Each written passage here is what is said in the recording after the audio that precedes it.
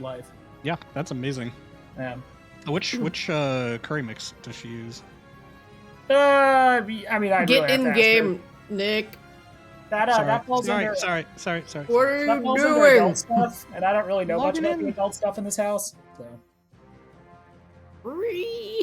You do adulting things sometimes, Rob. You can't fool me.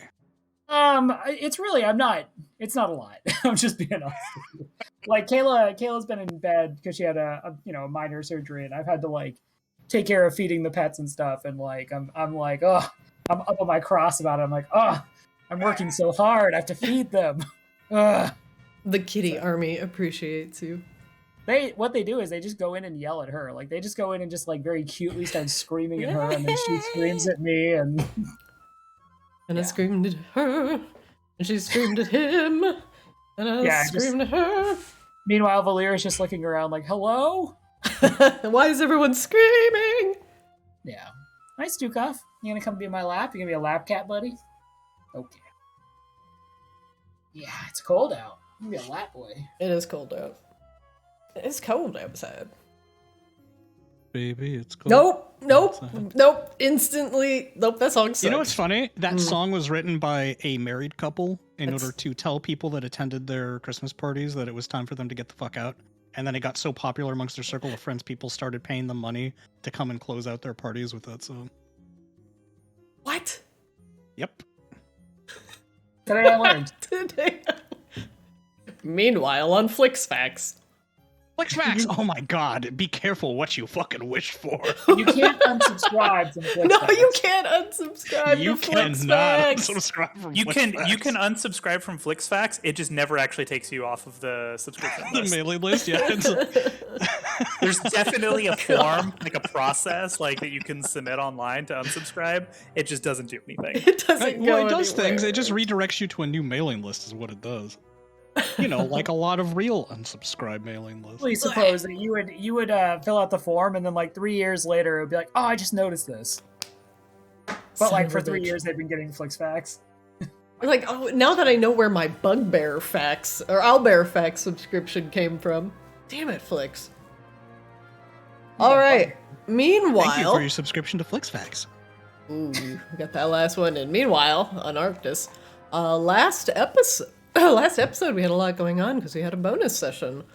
Oh God, you guys all went. Excuse me while I lightly blow my nose.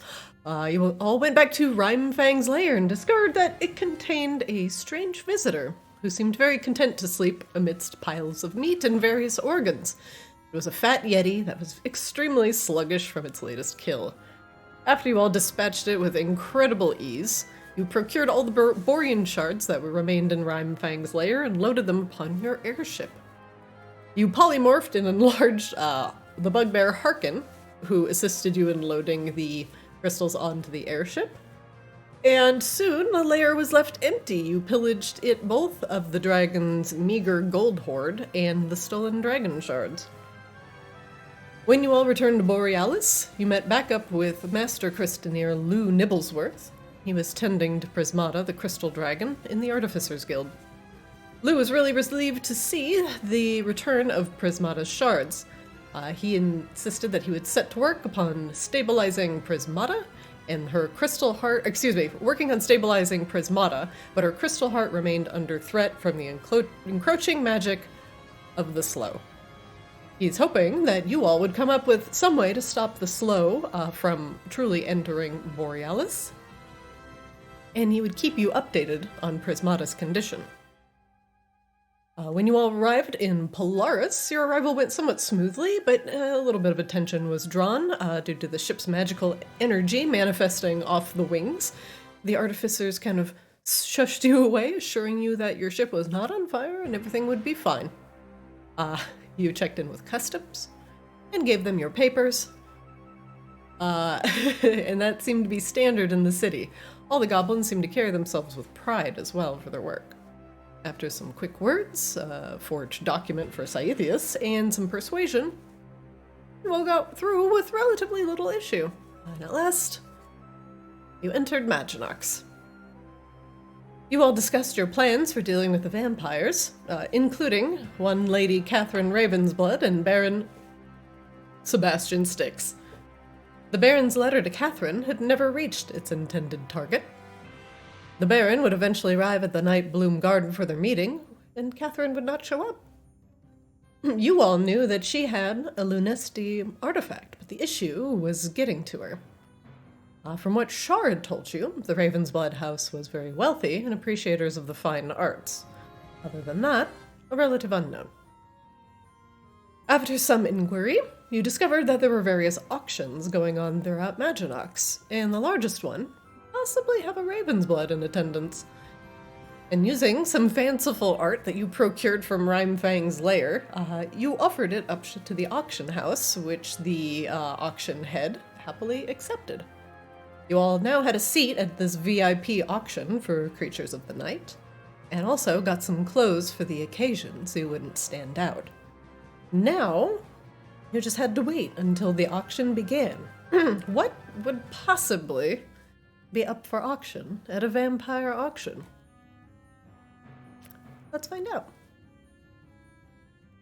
You all are on Maginox streets. After exiting Griselda's tailor shop, after her 1 hour lens crafter's version of full suits, and a little bit of stitchery, and a lot of bit of witchery, you all are bedecked in some Maginox finery. Rain, why don't you remind us what your outfit looks like before you enter the Crimson Auction? Sure. So Rain is wearing mostly the same clothes that she usually wears, but she had a dark teal kind of like overcoat that buttons down her torso with large billowing sleeves, and kind of finished with gold thread and buttons. Nice. Flix, describe your fey finery, please. Flix is wearing a tailcoat that's in a charcoal gray, and his it's like very fine velvet, satin, silk, that kind of thing, with silver accents, silver buttons, with knee boots. He's wearing like those cavalry pants with like the little stripe down the side. Oh, The yeah. stripe on one side is blue, the stripe on the other side is green, and he's wearing a vivid green tie with an electric blue, like sort of lapel pin kind of thing to keep it pinned in place. Very sharp, Duke of Cats. Duke of Kashima. Kashima. Mr. Cats! Kashima, what are you wearing that could make your bugbear arms look a little bit shorter? Yeah, Rain ultimately decided what Akasha was going to get. Rain, do you remember what you? Oh, I know yes, there was like I a do. sleeve- Oh, go ahead. So Akashba has a really nice tailored blue, like dark navy blue suit with brown shoes and like a little brown leather like bucket hat. So he looks like a little bit like look a little bit like like an incredibly well dressed professor. Of At the college. light. But also a little bit like that picture of Henry Cavill in the suit at the Witcher premiere, where it's just like doesn't quite look like it fits him because he's still way too bulky under there. Like, help. He's all mean way lumpy in all too- the weird places. I believe you mean way too jacked. Yes, that's exactly Yeah, what that's I mean. what we mean. Thank you. You worked Like that it out. looks as dashing and well cut as is possible. And he's just kind of like poofing out at like little weird places, like where his fur just like poofs out of like the fine tailoring. I think he looks sharp. You all are looking at yourselves in front of the Crimson Auction, giving yourself a final once-over and dust-off before you decide to enter. It's like being this fancy. This is very strange to me. Oh, I adore it. I hadn't realized how much I missed it. Not to Akash was, mention, like, I look trying- amazing. Akash was trying to move around, but you can tell like he feels like his range of motion is at least slightly limited. Oh, Akasha, If you here, had let me. sprung for the extra gusseting, you'd be able to do this. Flicks like turns cartwheels in the air and like I What think he is does did. all kinds of acrobatic nonsense. This is the extra gusseting. Akasha, but stop flailing for just a He moment. said Max Gusseting Captain. Rain unbuttons the top button that Akasha definitely has buttoned up. There. Now you can move your head a little bit better. You How's can that? breathe. Oh, never button the top button. It's there purely for decoration. Isn't it Why would they gloriously give- nonsensical? Why would they give me top button if I am not supposed to button? This place sucks. Because I hate it suits. looks good. No, that's true everywhere. Swarm of Why- suits Why are you occupies the people? same space Akasha's in. When you're No. wearing a vest, you should never button the bottom button either. Isn't it ridiculous? This is stupid. Yes, it is, Flick says with a delighted grin on his face. Akashima puts his hand over his forehead. He's just like, let's just get these done with alright. I need to change back into sensible clothing. All right. I love it. High fashion is the best shared delusion imaginable. None of it makes any sense. All value placed on it is completely illusory. It's mostly ridiculous, and yet it's of the utmost importance. Literally, wearing the right clothing can mean the difference between victory and defeat in social circles. It's like your armor. Longer until we go in. I am tired of Flicks talking about stupid stuff.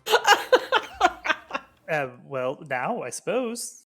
Okay, I will try very hard to seem like I am not miserable. Let's go.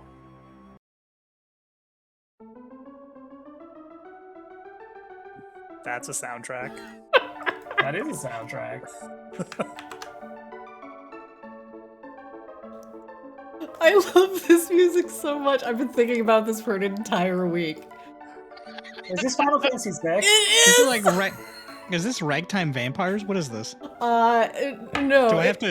Do I get to shoot the piano player at some point during this scene? It's auction house music from Final Fantasy VI. Oh, I see. All right, but now that I've collected myself, you all re-enter in your finery, the Crimson Auction.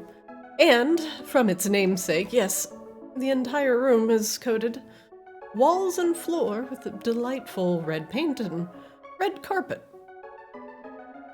And before you, in the sprawling amphitheater, you see some assembled people.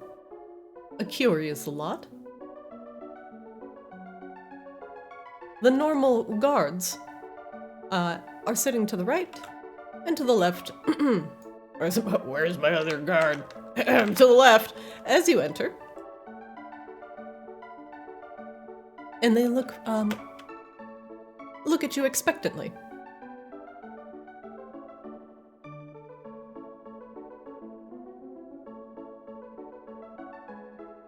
Hello. We made reservations were made for my party by one Groznak? Tell you in a second when I look at my character.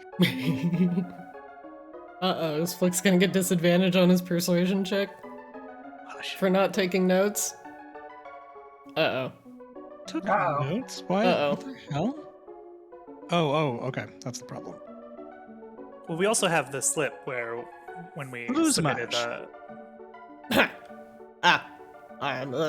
Let's look right away. Yeah. Lose Mash VIP. Right this way, please. Thank you. The goblin leads you to the right. This way, companions. Where's Sai? Science Oh, I think- apparently turned into a cat and is now hiding in Rain's pack. Why did we buy Sai's suit if Sai isn't going to wear the suit? He's wearing the suit Technically, just in he's cat wearing form. the suit. Maybe we can shrink it down and make him wear it in kitty form.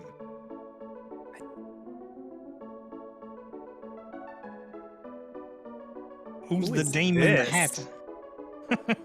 hat? Rain, as you are walking down the stairs and you turn and look to the right, a single young woman is sitting in a chair and she has large, bouncy curls in her hair and a very haunted, hollow look to her eye. Her skin almost looks fake, porcelain, like it's painted on or a doll's face. And her eyes are gazing towards the auction house floor expectantly. Her little legs kind of kick at the seat as they dangle, not able to reach the floor. She seems very excited to be here. Not unsettling at all. Aw, she's just happy to be here. All right. God, she's so freaking adorable. Can I date her? The goblin gestures. Here are your seats.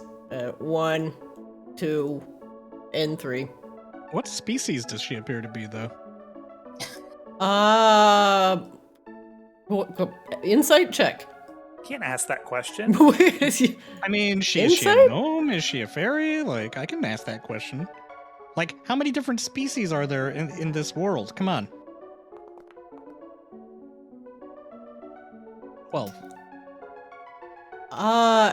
You believe, for all intents and purposes, she looks like a construct. Oh, that's interesting. I give her a saucy wink anyway. She does not seem to either notice or pay attention to your sauciness. That's ridiculous. Everyone pays attention to Flix's sauciness. Yeah, I mean, if we're gonna roleplay, Christina, I expect you to roleplay things realistically. Damn. You're going to have to do more than that, little peacock. And the goblin leaves with your paper noting your VIP. Oh, wait. He goes back.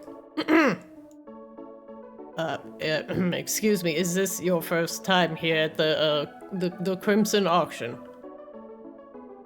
Yes, we are, we are from elsewhere. Alright, here are the rules. Remember, this is a silent auction, so during the auction, please no yelling, shouting, screaming, of the blood-curdling or the excited kind, please. If you wish to make a bid, merely, he lifts his hand, lift your hand like so. He points at the very, very end of the auction hall where the auction house master is currently staged. See that guy up there? Yeah, he's gonna be yelling out a bunch of stuff for sale. And remember, keep it respectful and keep it quiet. And anything that you wish to bid on will be delivered to you after the conclusion of the auction. Do you have any questions for me? Akashima looks at Rain and Flix. No, thank you. Well, would it be possible to view the items that are up for auction beforehand? Their display room. Often there's an opportunity to examine the wares that will be coming up for bid. Yes. We have a brief pamphlet that lists the listings. Here are the listings for today. There's a final last-minute edition. Here, let me write this one on your card. Actually, that last-minute edition, I believe, is ours. It's a fine painting by Grisha, yes? Oh, yeah. Okay. Well, here are the rest of them. Flix, do you look down at the paper and read the things? Yes. Okay. It's a rather lengthy list. There appear to be 24 items on it. I will read them to you. Do you want to just send it to us? No. Oh, absolutely right. not. Oh, okay. That's not viewer friendly. Okay. They could subscribe to the Discord. Sure. What? Anyway. Starting from the top appears to be a painting of the Kraken coast of Asir. A Fironian desert bonsai. Laura's fangs. Beatrice's vengeance. A crystal dragon egg. A changeling pet. An ancient house service set. A special impression. Details to come. The famed Starblade. A robe of stars. A Feronian mask. A scytheworm skeleton. An ever-hungering bag. A Feronian dawn ruby. As you're reading through all of these things, you are briefly interrupted by the gavel, clack, clack, clacking, upon the auctioneer's podium. Attention, attention. Thank you for joining us here today for the Crimson Auction. Yes, I am the master auctioneer running this auction today. And we will start with entry number 1. Today, we have a picture, we have a painting of the Kraken coastline of Aesir by a famed painter Dacier Glacierside, renowned elven painter of coastlines, whose renowned capturing of light and water are known by all. We will start the bidding at 5,000 gold pieces. Do I have 5,000 gold pieces? The goblin next to you appears to take a step back. Pardon me, sir. It appears the auction is about to start. Please keep your voices down. Thank you. So it would seem. Thank you very much. What were you going to ask, Rain? I'm sorry I interrupted you. Too late.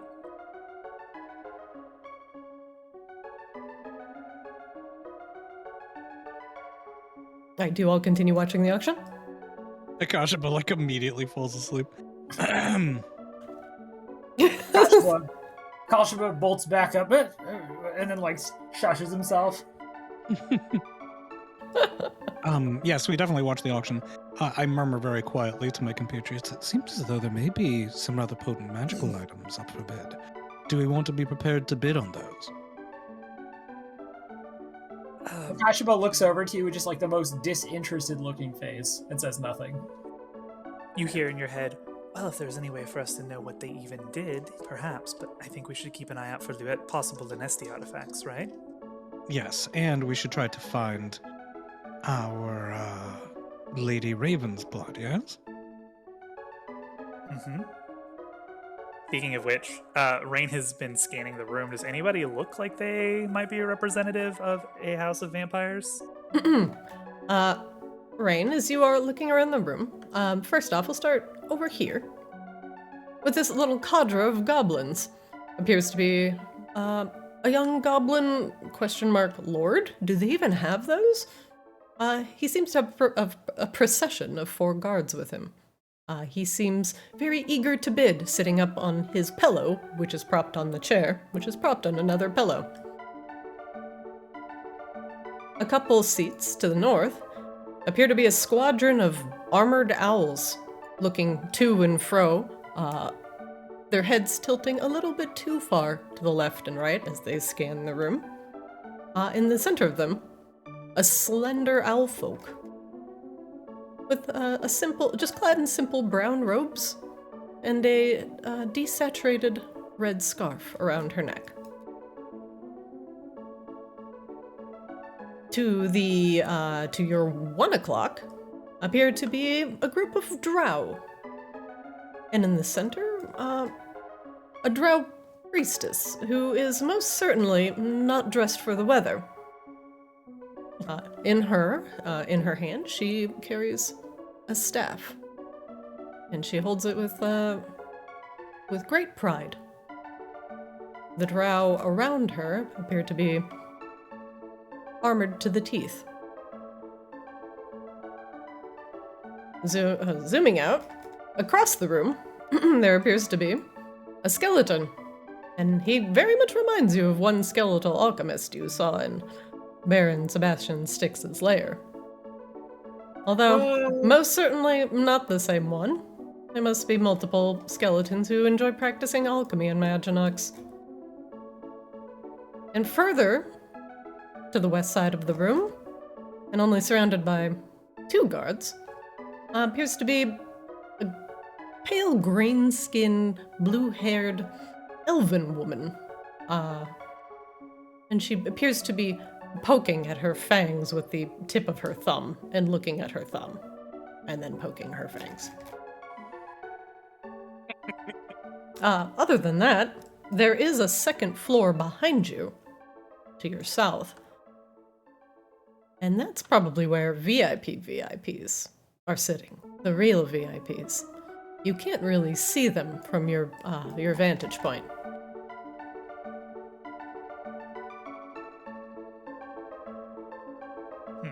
Okay.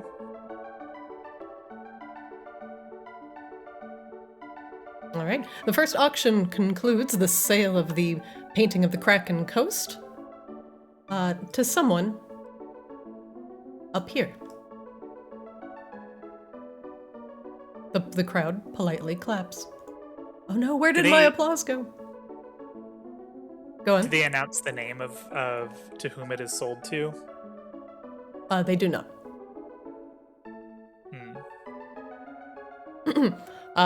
Next up, in our auction, we have a desert bonsai from Pironium.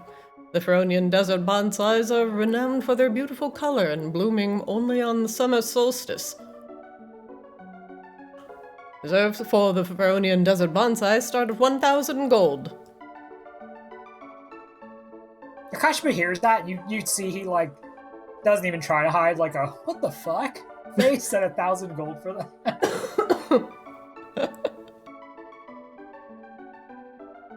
The auction, you all listen to the auction. Do you participate in the auction for the Pironian desert bonsai? We do not. The desert bonsai is sold to the Drow Priestess for a reserve of 1,500 gold.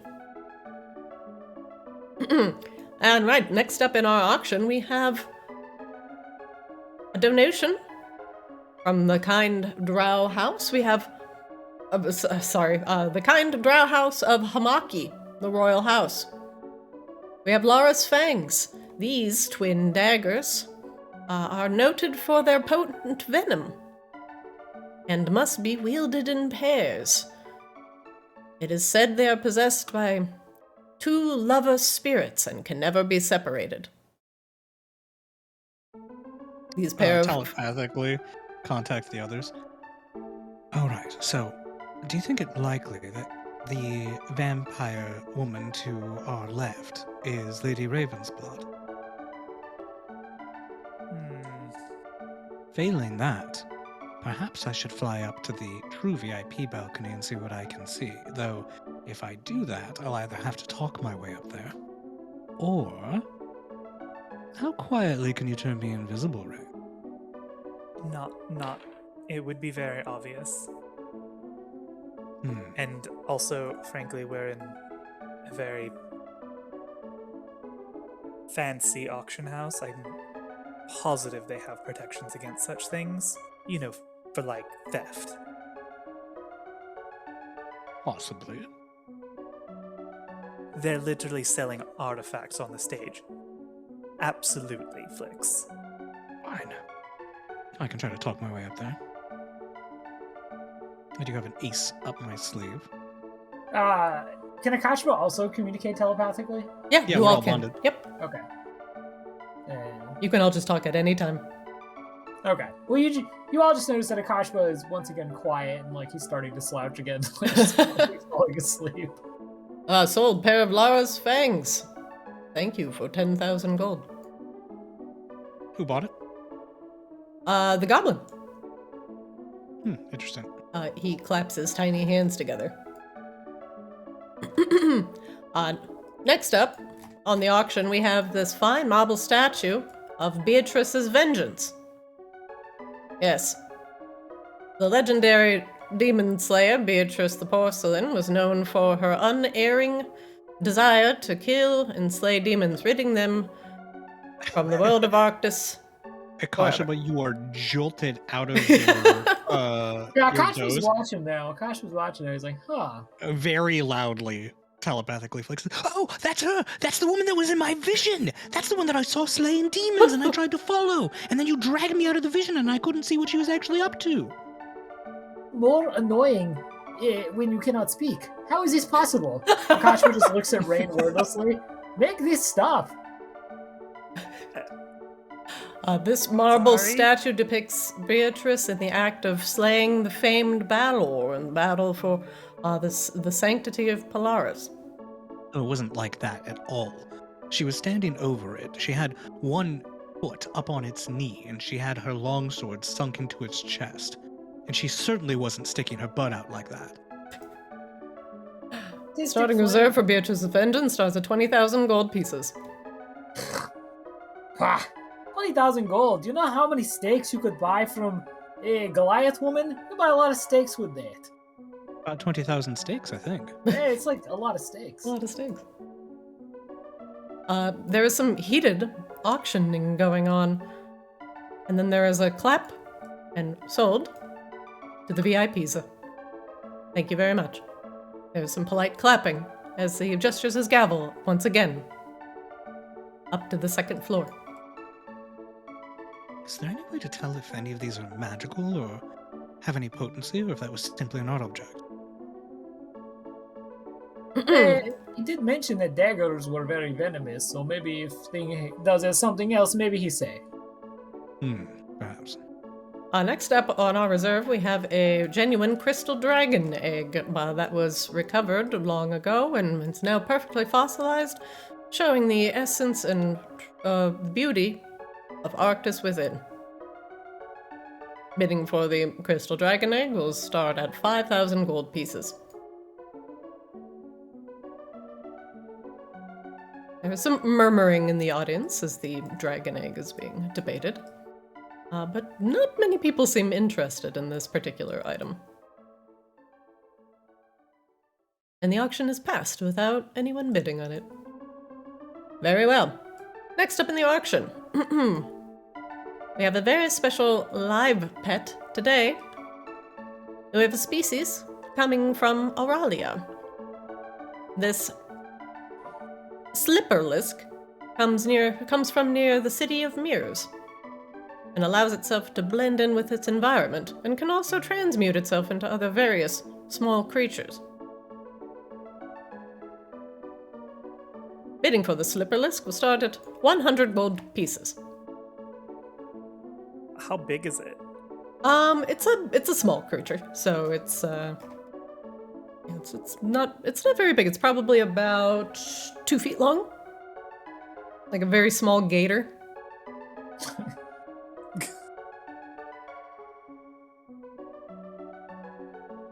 The goblin. Oh, I want it. 100 gold. Why do you want this? What would it even be used for? Because it's adorable. Or it could be adorable, whenever it wants to be adorable. 125 gold. You could buy something adorable much cheaper. Like what? 300 gold.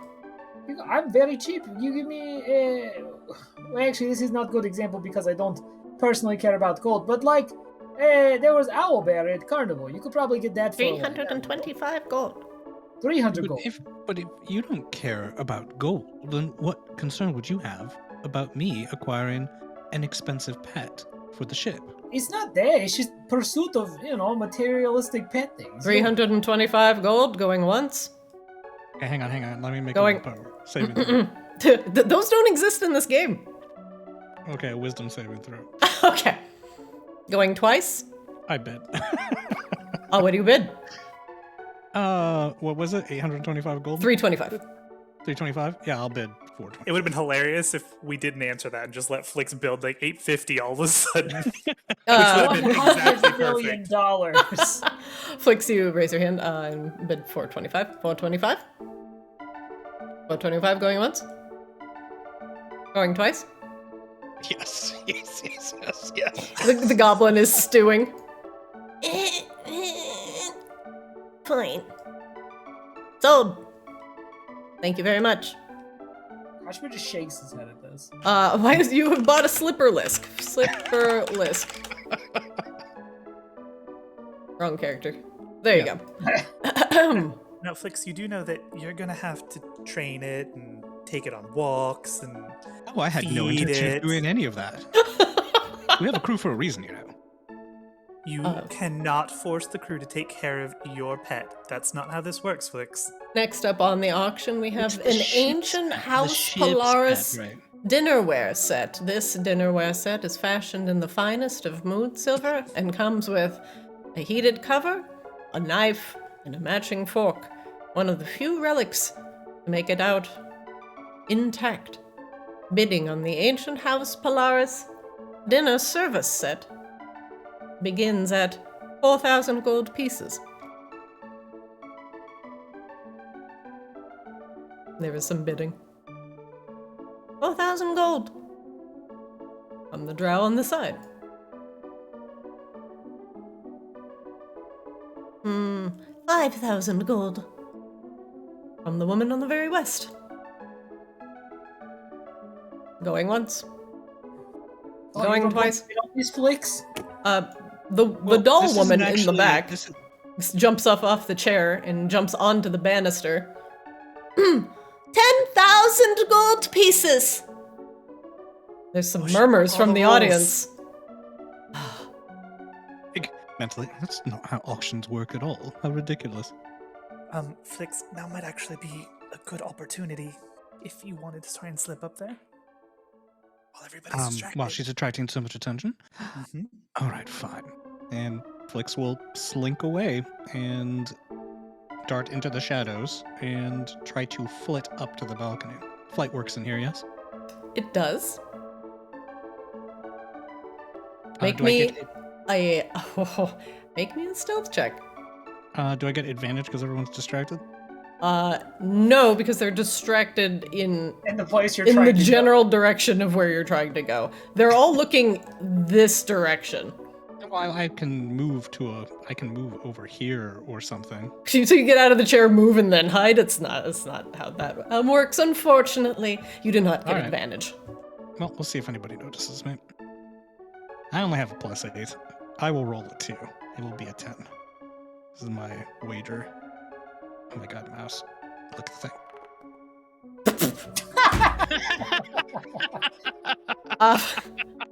Flix, you get up and turn around, and you trip over this chair, and you fall. You go prone.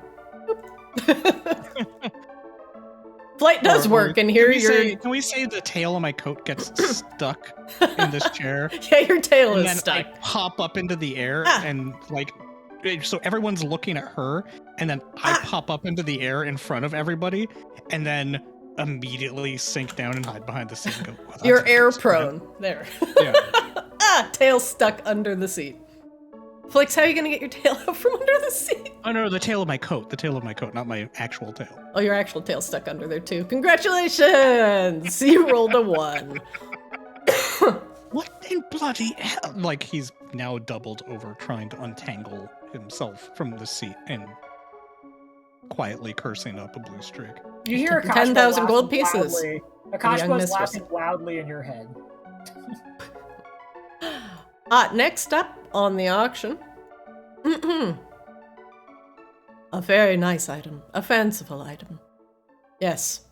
This here is the impression of the tip of the base piece of the Island Maker. Yes, Island Maker, Forgruk Titan Shield's gargantuan battle axe. The one that sundered the world and caused the floating continent of Rimia. Yes, the impression of the tip of the base piece of that same axe is now here upon auction for your collection.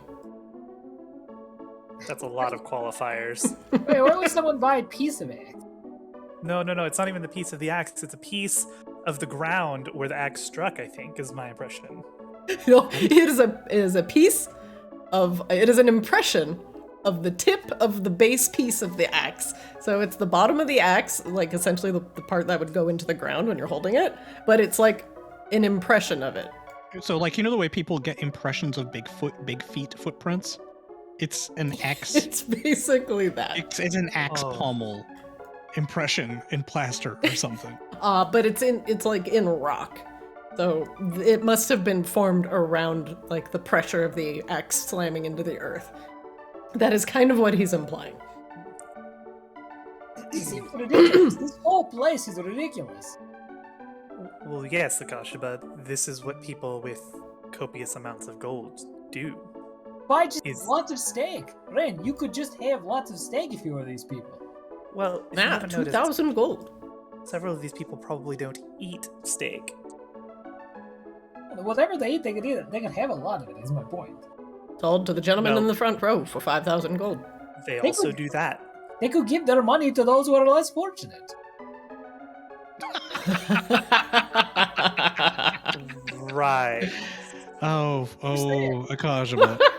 You understand that they actually just use their money to purchase the less fortunate and then eat them, right? This city is so fucking terrible. Takashima is like loudly thinking in your head. And you said I was annoying. How is this annoying? It's a real problem, it sounds like. I don't disagree with you, but yelling about it in our skulls isn't going to solve it. Next up on the auction house, a special item. A relic recovered from the impact of the terror of one Tessapocanis. An intelligent star blade. However, this item has a note attached to it. Yes, this item appears to be come with a very potent curse. It is said that the Starblade haunts the dreams of oblivion. Very, very nice. Bidding on the intelligent Starblade will begin at 1,000 gold pieces. I want that too. Okay, the cursed intelligent sword. Yes. 1,000 gold. Can From you the hand me the girl Can in you the hand me back. the pamphlet, Flix? Okay, I pass over the pamphlet. Rain looks up the what type of sword does it say? Because I assume we can't really see it from here. It is a longsword, but it is half a longsword, so it is not even a functioning longsword. It's a quarter Oh. sword. It's a broken. damaged longsword? It is a damaged, cursed, intelligent longsword. Okay, never mind. There's a whole lot of qualifiers there as well. You see, this is why you have to read the pamphlet, Flix. Right, but I imagine that it knows all kinds of secrets about Tessa Polcanis. What better to tell us about her history and how to stem the flow of the Then Bran the volcanic lava? Broken. I mean, if you want to buy it, then buy it, Flix. It's certainly a mystery worth unraveling if we own it. We should preserve our gold in the event that we have to buy anything that belongs to Polaris. That's actually on the list, that is. Which, And by the failing way, that, we need to pay attention to who's buying what so that we can steal it later if need be. Rain will scan the rest of the pamphlet to see if there's anything that matches up with the list of items that we have from Eris. No, nothing here seems to match what Eris gave you at all. Okay. Alright. Sold to the lady in the back for 1,000 gold pieces. Thank you for getting this off my hands. You shudders. Who is this lady behind us keeps bidding on things? She clapped Is it- happily. Is it the golem behind us or somebody else behind us? It's the girl, the doll-like girl behind you. Gotcha. You know, she's very curious. I agree. Afflicts Takashima, you're like, no longer turns pressed. his head- Takashima turns his She head didn't very- react to my flirtation whatsoever. Takashima Very turns his strange. head very noticeably to like try to look her over. Akashima, you can insight check. Unfortunately, it's not high enough. Next up on our list for the auction, we have this lovely robe of stars. Yes, a robe of stars, a magical, fantastical robe which will allow you to both wield missiles made out of pure light at your enemies and wrap yourself in the comforting embrace of night. One moment. This is an actual item. Let's see if I can show it. This yes, as said, it is a robe. It's covered in stars. Bidding on this item will begin at 3,000 gold pieces. How many gold pieces? Throw, 3K. That's being able it? to throw light at someone sounds cool, but eh. I mean, that's if you can manage to get it for such a low price, that's rather a steal, I think. Does Rain know anything about this, like these robes? Make me an Arcana check.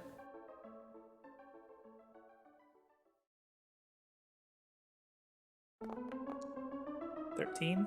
Well, from what he described, it most certainly can cast magic missile. So that is a good start. You're not quite sure. Let's see, magic missile, and something about planar travel, but you're not quite sure. That could actually be very useful, given our current trajectory. I certainly don't have the gold for it, but if we could get it, that might be valuable to us. Let's see how the bidding goes. Why would it be valuable to us? It allows... 3,000 gold pieces. Who bid? This skeletal alchemist. It might allow somebody to travel beyond our world as it is, possibly for something like maybe communicating with Lucaris's spirit or helping to free him, maybe. Oh, that'd be helpful. Or also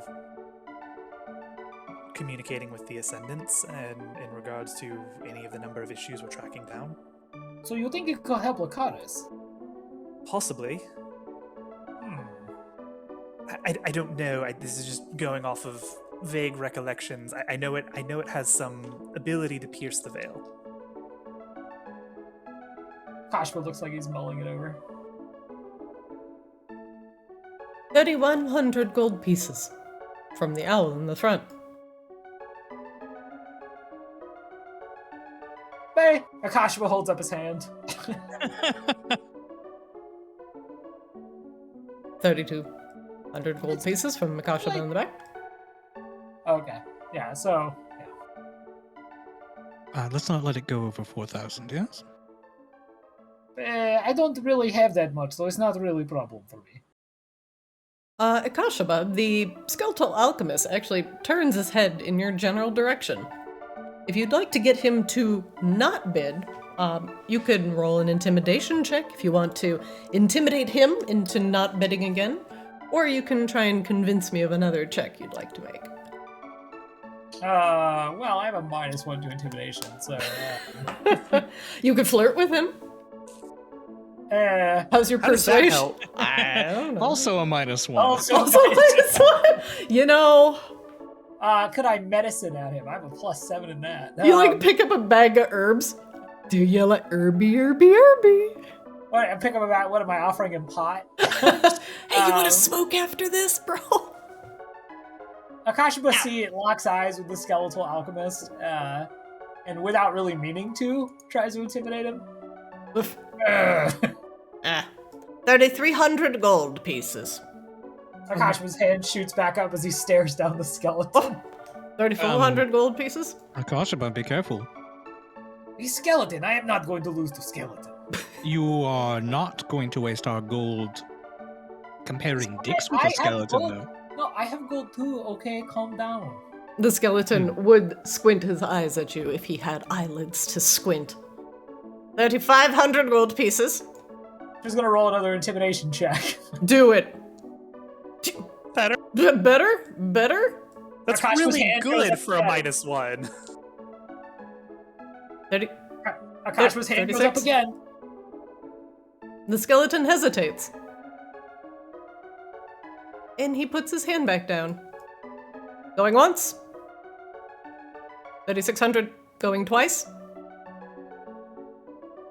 Sold. To the gentleman in the back, thank you. He clacks the gavel on the desk. Boom! Akashba, you've gained a robe of stars for 3,600 gold. And then plus a robe of stars. Boop. It cost me 3,500. 36. 36, okay. Thank you very much. Next up on the auction block, we have a Feronian carved oasis mask. From the lovely oases of Feronia, these masks are renowned to keep the sun out of one's face and the blistering blue sand from peeling the flesh from your bones. These strong masks are known for their hardiness and their lightweight and decorative nature. This one depicts one particular Feronian oasis of note near the summer country. Bidding on this Feronian oasis mask will begin at 6,000 gold pieces. Too much. Well, that's lovely, though. You have to admit. He gestures his gavel up towards the VIP area again, but this time a little bit off towards to the right, to like the west side of the room. It seems like there is some bidding going on upstairs as his gavel kind of goes right and left and right and left. Akashima is going to try to see if he can hear more about what's coming from upstairs. Make me a perception check. Oof! Flicks. Akashima, I would say it's too loud in here, Akashima, but it's 2 flicks in here. What? Why are you blaming it on me? I'm not responsible for anyone else's failures. Says Flicks loudly, making it impossible for Akashima to Going see once, or hear anything. going twice. Sold for 25,000 gold pieces to the VIP section. Thank you.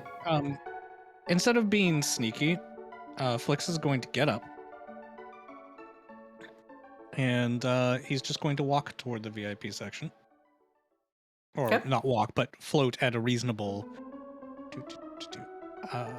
is she in the VIP section? Is this all like... or This is there a no. different mezzanine back here? It's a much higher mezzanine.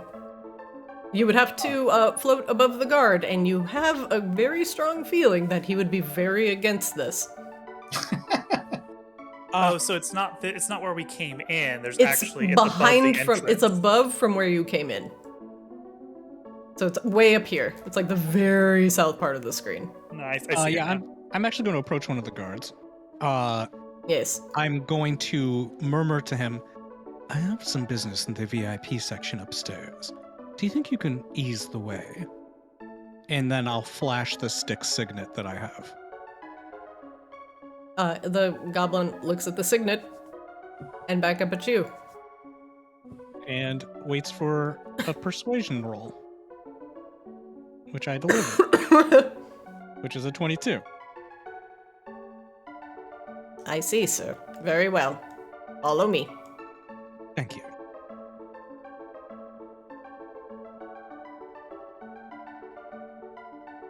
Mentally. So what am I doing up here? This guard's letting me go up there. Well, you need to find Lady Raven's blood to start with, or somebody who it represents their house to get us an audience. Because there's definitely nothing here that is a Lunesti artifact, and we need to find out what she has. Flicks, Right. you're led upstairs with a guard, and he parts a curtain slowly to the side, and the little bit of light One that. thing What? before you go. Where is Lady Raven's blood seated? The guard shakes his head. He cannot disclose that information. Alright, fine.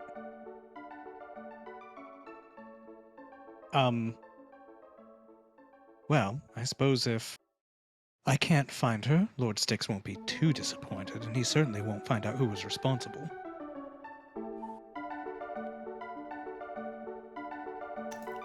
With the rustling of the curtains heralding your arrival, there is a woman lurking in the shadows in a seat, cross-legged in a chair, off in the corner of the room.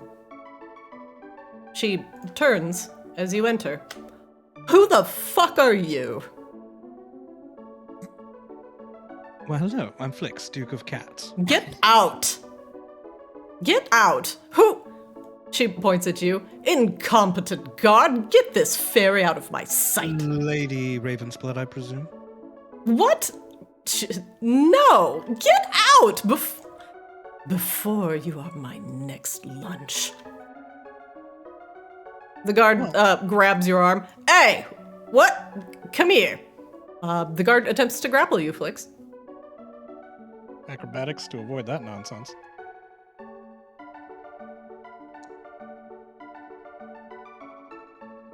I just side slip through the air smoothly to the side.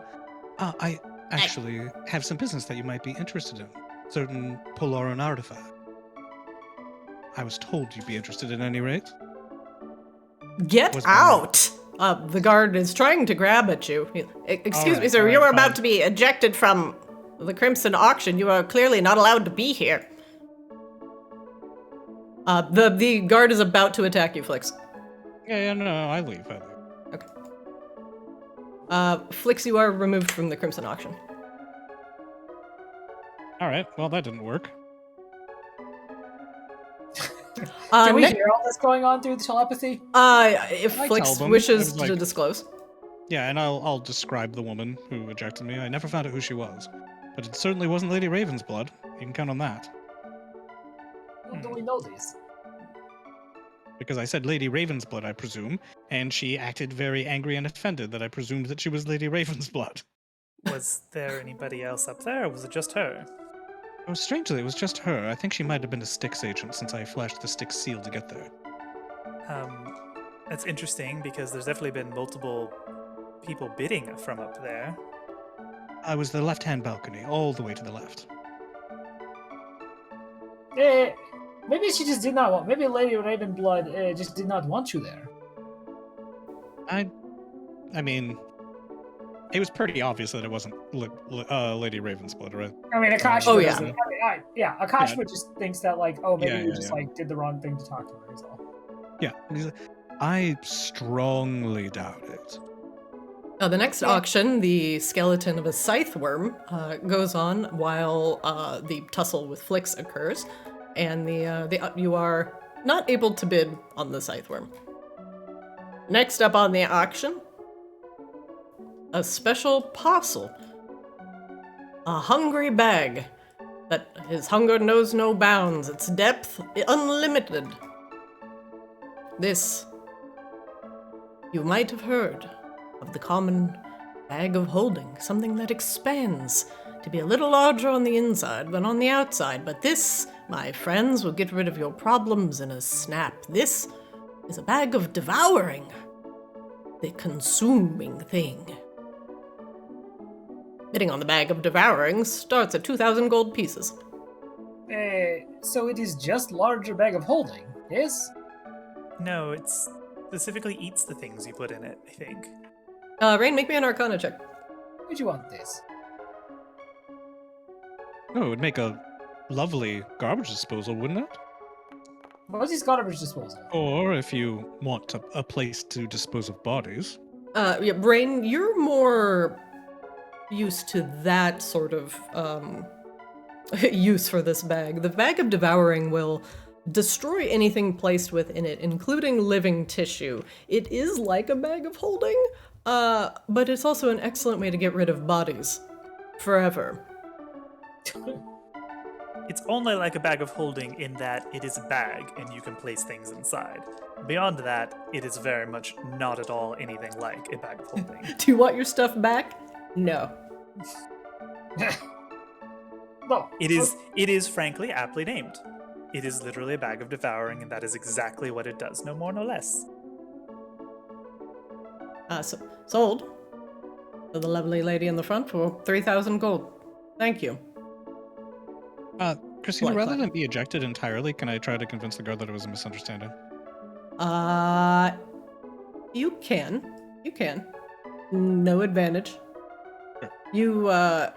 Yeah, no advantage on this one.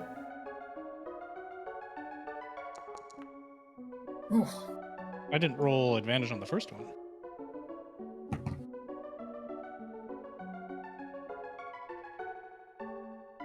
One second.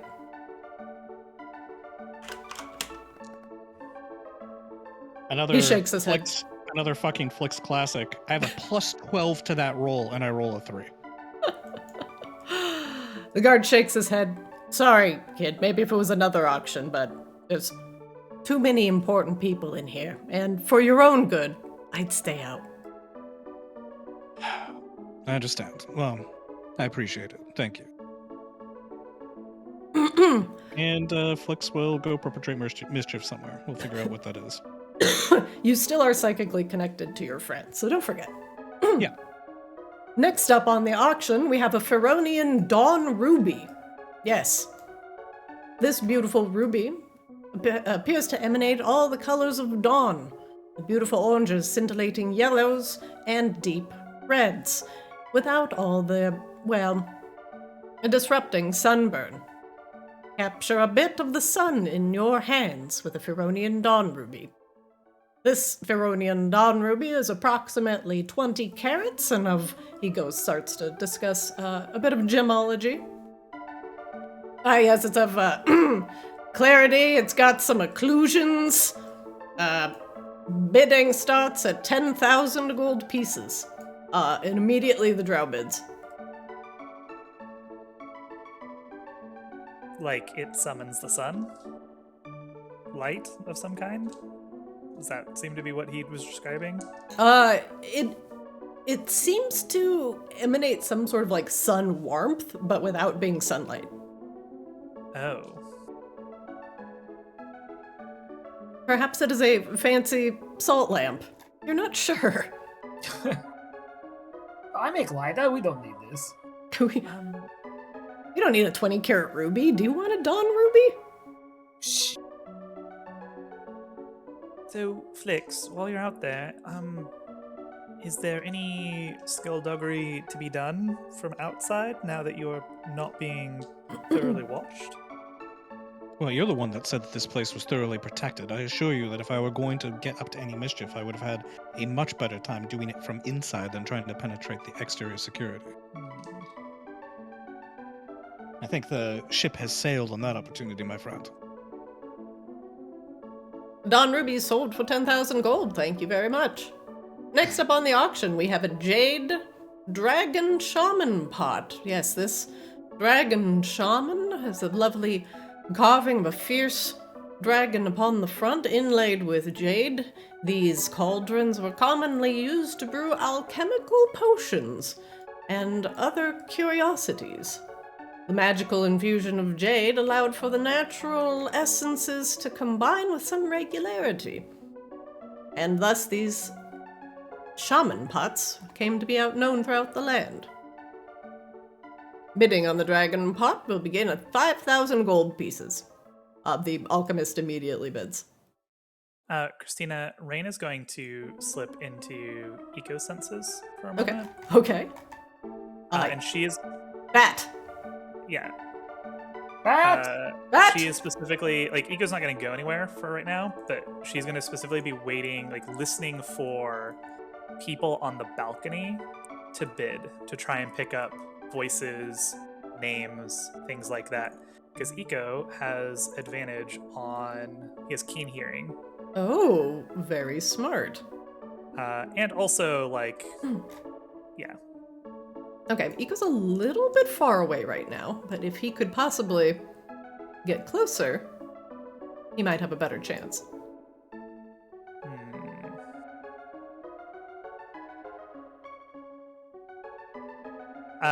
Rain will get up.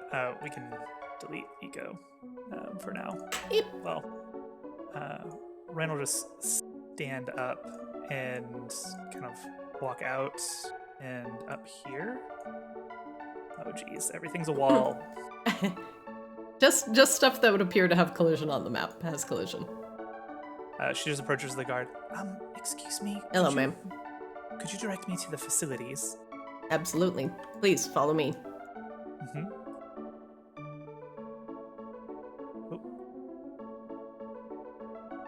And like right about here, like underneath this balcony, like Eco just kind of like Plops pops out. off, yeah, on the floor, and just like starts climbing up under the balcony and like some of the drapery, of which there is tons in here. Eco, make me a stealth check with advantage.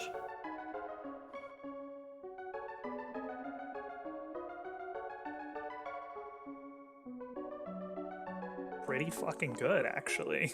Pretty good. Okay, I am going to put Eco up here. from what Eco sees, and I'm assuming you can see what Eco sees, correct? I cannot right now. Just letting Eco get into position because she has to do like, oh, I'm doing the facilities thing, and then she'll go back to her seat and Okay. go through. There you are, ma'am. Thank you so much.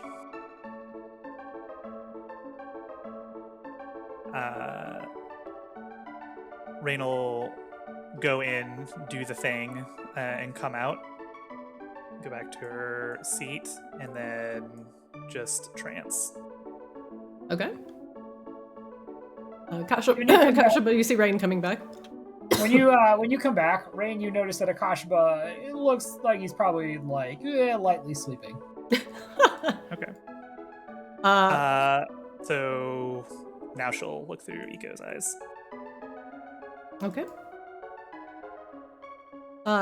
From Eco up on the balcony, tucked behind a chair and a bowl of appears to be assorted fruits and vegetables, the first thing he sees is what appears to be a large raven man.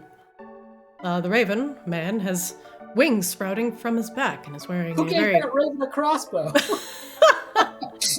a very fancy black cloak lined with crimson red.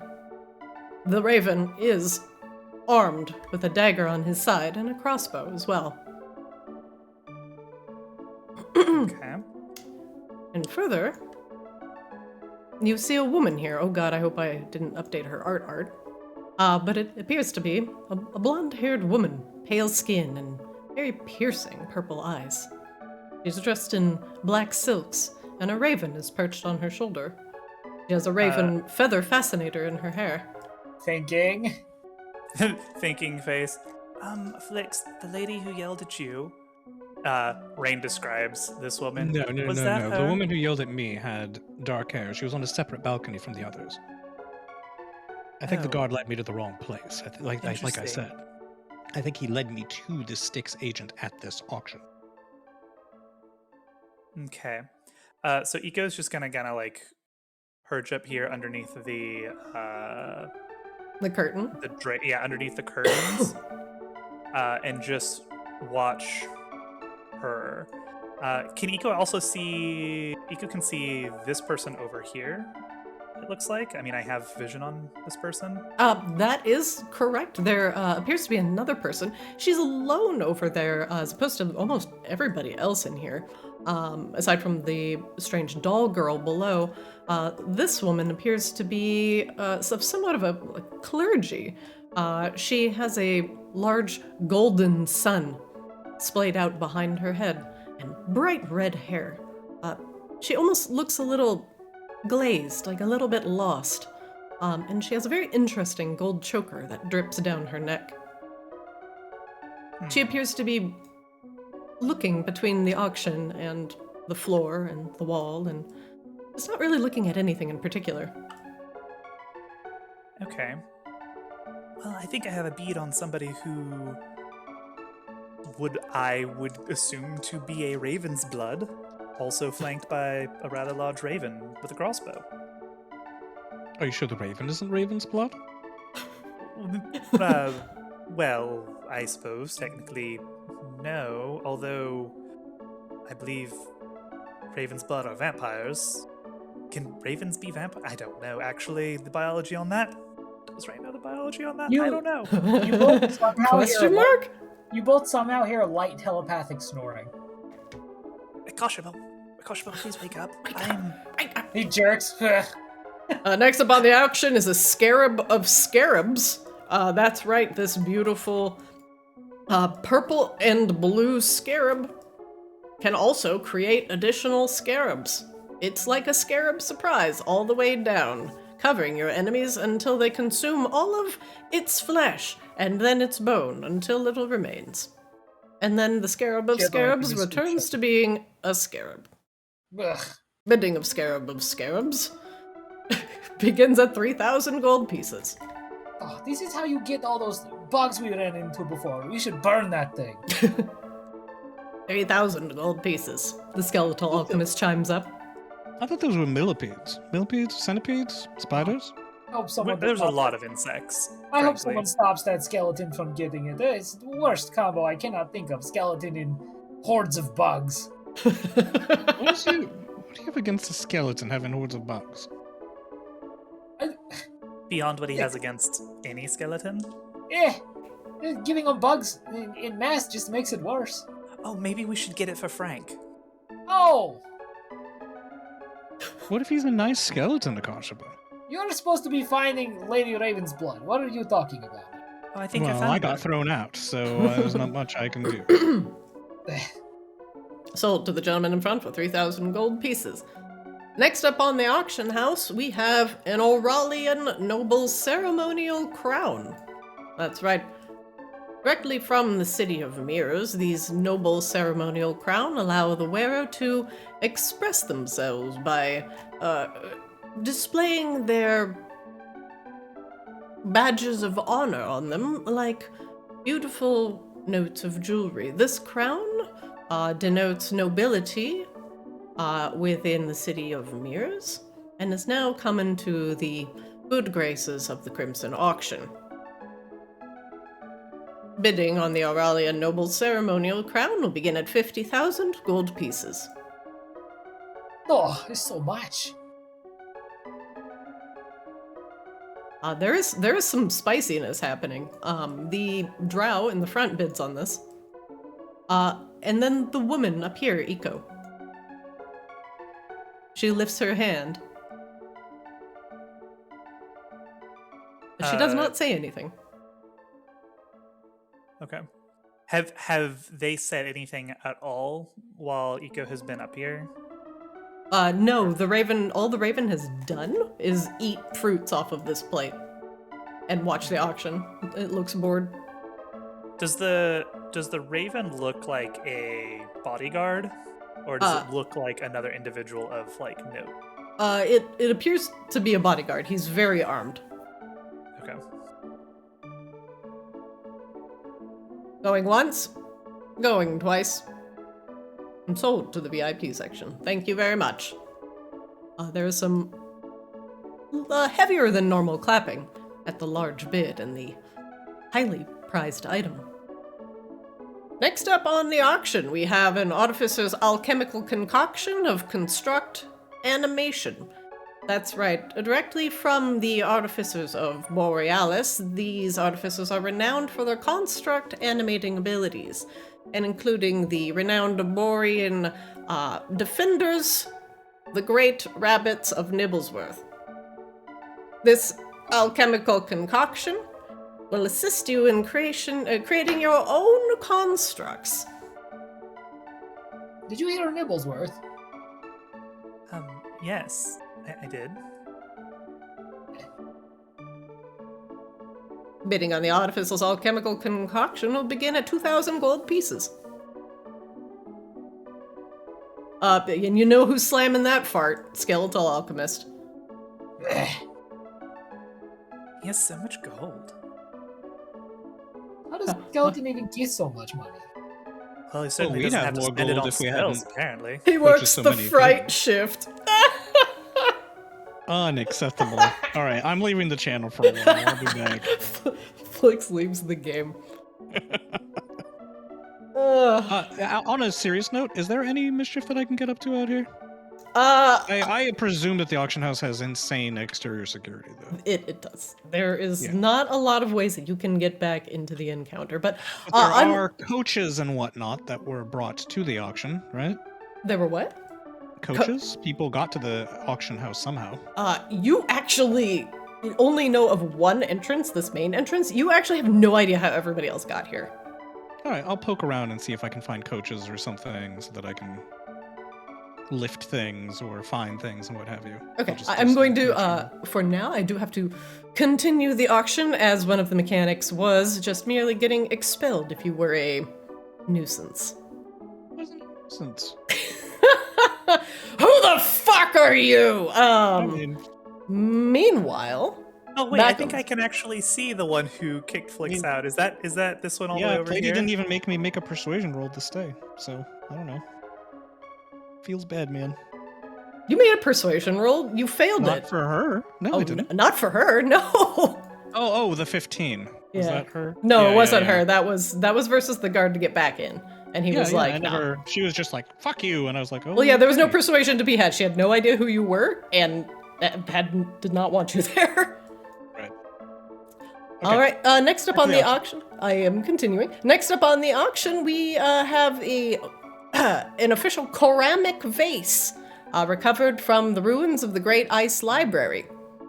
Ceramic is a very unique a type of material similar to porcelain or ceramic, which will retain very sharp and resistant to blows. It also keeps an incredibly large amount of detail after firing. This ceramic vase will begin at 30,000 gold pieces. Whoa. Everything's so expensive. It appears I that told towards you we should have visited that ice library. Who knows what we could have made away with? it appears that towards the end of the auction are the spicier items. I mean, that's good for what's good for ours.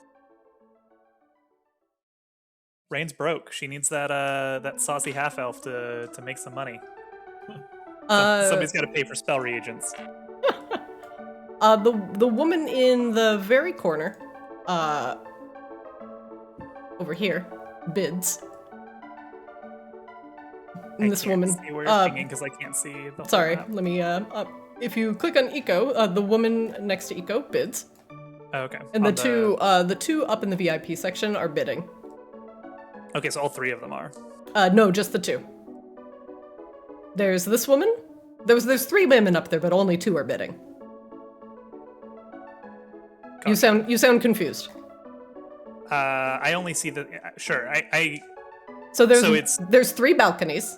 One person in Right. each balcony. One balcony has one of the raven people that you see. Two of the women, the one on the very left and the one on the middle, are the two trying to vie for this item. Gotcha. Okay. Sold for 50,000 gold pieces. The VIP section. Thank you very much. She's just spent like 100,000 gold in like 3 bids. Slamming.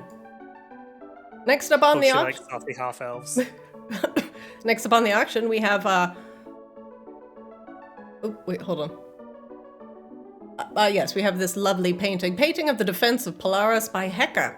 Heka was one of the first drow to come up from the underground and took a liking to the beauty of Polaris and its twilight, and was unfortunately immediately embroiled into war and conflict.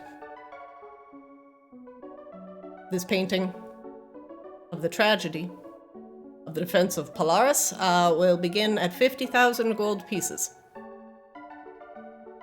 And she bids again, the woman in the middle. Big blink. No one bids against her. Sold to the VIP section. Thank you very much. Next up on the auction house, we have a curious cauldron here, we call the Cauldron of Comfort. This Cauldron of Comfort has a particular effect on creatures from, people from Polaris, as it allows those that have lost their sense of taste, smell, and emotional sense of comfort to feel the soothing succor of a warm meal once again. This special item will refill upon every dawn and consumes, has enough food for one person per day. Bidding on the Cauldron of Comfort will begin at 1,000 gold pieces.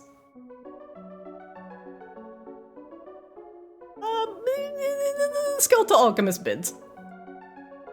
He seems mildly interested in it.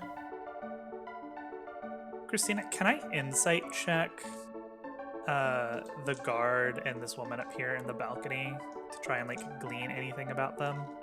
Sure. You wanna glean the guard first? Yeah. Yeah, just an insight check. I'm just trying to think of things like otherwise like we can just like speak through the rest of the. What would you like to know?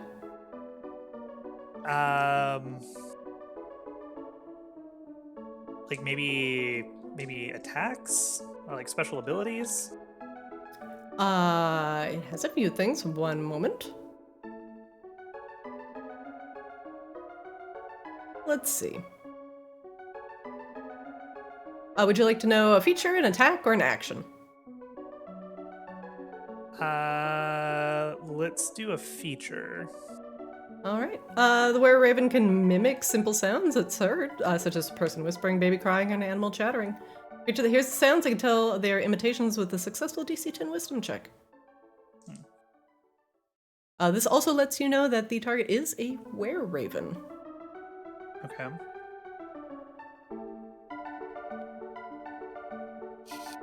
Anything else you were doing?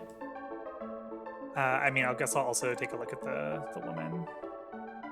Nope, not as good. Not very good. Oh god, I grabbed the die. I didn't even know I could do that. Next up on the auction house, we have Keo's Flute of Gales. Keo Gale Cutter, renowned descendant of Rimia. This is his favored flute, and upon blowing a particular note can produce a gust of wind, allowing the user to also alight into the air for brief periods of time. Keo's Flute of Gales will begin at a reserve of 4,000 gold pieces.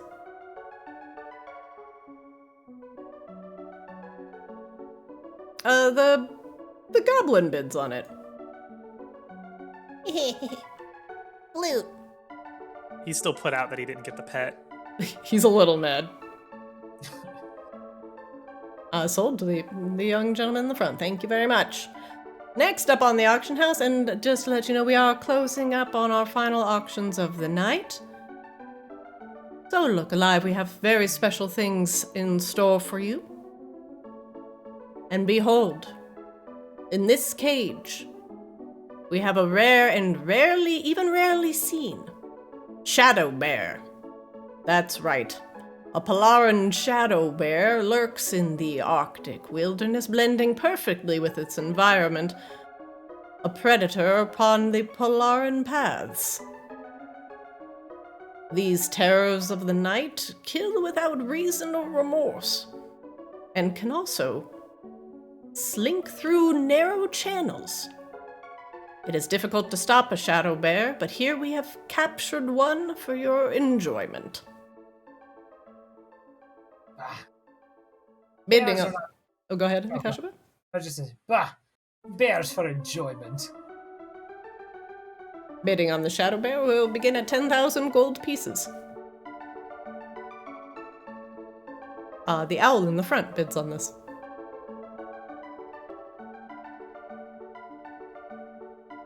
Going once. Going twice. Sold. To the owl in the front. Thank you very much. Next up, this cage. The goblin gestures to the cage. This is the gibbet cage of Alara Lunesti the Cruel. Yes, Alara Lunesti, vampire mother to a once to a lowly house. This gibbet cage she kept her victims in to constantly feed off them and to survive off of their suffering. Gibbet cages are known to house prisoners and be implements of torture and suffering. Alara Lunesti was renowned for her cunning and ability to get any information out of those she tortured. Is that actually Eris's mom, or is that a relative? Like a more distant relative? Rain, do you look at the list Eris sent you of, like, all the artifacts? I know it's not on that list, because I just relinked that list. No, but the Clockwork Heart shares the same name as the gibbet cage. Ah. Interesting. Bidding on the gibbet cage begins at 20,000 gold pieces. Oof.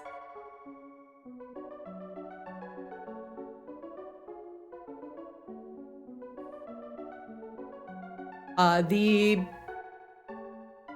woman over here, who has actually not bid on much, bids on this. Which one? She's over very much on the left, or excuse me, on the west side. She is the green-skinned okay. elven woman with pale blue hair.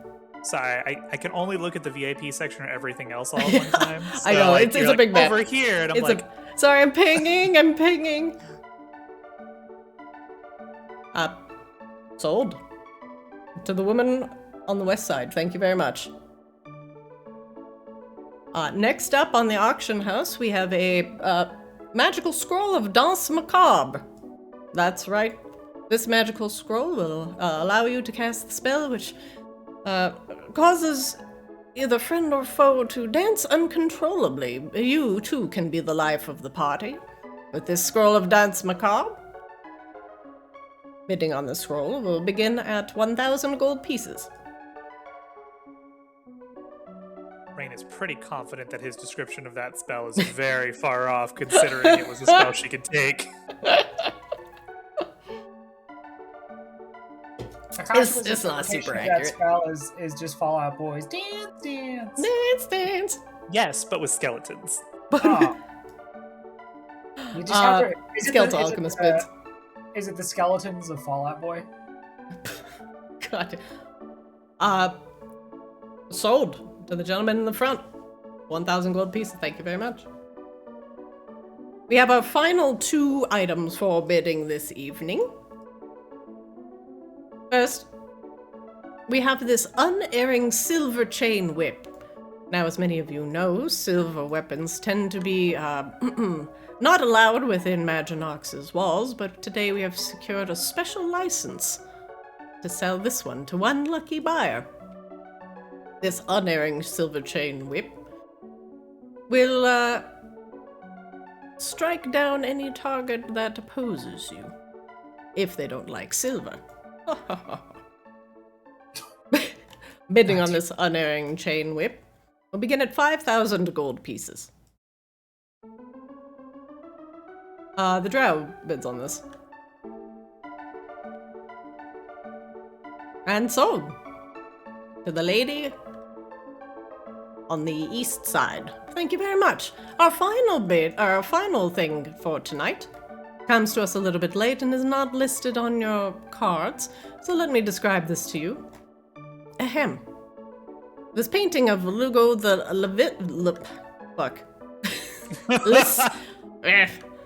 Lugo, he's very attractive, is known for his sexual conquest throughout Arctis. This painting is an oil-on canvas from the post-Volcanus era, painted by the renowned artist Gagra in her late Blonde Dawn period. This painting was recently rediscovered from a remote and inaccessible dragon's lair, and now is ready for its new home. This is currently here at a 3,000 gold reserve. Do I hear 3,000 gold pieces? The woman that Eco is next to, or near, bids on this. The woman to the west bids again.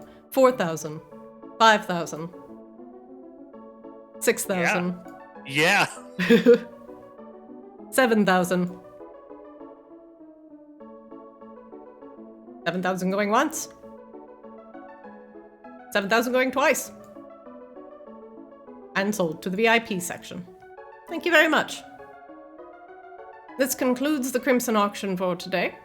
Thank you very much for attending, and please see us off stage later to collect your items. Oh, let's go get Rob. Eco, I'm gonna hang out. Was the auction over? That means that I need to get my pet too. The auction is over. I go back in to. I'm returning to retrieve both my auction proceeds and an auction that I won. I inform a guard. All right, bud. You have to stay with me. Come on. No flying. Sure, fine. Ooh, forced to walk like a pleb. I mean, Flick still makes it look good. I believe that. A guard is walking Flix down the aisle. What are you two doing? Ah, they're my companions. Should we follow Flix? I would love to, but maybe we don't need to right this moment. Maybe Flix can do his own business. Oh, okay. Okay. Kosh was back down. You still see, like, Rain is very much, like, in her trance mode. Hmm. Oh, come on. Come along. Ah, I see. Yes, if we can just go immediately backstage and retrieve my items, that would be just fine. Yep, come along. He points at you, Flix. Come along! Yeah, I'm following him. I didn't stop following him. Yep. Oh, I have to. Sorry, I thought you had me attached to the guard. Excuse me. Point. Yep. Sorry about that, Christina. I thought you were actually doing the guard. Making escort me with- do all the work. Yeah.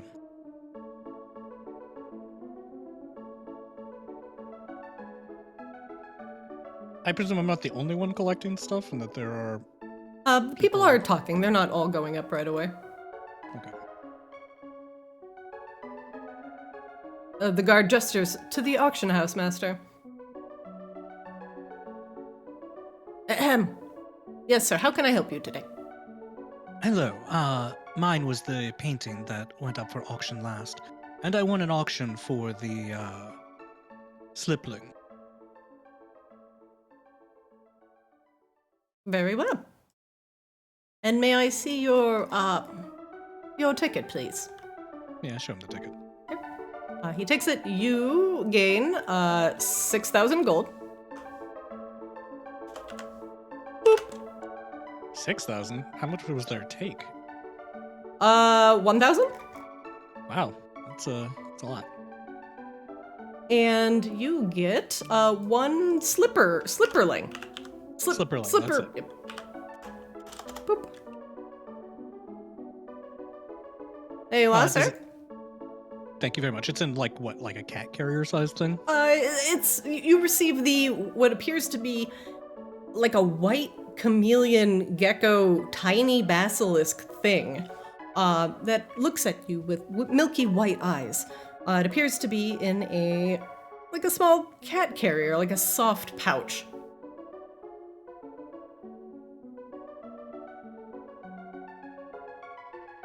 Okay.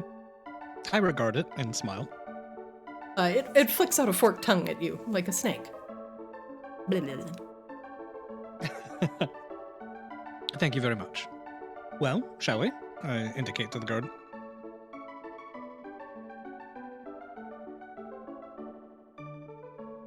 Akash was just kind of sitting, waiting for Rain. Oh, does this item come with care and feeding instructions? He looks at the ticket. No, I'm afraid it does not. Enjoy your Oh. purchase. Yes, thank you. An exciting adventure, to be sure. Koshima, if you want to go pick up your item, go for it. I'll just wait for both of you here. Okay.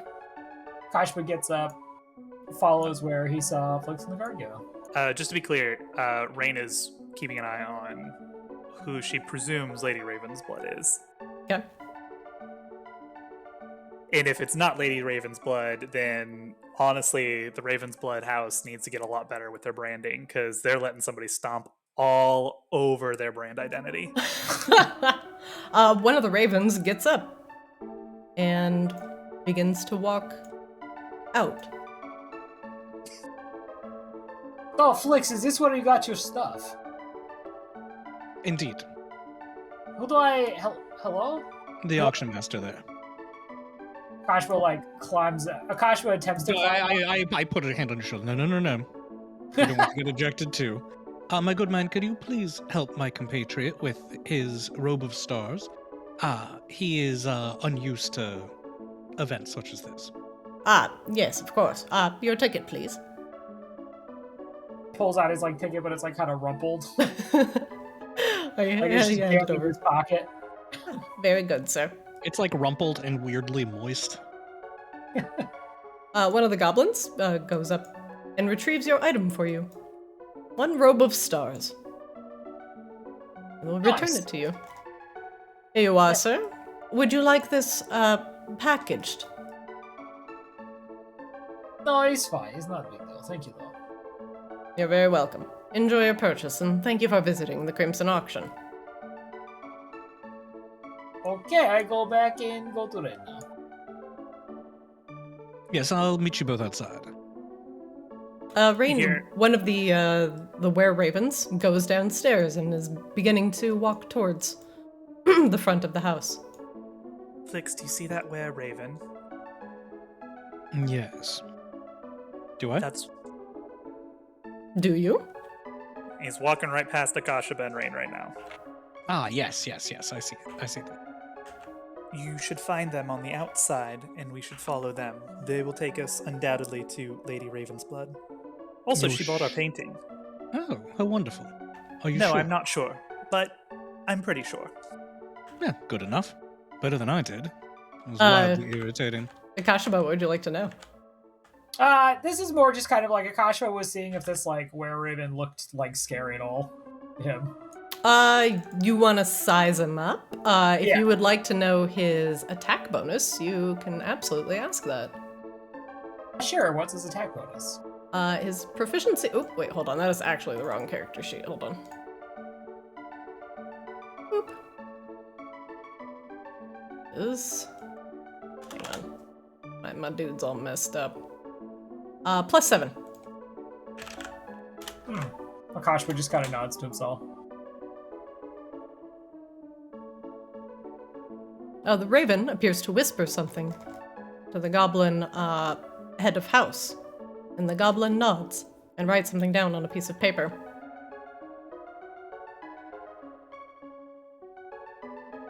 And the raven begins to Instructions. walk back down the hallway. Passing Flix. Yeah, Flix just happens to be heading the same direction. Gives the were-raven 10 or 15 feet of space just for propriety's sake. But to all appearances will appear to be just coincidentally heading the same direction. Okay. He appears satisfied his job is done and walking up the stairs. And this is how you get out? Mm-hmm. And he brings you to a similar place to where the guard brought you, the stairs that sneak up behind the entrance and to the VIP area. Are the guards still around? There is a guard over here in your line of sight. But he's not paying attention to us. He can see you. It depends on how subtle you are. Alright, well, I'm going to, quote, hide from him and loiter until they leave. Okay, make me a stealth check. Can I make a deception check since I'm just kind of hanging out in the open and this isn't really stealth per se? It's more like, oh, I'm just doing a thing here. Everything's fun. Sure. Okay. You seem like you're waiting for your friends. Relaxed body posture. You look like you're ready to go. Perfect. Right, the raven disappears, up to the upstairs. Skirt.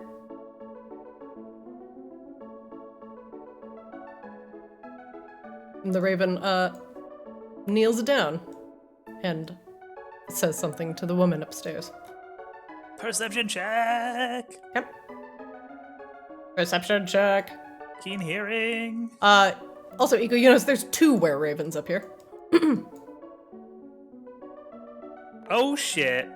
Okay. Get it, Eco. You hear the raven clearly, but the raven is actually speaking in, the woman's voice. It's done. It sounds a little, like, chopped together, like the words aren't flowing. The woman nods and gets up. Now that was a very fruitful auction. Come on. I'm excited to get these works home. The ravens begin to flock around her as they get ready to leave. They're coming down now, Flix. You might have an opportunity to strike up a very brief conversation between two appreciators of very fine arts. Because she did buy the painting, yes? Yes, a lot of art. And also, she wasn't the one who freaked out on you. Eco blanks out. All right. I will remove Eco from the map. Yep. Yes, when Lady Ravensblood appears, Flix will make himself obvious politely. Like, he knows how this drill goes. Like, catch her eye, make himself obvious politely, and, like, gives a little half bow and a polite smile. She turns to look at you, but doesn't say anything. I understand that you won the auction for the painting that I brought. She tilts her head and a smile crosses her lips. Ah, you're the one who brought the painting of Lugo. Indeed. It's wonderful to find another appreciator of the fine arts. Your eye is impeccable based on the other items that you bid on today. Flix. One moment.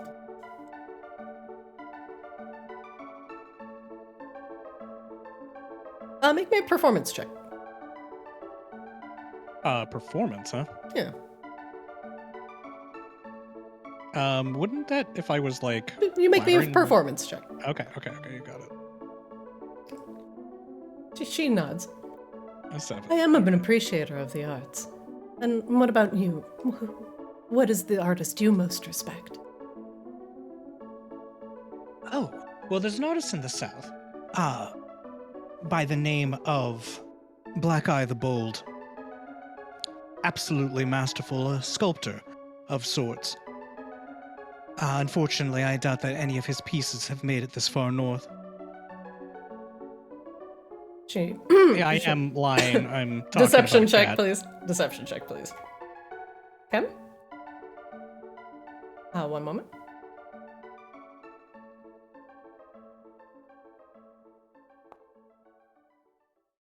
Ooh. She looks at you with interest. Ah, I see. And what is his medium? Oh, performance, actually. His works are intended to be appreciated only in the moment, and then they disappear. They're ephemeral. Unfortunately not collectible. She nods. Memories are truly their own works of art, wouldn't you say? I would wholeheartedly agree. She chuckles. Please, excuse me, I have some auctions I need to return home safely. Of course. As I am a procurer of art, however, I thought perhaps we might call upon one another later? Make me a persuasion check.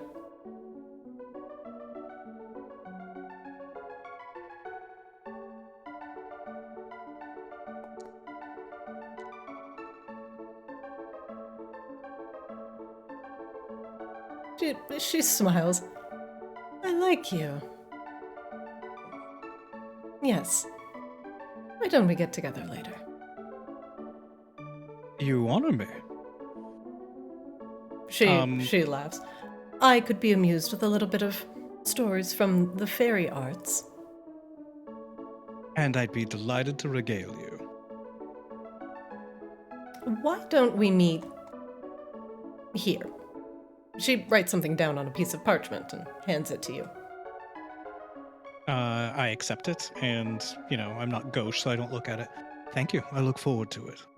I nod politely to her servant. It's a quiet place where we can discuss art in private, in a beautiful environment. Sounds ideal. She Till then. leaves. Till I then. bow elaborately. But she seemed genuinely excited to talk to somebody about art. All of her And- friends just like video games. She wants to talk to someone about adult stuff. Hooray! Well, how did that go, Flix? Well, as far as I could tell, she was like, this is all mentally, of course. As far as I could tell, she was excited to meet and discuss art later. I have a feeling that I just set a meeting to discuss things in her. What's her garden called? The Night Bloom Garden. In her Nightbloom garden. Hopefully not at the same time that Styx is supposed to be there. I now hazard a look at the card. It's at the same time Styx is supposed to be there. And of course it is at the same time that Styx is supposed to be there, because that is how the world works. Honestly, that could be potentially really good for us if it's somewhere not in her garden. It could be especially good for us if we can convince Lady Ravensblood that the reason that I'm really here is to warn her about an assassination attempt on the part of Styx. Okay, but what does the card say? Oh, it's just a calling card. It's a... What does the card say? It appears to be a piece of parchment inlaid with a stamp of a raven, with one crimson eye, and it gives like a very simple map crosshatch of where you think the Nightbloom Garden is. And at what time? In about an hour. And how does that map to the midnight rendezvous with Styx? In about an hour. Oh, okay. Actually, this is about the worst case scenario I can think of.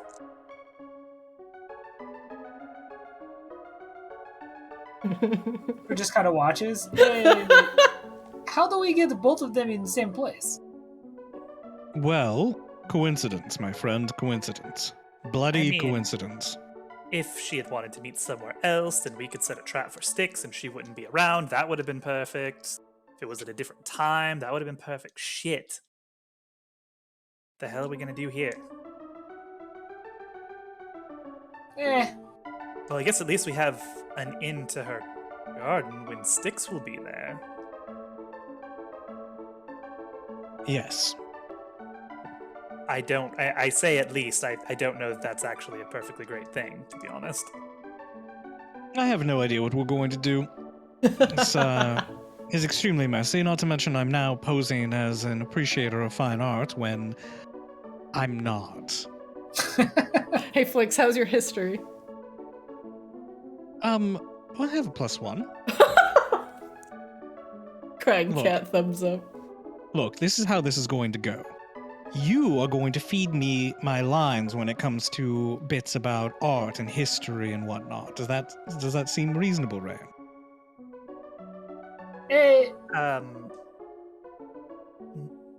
I mean, are we all going? That's Well, not exactly. She invited me. I suppose I could make the claim that your servants are retainers. Rain eyes you. Look, that's the way this society works. May I just take a step back here? What are we trying to accomplish exactly? Like, what is... I am here to kill vampires, yes. But what are we trying to accomplish? Well, our number one priority is to get the whatever Lunesti artifact she has and liberate it. Our secondary objective is to murder Baron Styx. And I see. frankly, I don't know that we'll be able to do both here now. Unless we're going to fight 2 vampires at the same time, plus whatever retinues they have.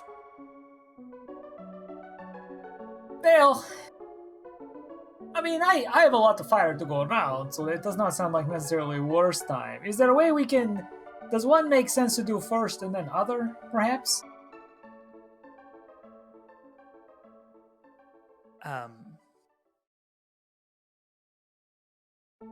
Flix, Yes. are you... I know the passport didn't go over very well, but you have Styx's signet on you. I do. Could you try to replicate Styx's handwriting in that letter to make a letter that says something else in use his signet to kind of seal it that says something like it's communicating with one of his minions that we know of in particular that we've met and murdered, and maybe make it seem like he's plotting an assassination, like I heist? suggested? No, like a heist.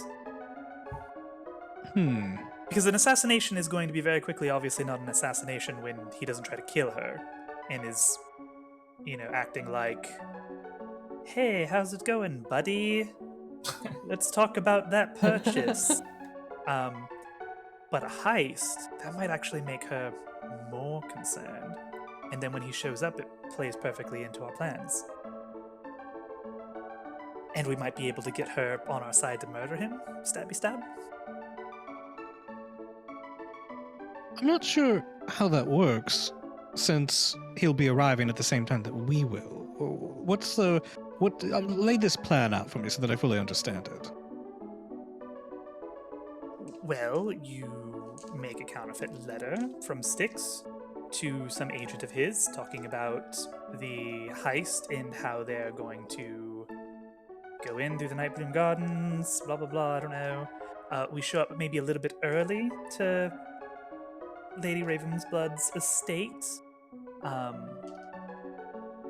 and pass that along to her with some kind of statement about how we needed to be sure that you were you, since we had never actually met you before. And here you are. And danger. And I don't know. We go from there.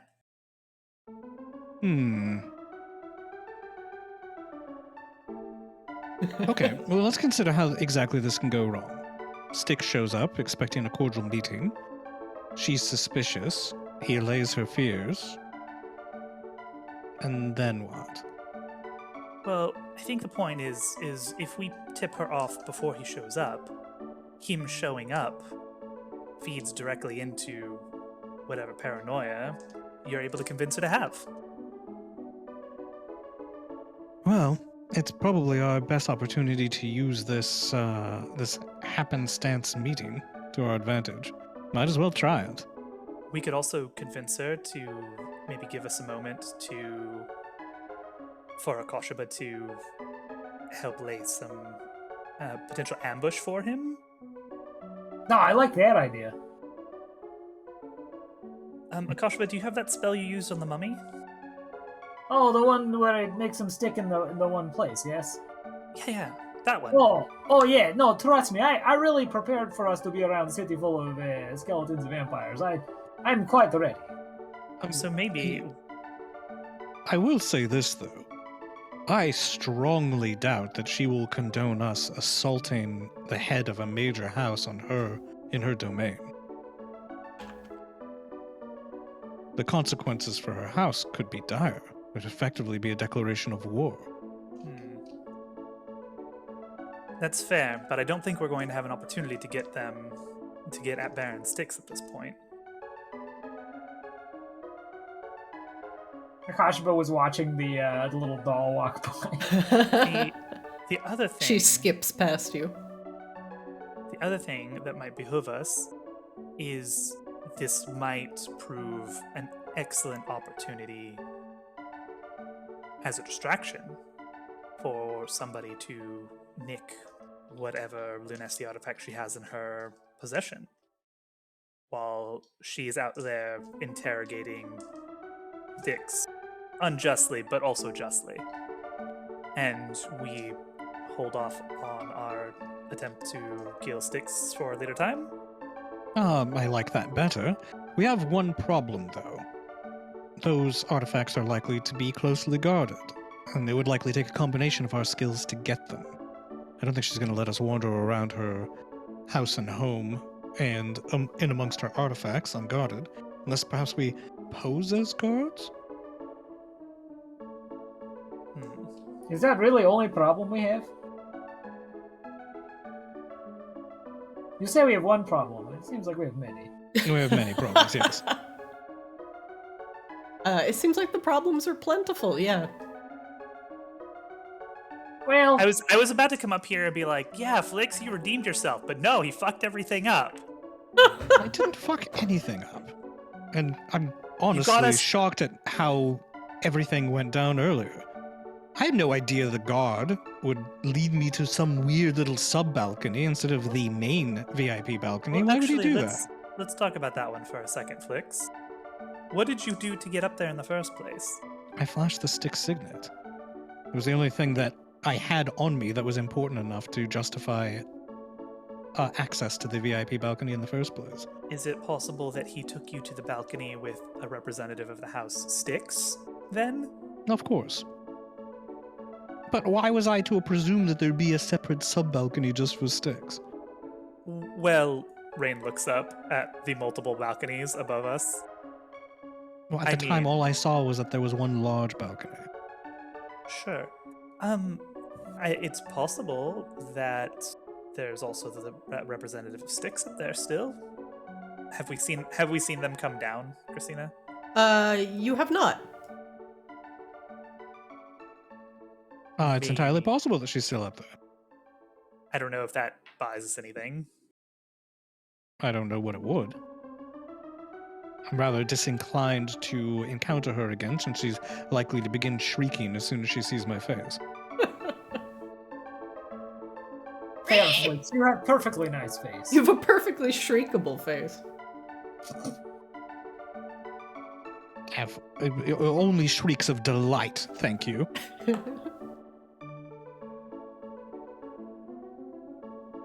All right, so is that our plan? We arrive a little early, warn... We should make this subtle. They wouldn't write some sort of nefarious cackling letter. They'd make inferences and speak in code. Well, yes, you would have to forge the letter, Flix. I Yes. presume that you... Which I can do based on the... Which I should be able to do based on the handwriting sample that we have already. He just writes the word poop, but it's in perfect Baron Stick's signature. I am big dumb. It doesn't matter the content, as long as it's a perfect line art. Gonna poop on Raven's blood stuff. Poop. LOL. This approach works on Twitter, so I don't see why it wouldn't work here. It seems the like you way- all are in predicament. As an aside, I really appreciate how useless Akashima is in these situations, and he's literally just kind of sitting there like, you know, just humming to himself, waiting for you to all say when he can murder things. Oh, This I'm is just sorry. No, I'm not. This is actually great. Like, Akashima just watching, because this is not his arena at all. So he's actually really enjoying just watching you two try to come up with, like, a coherent plan in what looks like a completely fucked situation. I mean, you know, feel free to decide things and No. speak up anyway. I don't. Trust me, this is not where we want Akashima. All I right. also appreciate that the way the group works, nobody's sitting there like, oh, why hasn't Akashima given a suggestion? Everyone knows. Everyone knows. All right. Well, let me get started forging this message. Maybe not do in you- the auction house. No, obviously not. Obviously, all discussion of forgeries and whatnot is all telepathic. You know, speaking of this, are you sure that no one can overhear these communications? Well, they would have to know they were happening to start with. All right. Well, let's head back to the ship. Oh, actually, let's get some rooms. That might be better. Some rooms. Unless you want to have to pass through security every time we go to and from the dock. Don't we only have like hour? We told Shaw to leave after 8 hours if we went back.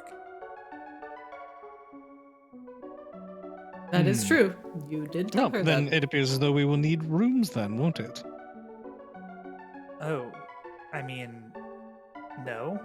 I'm not planning on staying here, unless there's a good reason. Did you think we were just going to snap up all the Polaris artifacts in an afternoon? No, I thought we were going to grab this artifact since it's the only one we know about, and get out, because we don't want to draw any undue attention. All right, we probably should have discussed this plan previously. Because meeting with Lady Ravensblood and assassinating Styx is not what I would call not attracting attention, Ren. Right. We would need to be getting out of here, not sticking around.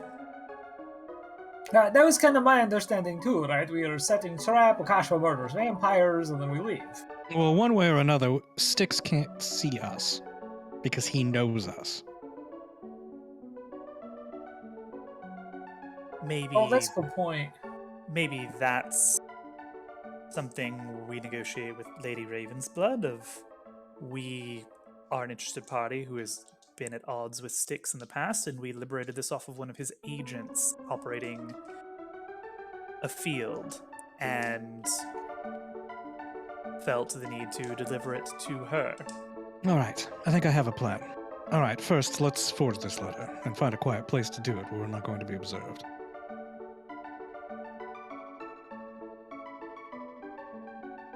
All right, where do you all go? Downtown. I have no idea. I mean, I just assume we go out on the streets and find any of the numerous dark corners in the literal city of darkness. Yeah, I can't forge something in a dark corner, guys.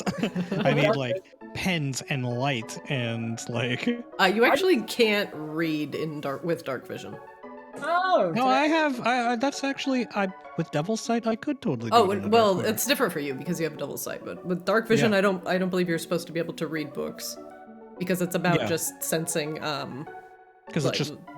like black and white. yeah. Well, good things Flix was going to do this anyway. So. All right. In which case, we find a nice, out-of-the-way dark corner with a nice flat surface where I can work. Grab back my thing for out. Wait, where are you going to do this? Because you don't have a room. And frankly, like, you're basically trying to forge something on the streets of Vegas. Yeah, that's not going to work. Yeah, we get a room. Well, can't you just find like a quiet corner off on like a side street? Not for detailed work like that. I need a desk and things. Ugh. Okay, It is well, not an ideal environment, and Flix will most certainly suffer a penalty. Well, I think the important takeaway here is that I've clearly never tried to forge anything, so you can trust me in real life. Yeah, we get a room at the casino that we played at. That's Great. That casino does not offer rooms. good. Okay. Is there a hotel or something along this stretch that we can just grab a room at? Like some kind of hotel where we could only stay for like 2 or 3 hours as a group of 3 individuals and then just be on our way, Christina? No, not that kind of hotel. Definitely not that kind of hotel. Why not? It would be cheaper. Who cares what the people think? But at what cost, Akasha? But at what cost? Well, probably a lot less than the cost to stay overnight, to answer your question. I don't want fleas, I don't want bed bugs, and I don't want an infection. So let's I think you and I are thinking of 2 different types of hotels. For I don't. Are we? Are you thinking about Japanese love hotels? Oh my! I'm thinking- Oh my! I'm thinking about any hotel that rents by the hour. Yeah. So I'm thinking of like the hotels you go to in like Shinjuku for 2 to 3 hours, which are definitely not for families staying the night. That you Yeah, stay in for 2 or 3 hours, then you leave. And they're actually, some of them are real themed and they're really cool, and there's no bed bugs or anything like that. Just, you'd be walking in with Rain and Akashaba, and the staff would think whatever they're going to think. Well, do they have such hotels here, Christina? It's a city of pleasure, is my understanding. Like, why wouldn't they have this?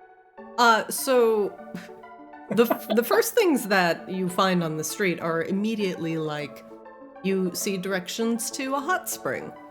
You see directions to a smoking den, a casino of delights, the Crimson Auction, and a nice brothel called the Succubus. The inns are a little bit further away. They want to try and keep you engaged here.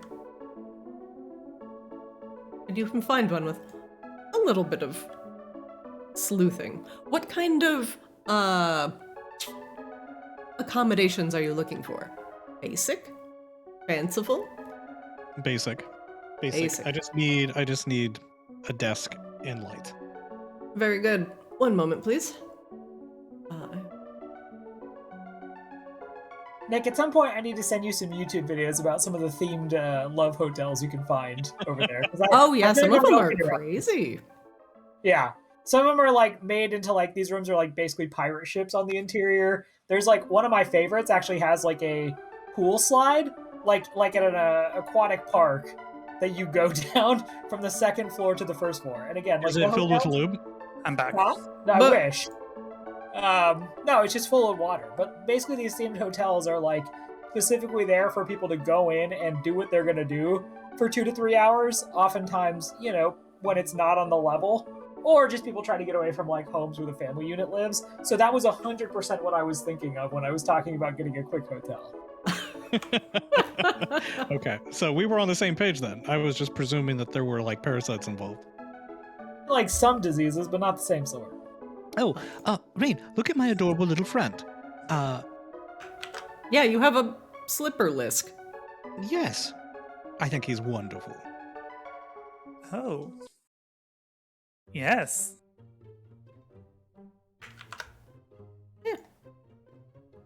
That door is shut. A little bit off the beaten path, you find some basic accommodations. I think I'll make him a count. You're going to... I mean, sure, I guess. So, how do I take care of it? You know things, Rain. Can we maybe solve one problem at a time? Like right now, we kind of have other things to worry about. Walk into our accommodations. This is a He perfect points at time the to walk door. into our slipper list. We are at the accommodations. Oh, perfect. He pops in. Oh, these are. Oh, this is the inn. This is not the accommodations. I see. Hey, this looks familiar. Shh. I reserve every right to reuse maps. Yeah, no, it's fine. I totally understand. Did we already have the room? No, this is the first time you've been here. Okay. When No, I would wasn't you sure- have gotten I wasn't the sure- room? I wasn't sure if we hand waved the room or not.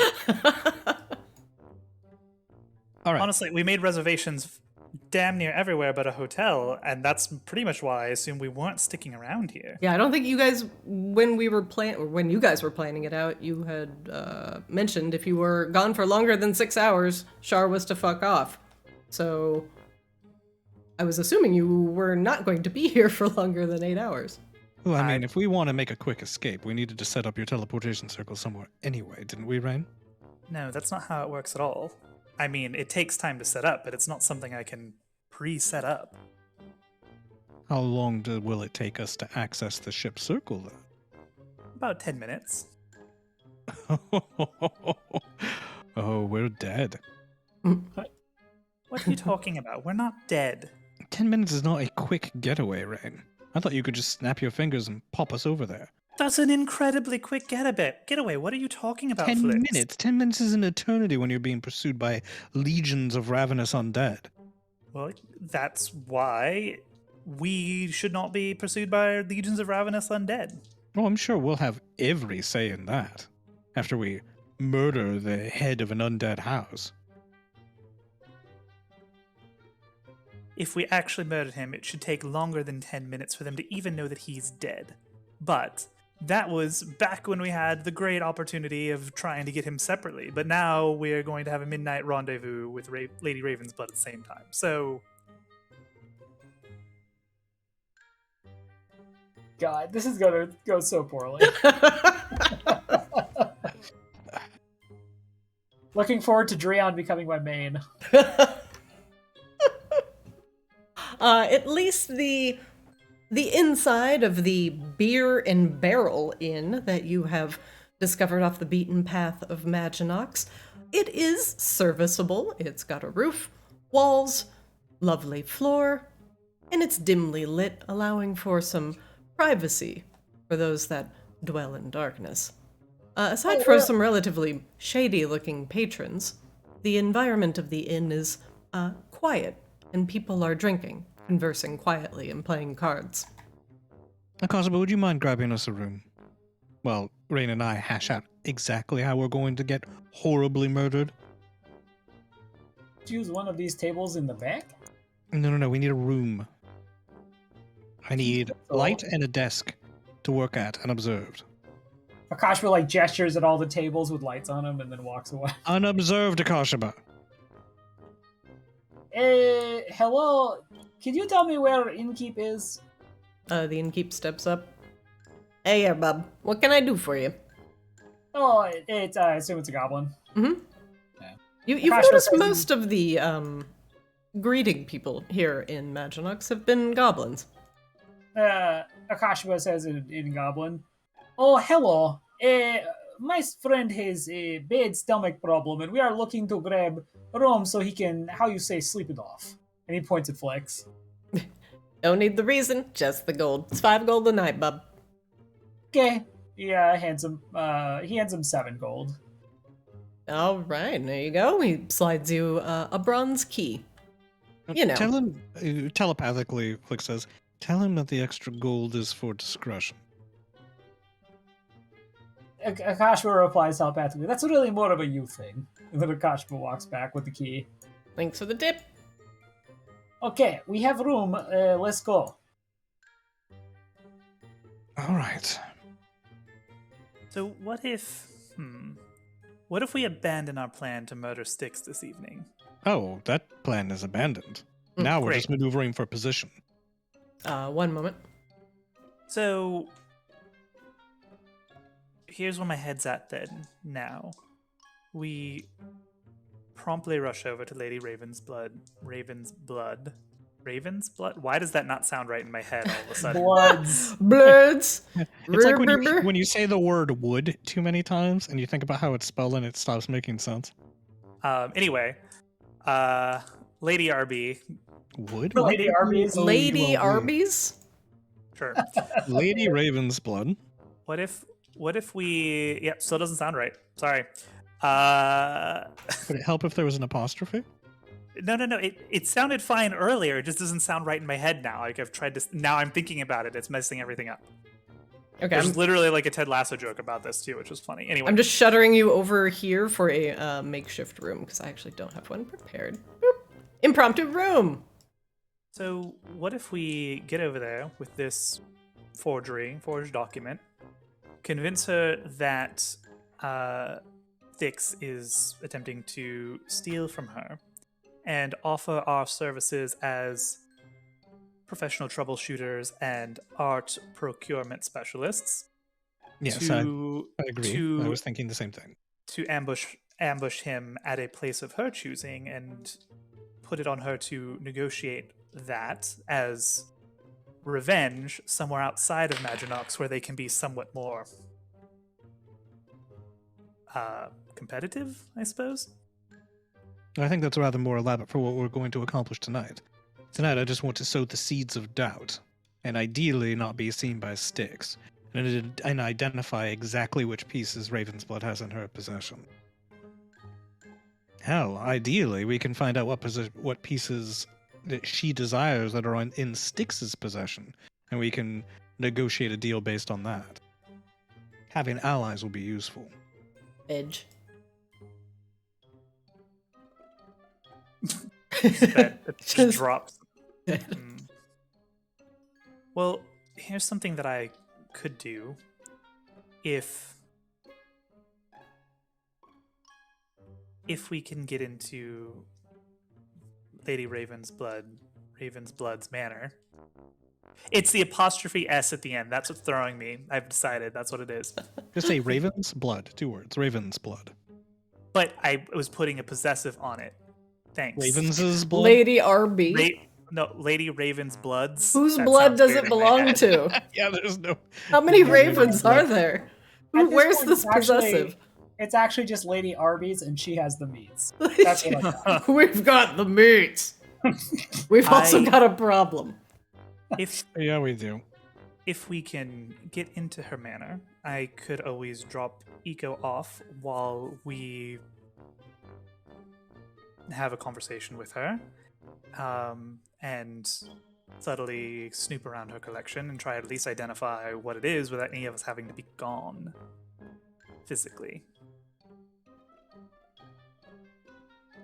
If you think you'll recognize them by sight, perhaps that will work. I mean, we were always going to have to recognize them by sight. Well, at the very least, hopefully we'll have an opportunity to speak with Lady Ravensblood and find out where her sympathies lie, what her priorities are. Now, as to this letter, we want to infer subtly that Lord Styx is going to perpetrate a theft on Lady Ravensblood. But he will do so by paying a call on her and attempting to earn her confidence, which will allow his agents time to work. Is that the idea? Yes, that seems good. And we're there to prevent this from happening. Because why? Well, we can work that after the letter. All right. Nakashba, would you mind giving me a hand with this? His hand on Flix's shoulder. Oh, we seem to be in a lot of trouble tonight, so if you could really help, that'd be great. Does he get advantage, though, because he also has Styx's seal? I'll to allow make it. Look real official. I'll allow it. So you've got some guidance, and you've got Styx's seal. You've got actually pretty woo. Oh, let's see how high we can make it go. That's a 28. That's a 29. So this is superb. It's immaculate. In fact, you wouldn't incur all the penalties you would have if you tried to scribble it on Akashaba's back in the middle of the fucking street. Like you were talking about 20 minutes ago. So I'm glad you decided definitely Styx. to get a room, to think it out, and to do this under, some light with a pen, not in a cave with a box of scraps. So let's keep things simple. Our goal tonight is to make friends with Ravensblood and cast doubt on Styx. Nothing less, nothing more. Does that sound good to you? Well, we also need to find... You need to also find out what is in her possession. I agree with you, but the first step is earning her confidence. Do We we also appear need too to curious tell, about her collection. She might think that we're the actual agents that were sent by Styx, and this is all some massive double cross. do In we my need to experience, tell, that's exactly Shar- how the nobles think. I'm sorry, Akash, but say again? Do we need to tell Shar also that we will take more time? No, I don't think so. So plan is to make friends with Ravensblood, not kill Styx in 8 hours. Sorry, like probably 6 hours now. Yes, we'll still have a couple hours after this rendezvous. Several hours, actually, after this rendezvous. And, I mean, honestly, we can always get to the ship. I can get us there from anywhere. I mean, Okay. unless she's furious and is willing to accept our help removing the Styx problem. That would Yes. be delightful, but I think- don't think that's how it's going to pan out. Well, I think we play our cards depending on how this goes. And we have the opportunity to further ingratiate ourselves with her, then great. If we have the opportunity to even help her exact vengeance on Styx, even better. Perfect. All right. To Does the this- Ravensblood Manor. Does this, in any scenario we want, end with us killing her? I hadn't planned on it. Probably not tonight, Akashaba. I think killing her tonight was always a stretch.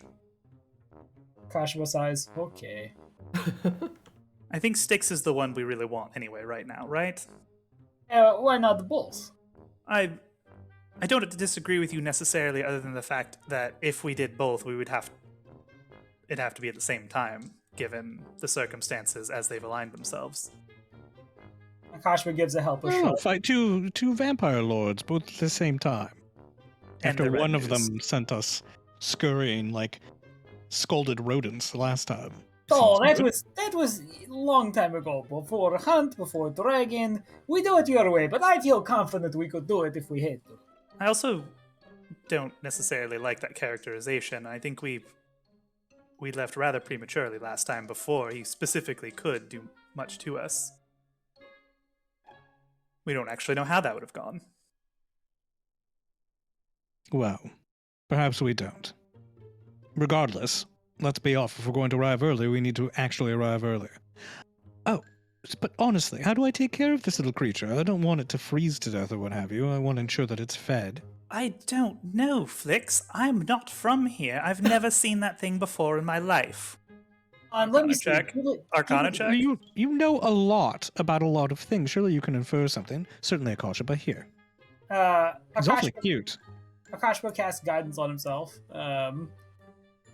And yeah, as he's doing it, please, Light, help me understand how to take care of this animal that Flix bought and seems to have no desire to actually take care of. Okay. If I didn't have any desire to take care of it, I wouldn't Ooh, ask there you you go. how to take care of it. 24. Yeah, perfect. Damn. Christina, what the fuck do I do with this thing? Well, for starters, it's your pet now, Akasha, by the laws of animal handling. Flix, as you take out the slipper lisk, it hops up onto Akashima and nestles under its mass, his mass of dense gray fur. Well, there you go. My gift to you, Akasha. I get to pet him sometimes, though. What? Can you just tell me how to spell this thing's name so I can Google what it is? It doesn't. Lisk. I don't think it doesn't exists exist outside of Christina's imagination. It doesn't exist. So, Christina, is there a one-to-one animal it's supposed to be like? It's like a gecko skink salamander, Okay, but great. pale and albino with Y'shtola's eyes. And It's it like- goes fucking invisible or some shit? Like it does the predator thing? Is that how you were describing it earlier? Yeah, well, I'm not going to describe everything. It does what the auctioneer says it does. But whatever it does, Akashima, it's now making a little nest in your fur. Takes a cloth from his backpack that has holes and everything in it, and he's gonna go ahead and cast mending to restore the cloth, and he's gonna kind of try to wrap it around this thing, Okay. which he has named Ajax now, by the Okay. way. Okay, you have Ajax the slipper lisk. You have made him a small harness Little Yeah. papoose. or a little jacket, Yeah, Like and a then little- little pocket puts it jacket. puts it back into his beard. All right, so you have fashioned what is essentially like a necklace to hold him in. Yep. All No right, longer such a waste of money now, is it?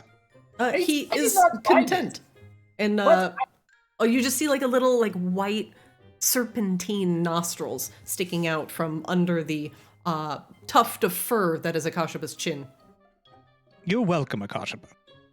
For this is literally you buy poor thing, which is, by the way, now named Ajax, and you do not take care of it. But I will take care of it, and it's fine. Count Ajax the Pale. He needs additional titles and descriptions. Ajax the Pale. Okay, Count Ajax the Pale it is. It's fine. Great. So, to Raven's Blood Manor. Yes. Now that the important business has been taken care of. Right. How do you get directions to the Ravensblood Manor? We have a map, don't we? The map that she wanted to meet you at leads you to the Nightbloom Garden. Oh, that's not at her manor? No. Oh. Oh, that's interesting. She is not leading you directly to her lair? No. That is not what I- vampires do. I assumed that the gardens were on their grounds. That's Mm-mm. okay. Off the Today I learned. ground. It's like little cross streets of Maginox. And it has a little Shit, now I'm circle even that... more mad. We totally could have ambushed his ass there and never had. Fuck, man. Got in our own way. We're really good at that. What do you all do? I was just following suggestions. It seemed like the right thing to do at the time. No, it did. I don't know. Do they have one of those tour of all the star houses in Beverly Hills, tourism things? It's a big tourist trap, right? They've got to have look at all the crazy cool Victorian vampire mansions. There certainly are spires that tower over other parts of Maginox in the parts of the city. These tend to be gated by tall stone fences with equally rising spires. A lot of the architecture and structure of the noble houses in Polaris are actually interconnected. So it's a lot of houses packed into a tight space separated by a lot of walls. It's like the world's worst neighborhood. Like it's just very packed. It's very dense. So generally there aren't a lot of visitors to these areas unless you are brought there directly by carriage. Flix, of course, can fly, so he's not bound by the earth, but be that as it may, you can try and just fly around the tallest spires and be nosy and reap the potential consequences of that. You could potentially ask around in Maginok's streets if they know, or could try and curry some favor and try and coax that information out of them if you want directions to the Raven's Blood Manor. But as it stands right now, you do not know where she lives. Well, okay, maybe this is the play then. We meet her at the Nightbloom Gardens and we give her the letter. And that helps us ingratiate ourselves with her. And maybe we ask to go back to her manor rather subtly. I mean, if she shows early and we do, we might be able to dodge Styx altogether, which would prevent us from achieving one goal, but would eliminate any possible complications that might come from her confronting him immediately.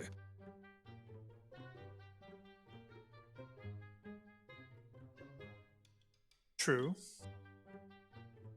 Akasha is currently busy playing with Lord Ajax the Pale. The lizard thing seems content being warm close to your skin.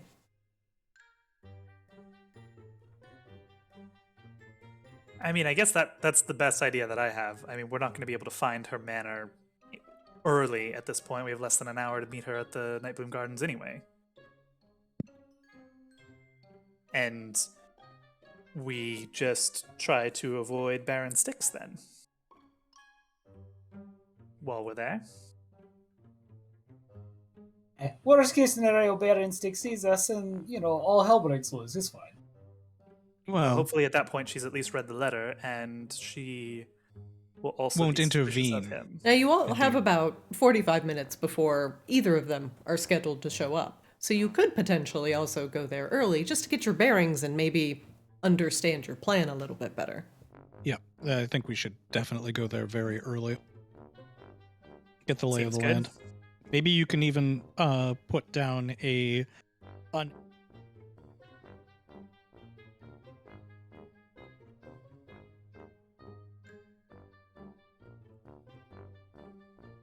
But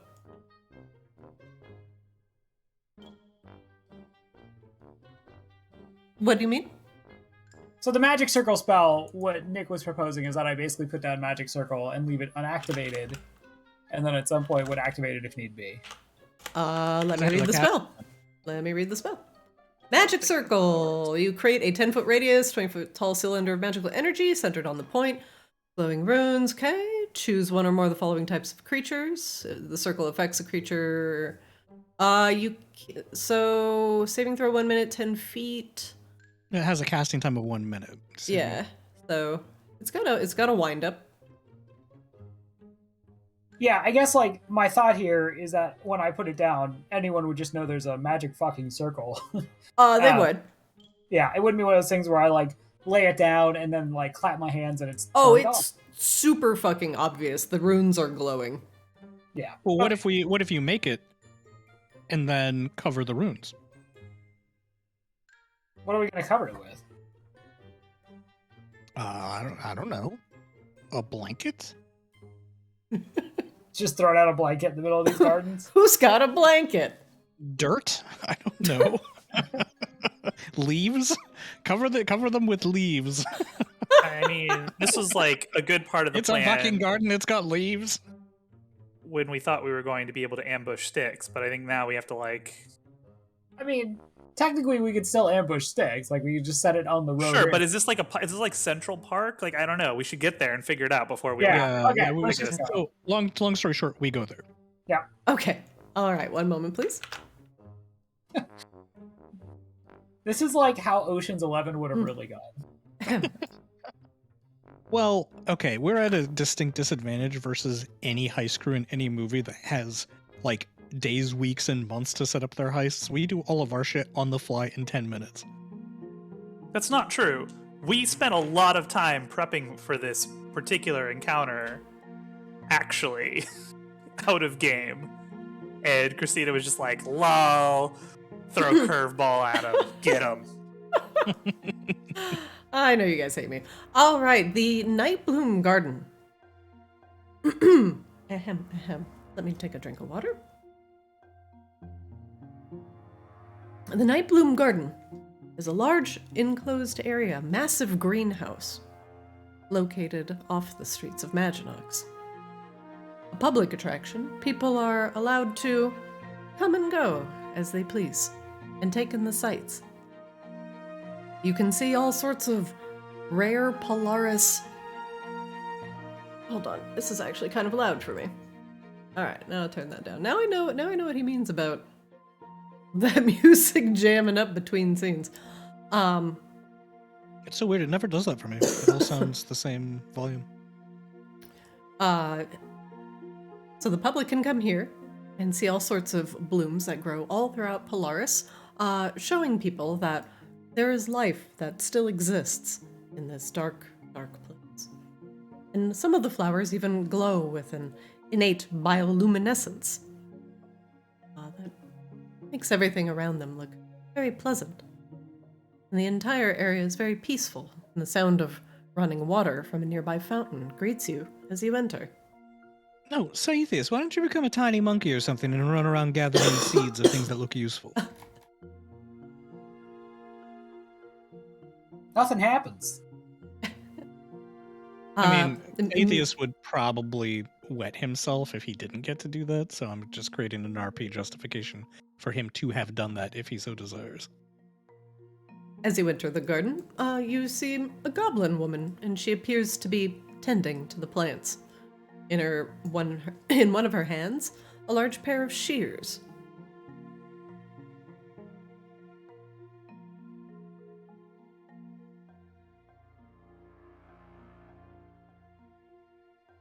These gardens are absolutely gorgeous. You do an amazing job. Gosh, we're rolling an investigation check. Yep, it's plants. Oh, thank you very much. She continues snipping at the leaves. Do these gardens belong to you? What? No, I just work here. Oh, I see. Oh, is there anything notable about them? Anything I should watch out for? I'm new here, you see. Don't touch anything. Oh, some of these plants are dangerous. Some. They're all dangerous. Please I don't communicate touch. that telepathically to my compatriots. Please don't touch. Oh, on the way over, we refresh telepathic bond too. All right, well, I'll be very careful. Thank you for the warning. You're welcome. Is there anything particularly dangerous I should be especially on the lookout for? She looks at you. Looks you up and down. Yeah, I smile dazzlingly. everything. She keeps snipping. All right, well. Thank you.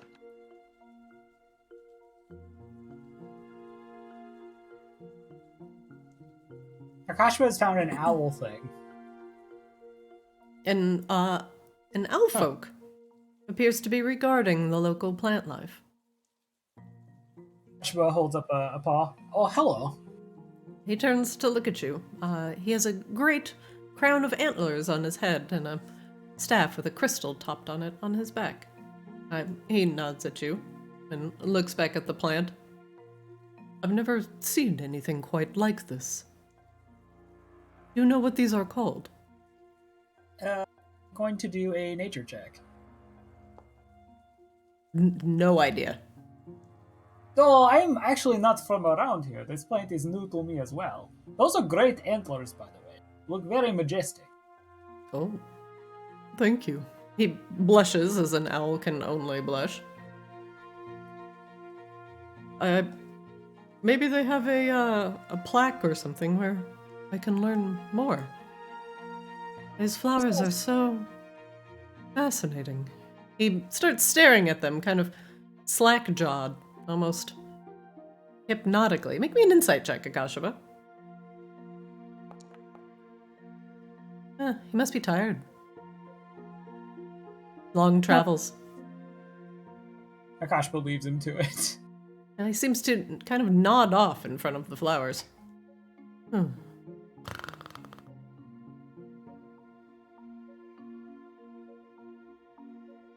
Where do these stairs lead?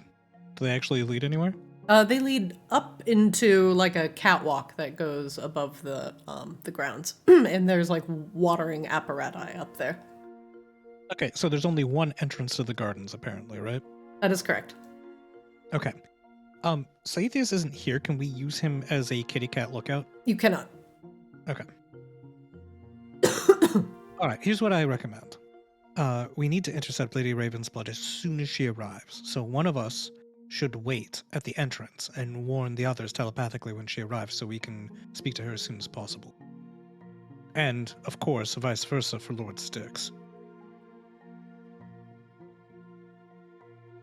Be best if that is not me.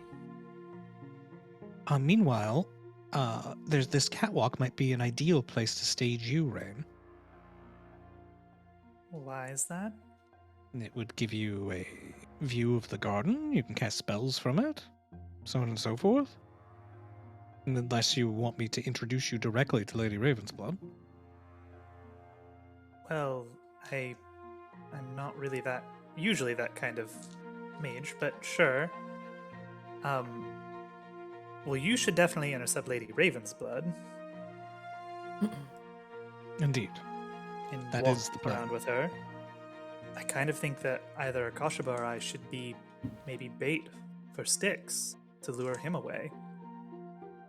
I don't know if he would really recognize you, Flix, since you slipped around in that engagement, but I think he would recognize Akashaba or myself. That's true. He did never get a good look at me, did he?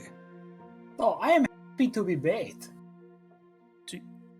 Are you sure, Akashaba? Do you feel like you have a way to get away if you needed to? I don't think Akashaba plans to get away, Rain. Well, Yeah, insight check on Akashaba. Yeah, I don't need to roll any fucking insight check. Akashaba's like, I'll be bait for Styx, punches Styx in the face as soon as he sees him. Conversation, and then all of a sudden 60 fucking feet of pure light appears. Oh, I promise. I can show restraint. I, lead him. Just tell me where you would like him to go.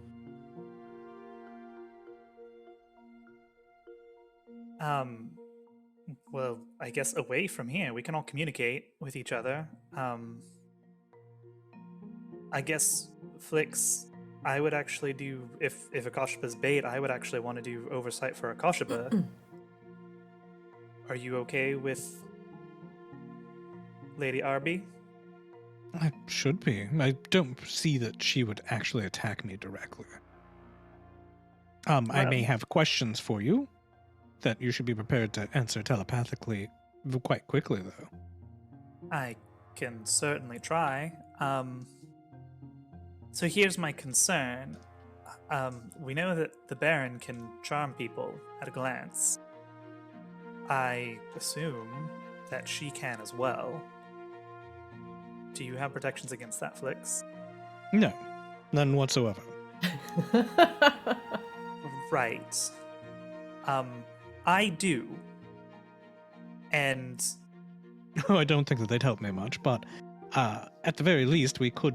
Do they have some sort of radius within which they are effective? well, I mean, Lucaris's pendant does. It gives you some protection. All right. How close do we need to be?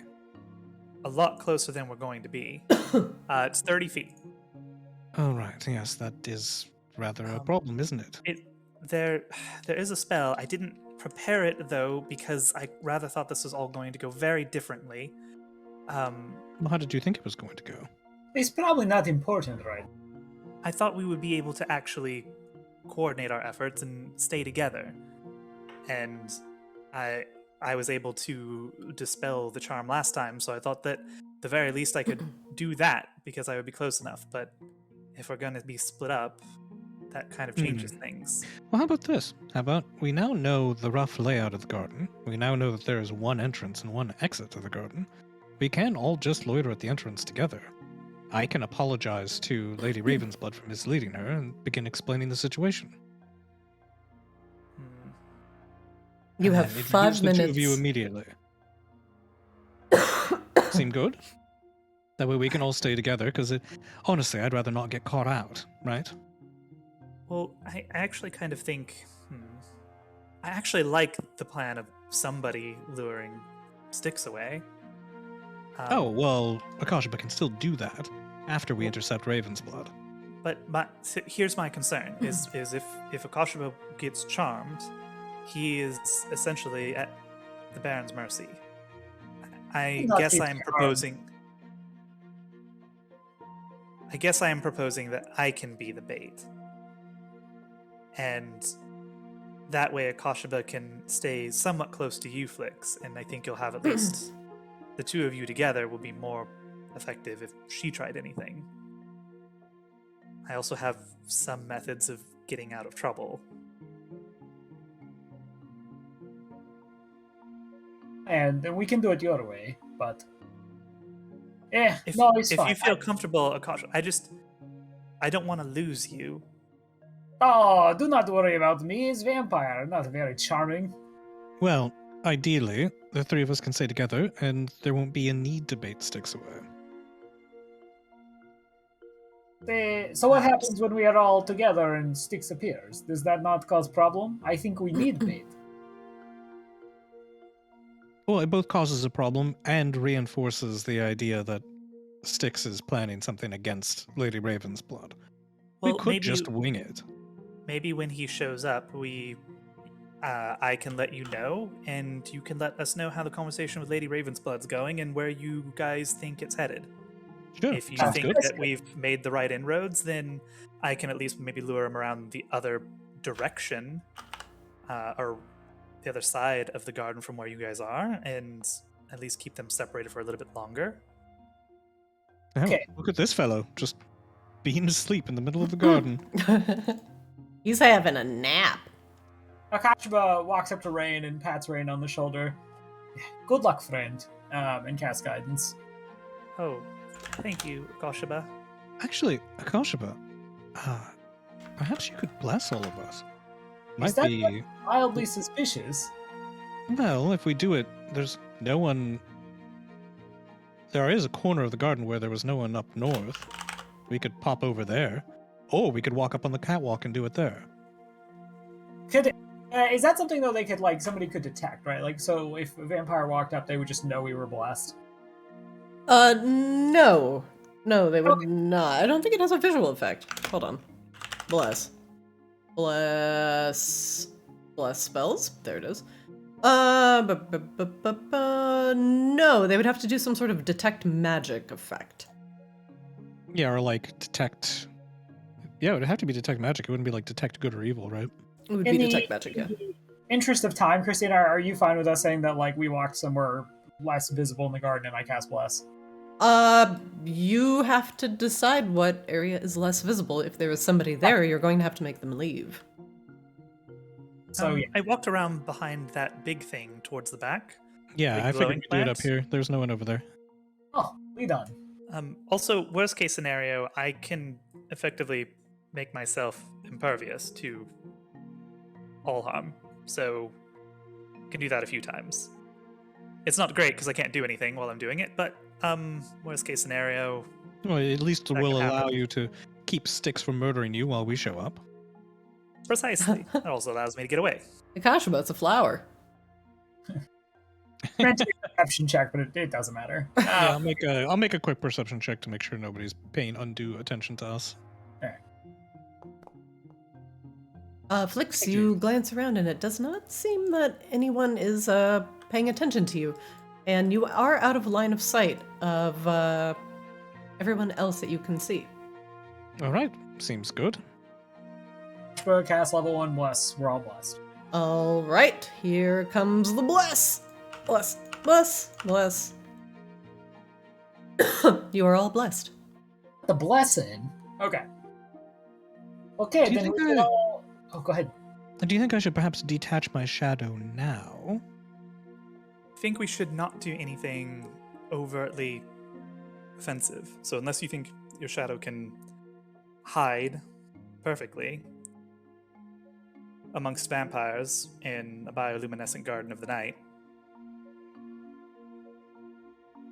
No, probably not. We need to hurry and get to our places. All right. well, I guess we can. Well, I will stand outside Oh, and good luck. this is going to work. Good luck, everyone.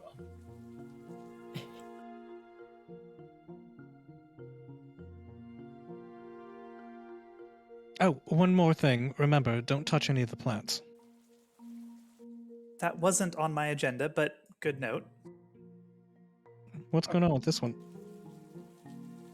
Oh, Rain, you stop. And you kind of whirl around the corner, and you see Lady Catherine Ravensblood regarding the fountain in front of her, and 2 ravens at her flank. They both are looking around alertly, and one immediately looks at you. Rain kind of slightly surprised, but approaches very cautiously and bows low. Lady Ravensblood, I presume? The raven steps up in between you and Ravensblood. Lady Ravensblood, I presume? It mimics your voice. What? Rain kind of smiles. I am Lady Rain Silversong of the Twilight Courts. Flix, Duke of Cats, is awaiting your presence towards the rear of the garden. He couldn't help himself with the beauty.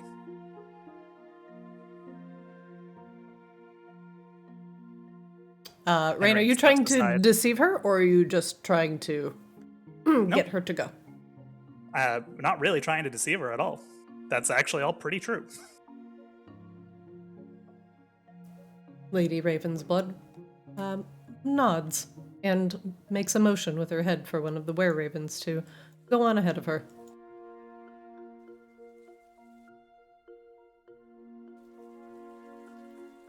The other sticks with Ravensblood. You hear in your head, Flix, she's on her way. I just sent her back to you.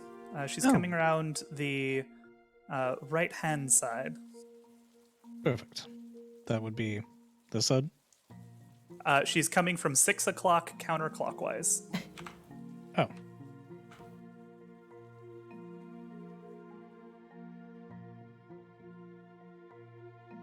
And Rain will kind of stand somewhat conspicuous at the fountain.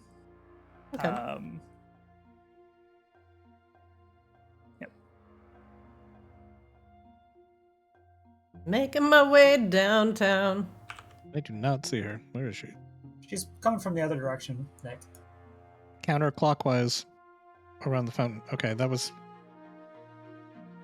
clockwise. No, she came counterclockwise. Ah, Lady Ravensblood. Lady Ravensblood, I presume. Lady Ravensblood, I presume. Everyone presumes that. I bow. But also, as best he can, bows. Oh, this is my companion. Akashaba. Out of character, does Akashaba have any like honorifics or titles or anything? No, he has none. And when you tried to like ask him about him, he just literally does not even want a last name.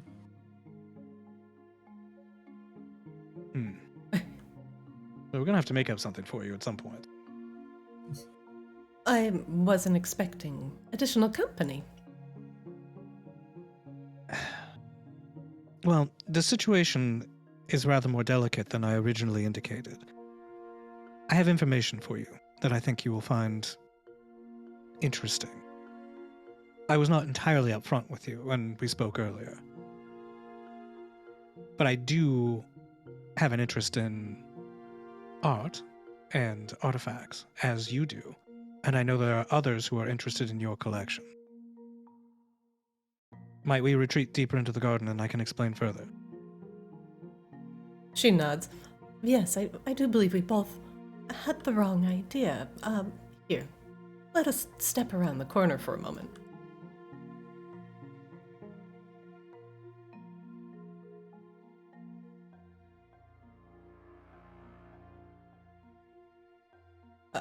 One moment. Kashaba, one of the were-ravens, is like bussing you to not follow. He stops you like back here. Okay. Guys, am I not to follow then? The raven shakes his head. Not to follow then. Makashiba just nods. Flix, call for me if there's trouble. Mentally, I nod. Yes. Flix, make me an athletics or acrobatics check. Your choice. Acrobatics.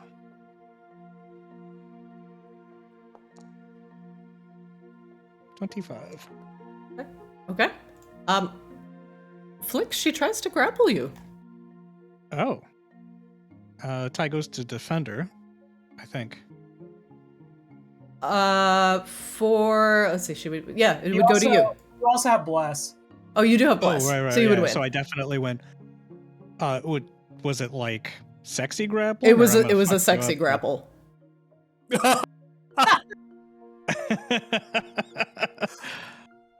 Oh. Well, you should have told him that. That would have completely changed the calculus. It is not a rough grab for all intents and purposes. Also, it's not from her were-raven. It's from her. She's trying to grab your arms and bring you like closer.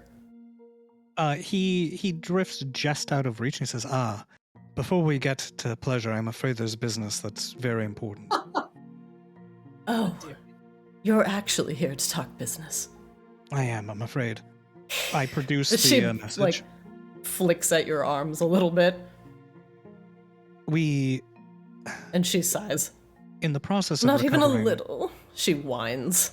Just a taste. Soon. But first this. He passes her the note. We found this. My compatriots and I are specialized in acquisitions, you see. She is looking at you like a hawk looks at a mouse, by the way. Yeah, I'm sure she wants to drink all of my blood. It was like a little juice box. She just like glances at the note and then looks at you and stares at you, unblinking, like unbreathing. This is a note between Lord Styx and one of his retainers about you and your collection.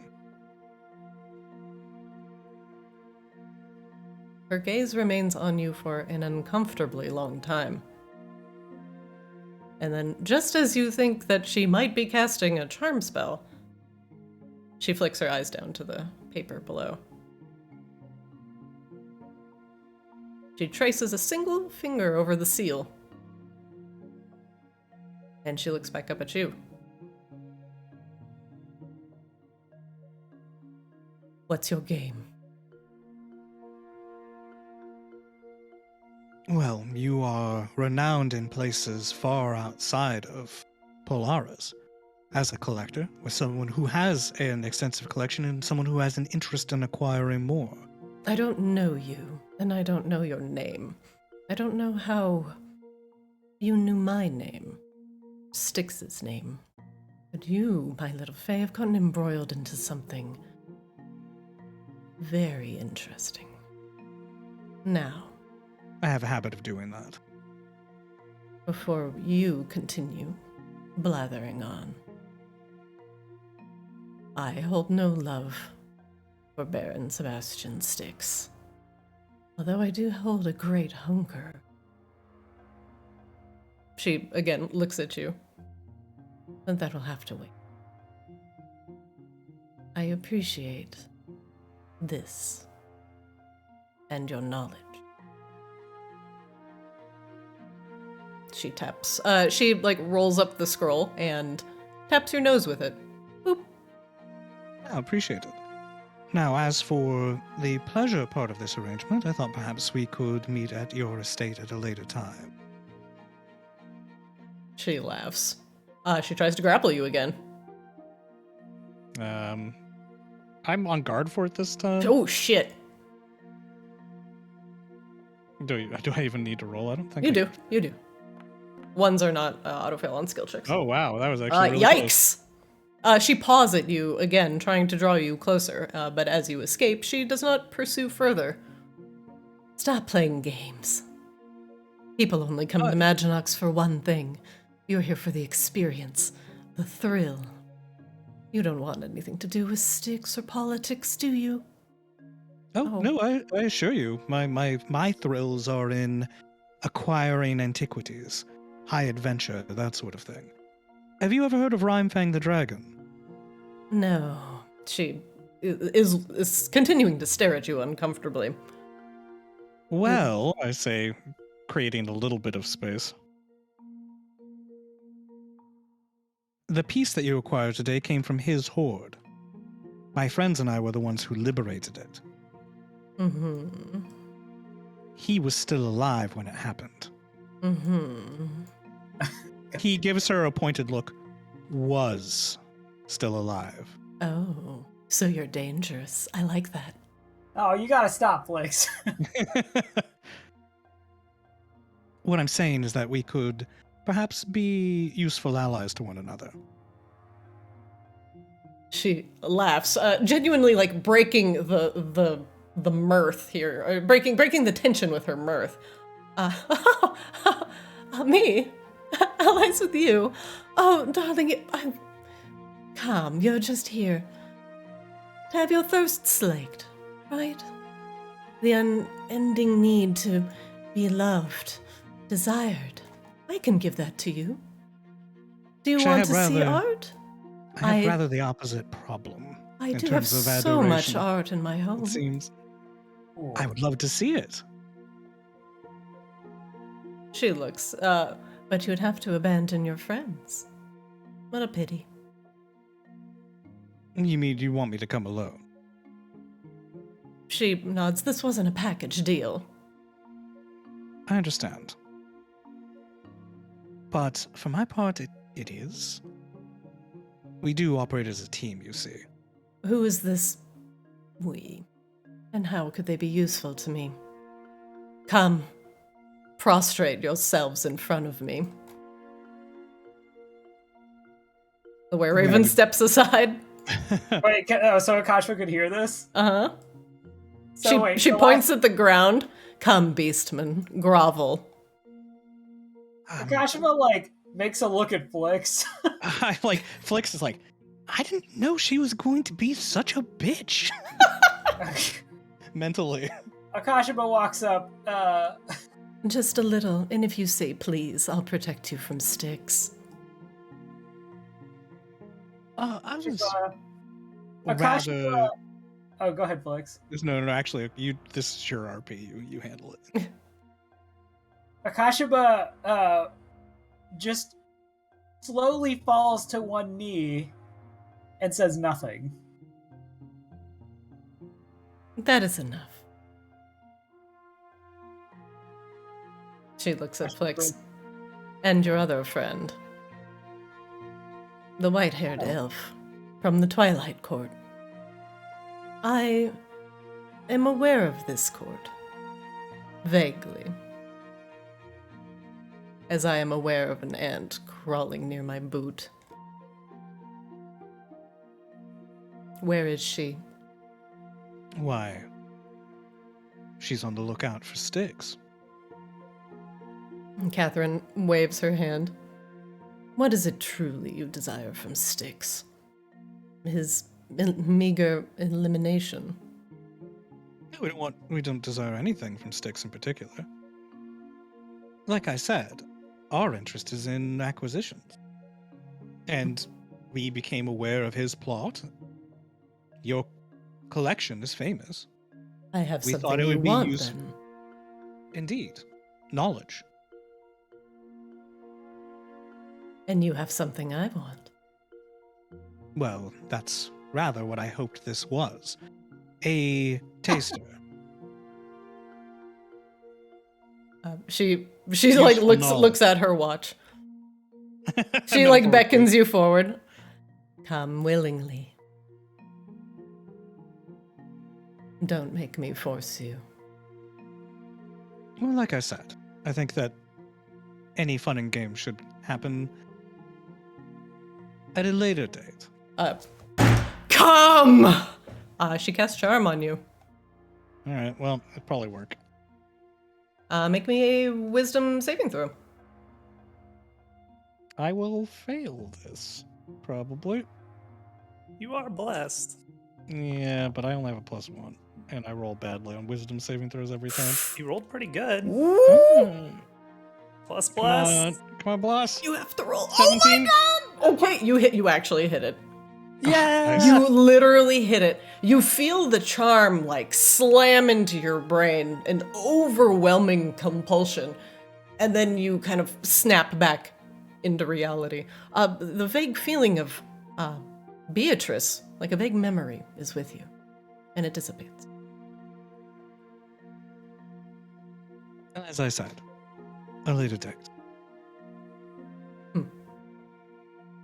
You have enough playthings, Lady Ravensblood. I do.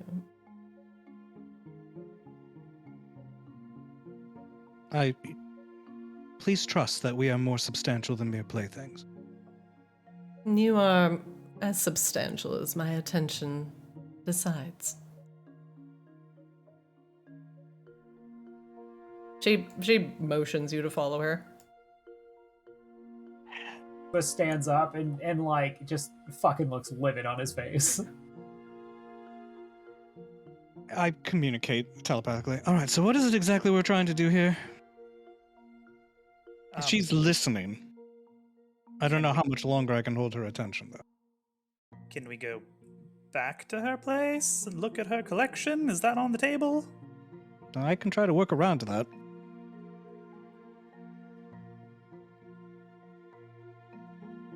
We understand that you have an interest in the artifacts of certain fallen houses of Polaris. She looks at you. This I do. Very rare, the Lunesti artifacts. Now, how did you come across this knowledge? Well, we encountered quite the trove of Lunesti artifacts, in fact. She tilts her head at you. Is that so? Indeed it is. Make me a deception.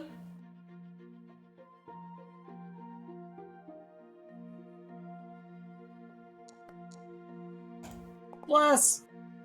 Oh, yeah. 27. And she leans forward. How would someone like you come into possession of things like that? Things that I have been looking for years. As I said, my compatriots and I specialize in acquisitions. We Yes. can do things that few others can. She smirks. Indeed. Well, do you have any of these artifacts on you? No, not on me presently, of course not. And how can I take your word that you have these? I am impressed by the fact that you even know of these, so I'll give you the benefit of the doubt. Let us simply say that I was personally acquainted with a member of the house. Very kind are awfully long-lived, you know. Very kind are often pesky thieves who pick up trash left behind by their forgotten masters. Also true. Either way, then the way you procured it doesn't matter to me. But if you have these artifacts as you claim, bring one you wouldn't be so foolish as to walk into a vampire's lair with ill intent. Naturally not. In that case, I will prepare the most comfiest of rooms for your arrival. I look forward to it. And Now, make as sure for you're Sebastian- prepared to stay for a time. She says, I'm so terribly hungry. Yes, of course. Now, as for Sebastian Sticks, you Yes. say that you're unconcerned with him. I care not for him. I only care what he can potentially bring me. He had the potential to bring me something I was interested in. So in the event that there were an altercation between Styx and ourselves, this wouldn't sour our relationship? I care little for the outcome of Styx. Even if you were to procure what I wanted from Styx and bring it to me, I would give you, well, probably what you desire. Money. Oh, as I said, our interest is in knowledge. A far more precious commodity. She laughs. I'd have to roll deception for that, actually. Flick's trying to convince her that he doesn't care about money. Yeah, roll a deception for me. I mean, I'll shall read from this if I fail. Oof. What? Okay, bitch. Yeah, 32. No, he like seems super sage and mysterious. Well, perhaps you are a little more wise to the arts than I initially thought. Like brightly in our telepathic channel. I'm not. You're not what? I'll explain later. Oh, okay. He's not charmed, is he, Akashaba? That wasn't a random charm outburst? No, I'm quite fine. She tried though. If you were Barely fended it charmed, off. that's exactly what a charm person would say. All right. Blink twice if you're charmed. Well, be prepared for an extended stay, and I'll keep you comfortable. Don't worry. We're very, very kind to our guests in Maginox. No, as for the item in Styx's possession that you're interested in, if I knew what that was, perhaps I could acquire it for you. I believe the opportunity for procurement has passed. So unfortunately, this knowledge is irrelevant. Perhaps for most. But as I said, my compatriots and I excel at doing what others cannot. Can I try persuasion? Sure, you can try and persuade her. Oof, not this time. She shakes her head. I try I see. not to dwell on the past, merely gaze upon it, collect it. Well, perhaps if I run across something that I think you'll be interested in. Then I would absolutely expect for you to bring it to me. My Naturally. pockets overflow with gold, and things with frames tend to weigh fairies down. Well, it was positively charming, Lady Ravensblood. Till we meet again? She now, pouts at you, trying to give you the, killing you with kindness since you're now immune to her charm. Not even a little. I do so enjoy Fae. There's such a diverse taste. Well, savor delayed is savor enhanced, no? Fool. She, Did you say fool? yeah, she, kind of playfully says it, and she walks off and she gestures to the were-raven.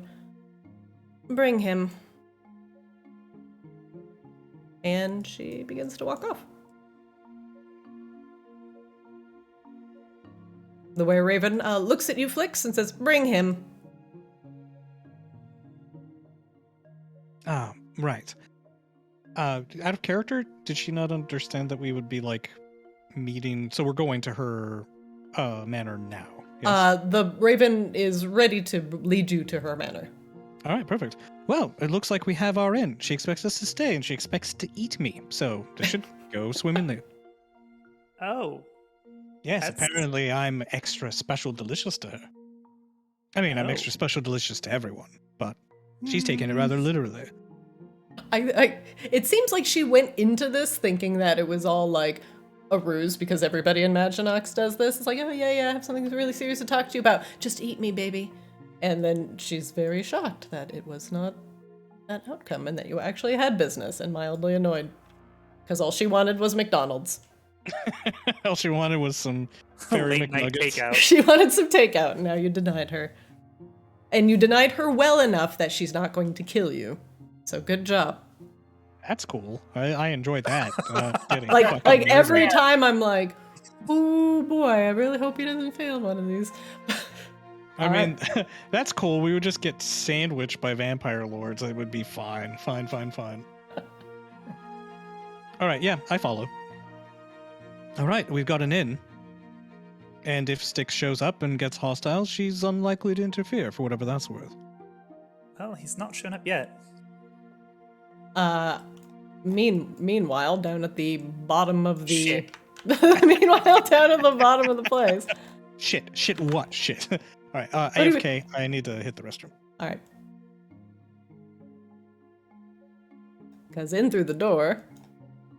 Shit. Shit.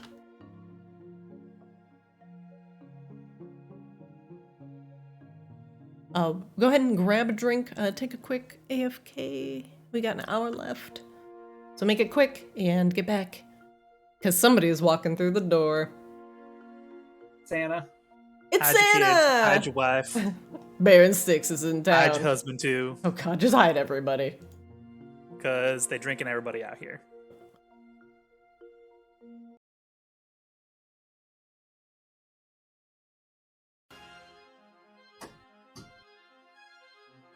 Just changed like some like fucking like Castlevania boss music. What the hell is this? He has a theme song. Just let him have his moment. Ugh.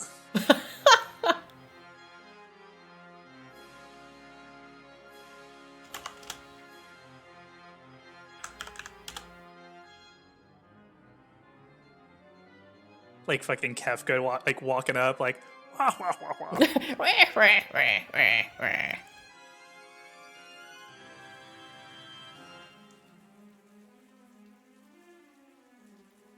Rain, do you like the sound of the fountain that gets louder as you get closer to it? Yeah, I do like your dynamic sounds a lot. They're pretty cool. Thanks. I just like clicking on the player characters' heads when they're by the fountain so I can listen to the water. Like, oh, that's very nice. That's so nice.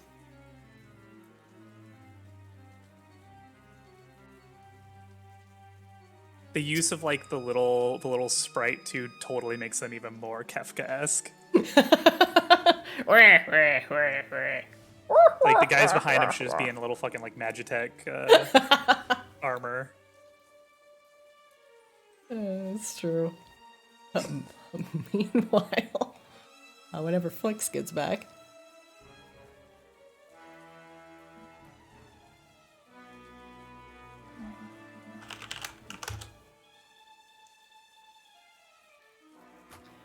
Brief AFK for our pooping fairy.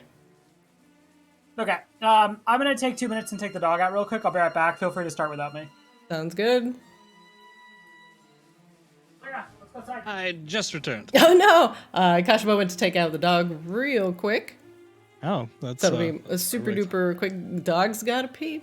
But he said to continue on, which I think that's fine because Rain is the only person who sees Baron Sebastian Styx stride through the front door, flanked by a pair of ghoulish and tattered-looking vampires. Baron Sebastian Styx is dressed very neatly in a coat. With his hair slicked back, he looks very intent on, well, whatever it is he's doing. And as soon as he enters the area, Rain, what are you doing? First thing Rain does is, Rain's just kind of, so like looking like she's looking at the fountain, but she's trying to be kind of somewhat conspicuous. Mm-hmm.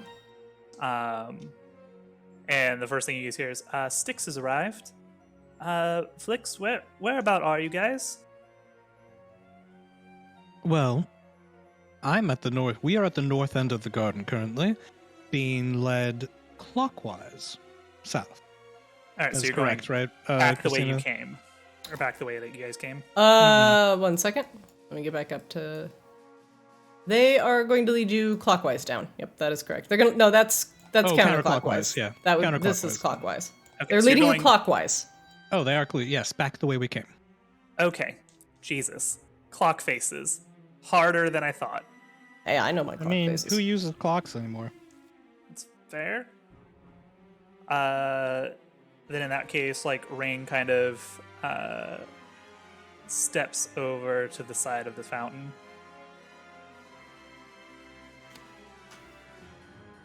But I don't think you need to draw his attention anymore, for whatever that's worth. Rain, make me a deception check. A deception? Can I Hold do on. performance? Ooh, you can. I'll allow it. Acting. Ooh, hoo, hoo, hoo. Not bad. It's 15. I'm back. Do I know you? Styx looks at Rain. You look familiar. Rain glances up. Huh. Yeah, you do look familiar.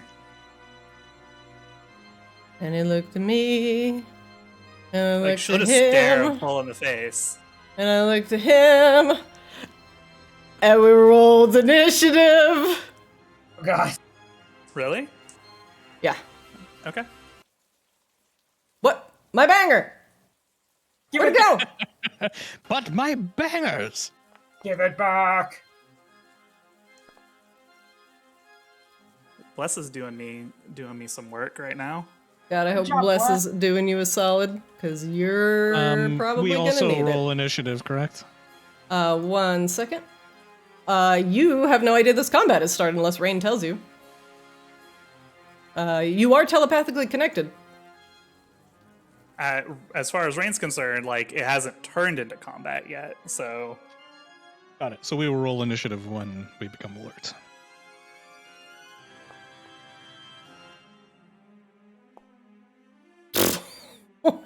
Okay. Rain, what did you roll plus Bless? 15. 15? Okay.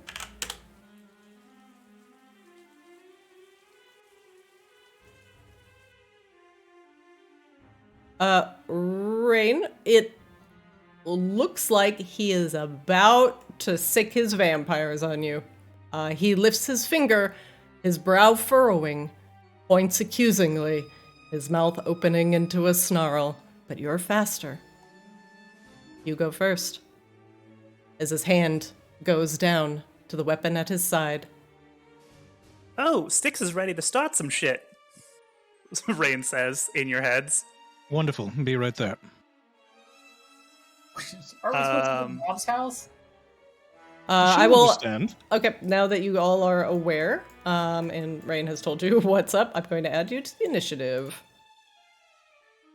Both of you, Kashaba and Flix, roll initiative.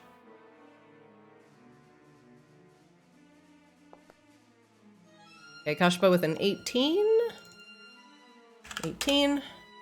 And Flix with Bless. 22. 22. Bless only rolling 4s lately. Good job, Bless. Rain, what do you do? Rain reaches down to her rapier. Says, "Are you sure you really want to do this?" And she will cast Spirit Shroud. It looks like he's ready to fuck. That's fine. Yeah, so Rain casts Spirit Shroud on herself, and as she kind of starts to unsheath her blade. These like spectral entities swirl up around her, and kind of like twirkle the end of her blade, and like kind of like this helix effect, and they are this kind of pale golden light, Oh shit. but obviously still very like spectral. Can you cast Like your they- spell in VTT so I can read it, please? I did. Why did Nuh-uh. it not do the thing? Nuh-uh. Yeah. I see it. You're concentrating on Spirit Shroud. You call forth spirits of the dead that flit around you. They are intangible and invulnerable. Any attack you make deals extra damage. This damage is radiant, necrotic, or cold. Any creature that takes this damage can't regain hit points until the start of next turn. Okay, nice. And she also activates Blade Song. Okay. Well, if you insist. You! Aren't you that bitch I saw in my lair? What are you doing here? That is harsh language for a noble of your stature. And Rain kind of like goads him back a little bit. Oop. Oh my. And no, she'll stop right great. Fucking I can't actually see the grid, so I'm trying to get on like the actual square I want because there's a grid on the art and there's also the grid and it does yeah. not line up. Yeah. So yeah, like Rain will kind of step back and yeah. Is that the end of her turn? Should we roll I will insight? insight. Okay.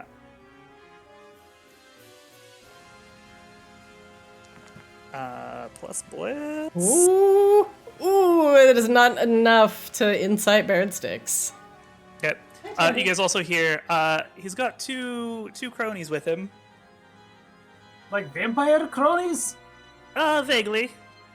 Rain, does that end your round? That is it for Rain. All right, next up, the vampire crony next to him.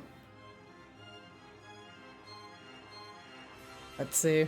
5, 10, 15, 20, 25, 30. Lunges. Oh, no, he doesn't reach anything. How did he get there in 30? I just like That's 30. He just went diagonal. It's 5, 10, 15, 20, 25, 30. Yeah, diagonals are very efficient. I mean I just did the measuring tool like to here and that's 45. Oh, but he was here. But he's still 5 feet off, so he's not going to get around Yeah, against okay, you. Fine. Yeah. I was just like trying to figure out why like my measurement seemed so far off there because I was trying to sort that. Anyway, it's fine. At the end of the spawn's turn, Baron Styx takes a legendary action. And he moves up to his speed without provoking opportunity attacks.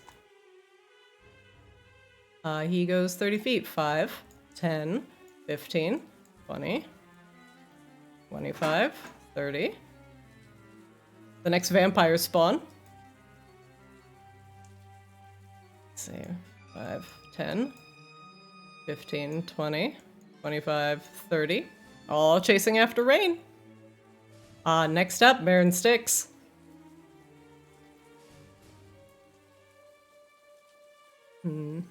One second.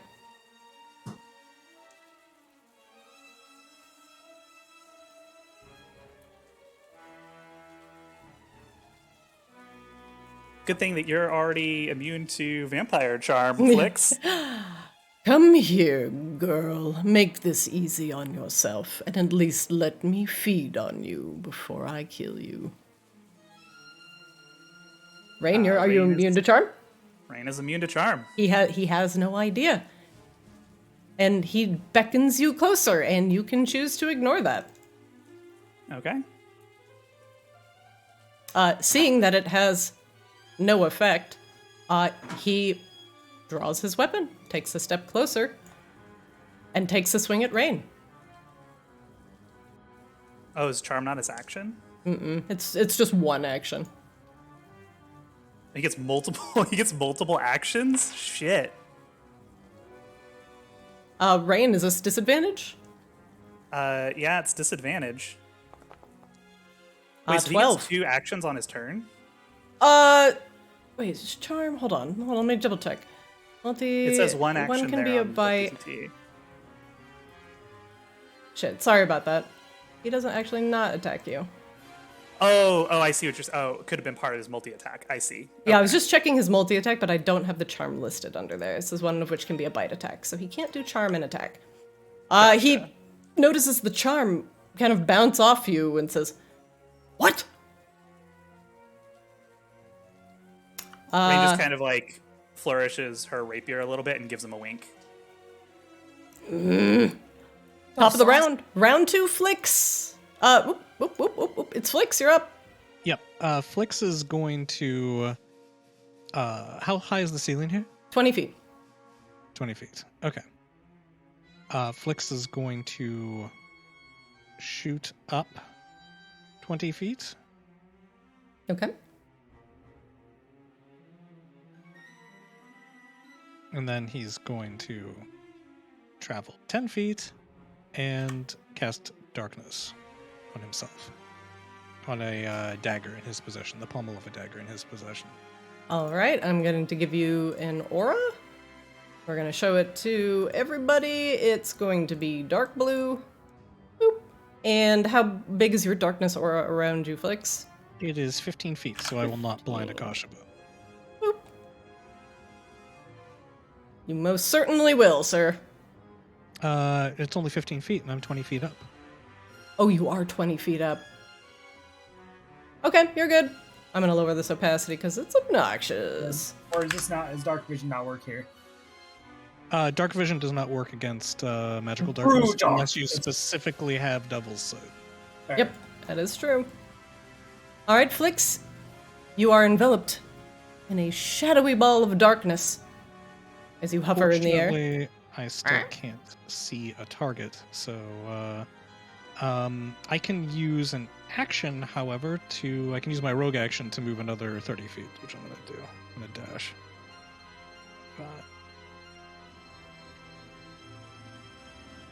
Yeah, you guys are going to take a little while to get to me. If you were all the way at the back. All right. Flix, does that end your round? It has to. Yep. That's all I can do. Akashaba, you're up. You are concentrating on Bless. Well, looks to the were-raven. Oh, Styx is here. Gotta go. Gotta go. And he is going to move a full 80 feet. Oh, which is double Jesus. movement for him. And that should put him here. So fast. And that is going to be... Yeah, I can't take any bonus actions after doing double move, right? Let's see, you moved. No, you cannot. You can take a. Actually, isn't double move move? Wait, no, plus- it's action plus move, so he has a bonus action. Yeah, you have a bonus action left. Are you gonna summon Sword Chan? No, not here. It doesn't make sense. Okay, that is going to be the end of Akasha's turn. Rain, you are up. 3 vampires are bearing down on your position.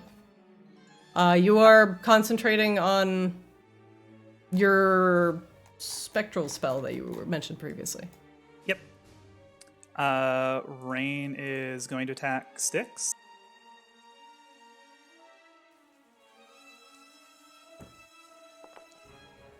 Plus Bless. Is that an 18 hit? That hits. All right. Hang on. Let me go ahead and just roll my second attack real quick. That's pretty good. Woo! Okay, hang on. Because the first one also is going to have Green Flame Blade.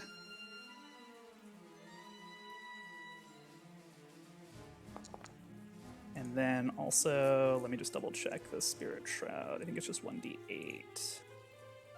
Yeah, it's 1d8. All right, this is going to, just because that's how the spell is set up right now, it's going to roll as cold damage, but it's radiant damage is what we're doing. Okay. Oh, actually, okay, it does let me select it when I click on it. Haha.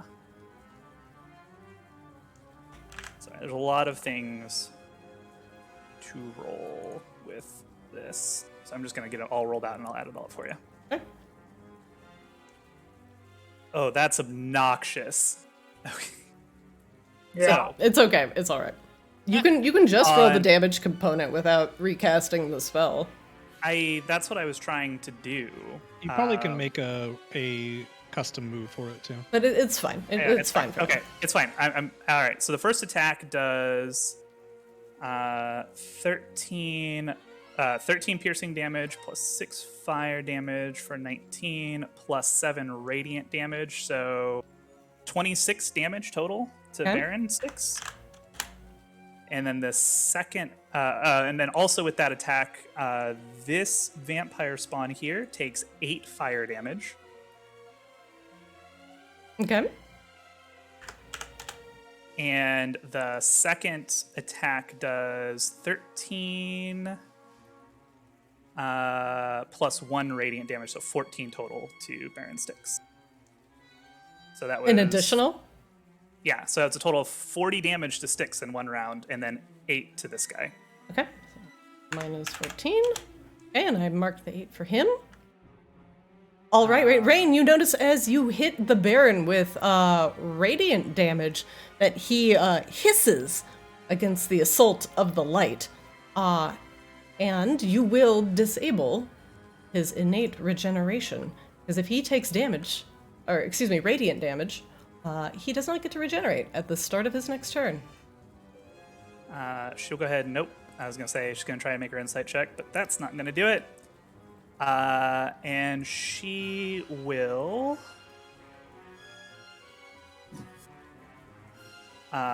Ooh, bad luck there. Cast Misty Step, Okay. and she's going to blink. Oh, yeah, right there. She's going to reappear behind Styx over here. Okay. Gonna have to be faster than that, and then she's also going to take her movement to go.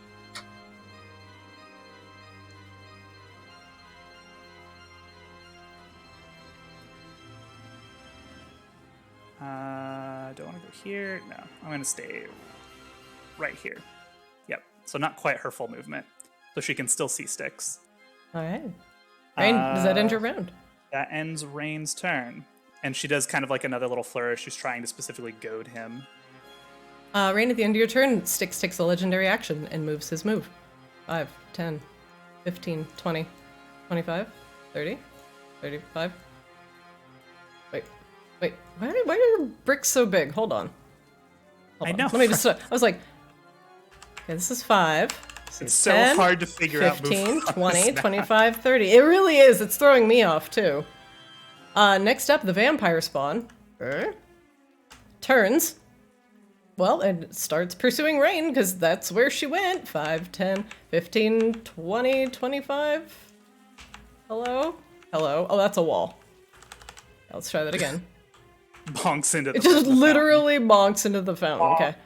5, 10, 15, 20, 25, 30. Where are you, Rain? fountain. I'm at the very front, like I said I was going to be. 5, Terribly 10, inconvenient. 15, 20. Hurry this 25, direction, would 30. you? Little busy, Flicks. At the end of the vampire spawns round, Baron Sebastian Styx takes another legendary action Sure. and swiftly moves up to Rain. He begins his round. Mm-hmm. Oh, Rain, you are immune to charm. That is unfortunate. Sebastian is not regenerating because of the radiant damage he took last turn. So instead, he is going to summon some help. Some children of the night. He's going to call forth 2d4 swarms of bats or rats, provided the sun isn't up. He's not outdoors, so he's not going to call wolves instead, but let's see. We're going to go with bats. And how many bats do we get? 5 swarms of bats That will arrive in how many rounds? that arrive in 1d4 rounds. 4 rounds. 4. Oh. 1 round. 5 Yeah. bats. 1 round.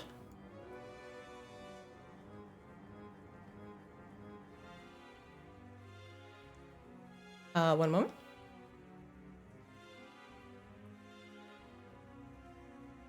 And that is Akasha's when going to arrive just in time for a swarm. I know it. Flix, you're up. Top of the round 3. Arrive in time to get swarmed, of course. All right, so 10, 25, 30. All right, I still don't see sticks. So, Were you that far away? yeah, we were all the way at the top. But you have witches, right? Like you should see almost this entire like zone. There's some line can. of sight. Oh, you're okay. So 5, 10.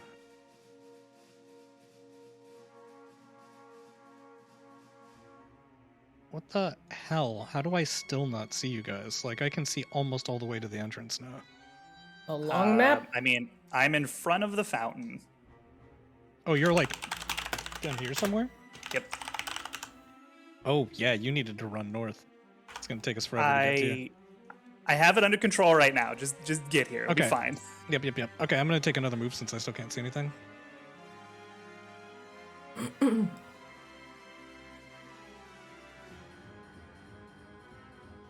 Haha, I finally have line of sight. Oh to shit! Baron. You ended up going. You kept going counterclockwise. Yeah. Okay. I see. No, clockwise. Oh, so you can see me now? Yeah, Okay. Cool. finally. All right. Unfortunately, that's my whole turn. All right, Kashaba, you're up. I see the Makasha, but they're here, and they're right near the entrance. So run for it. Let's see.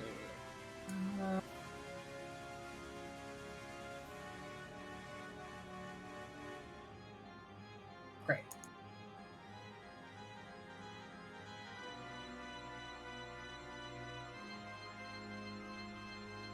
I can't see him.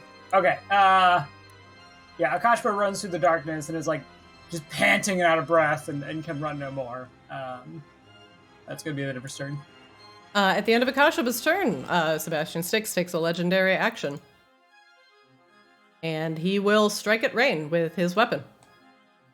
All right.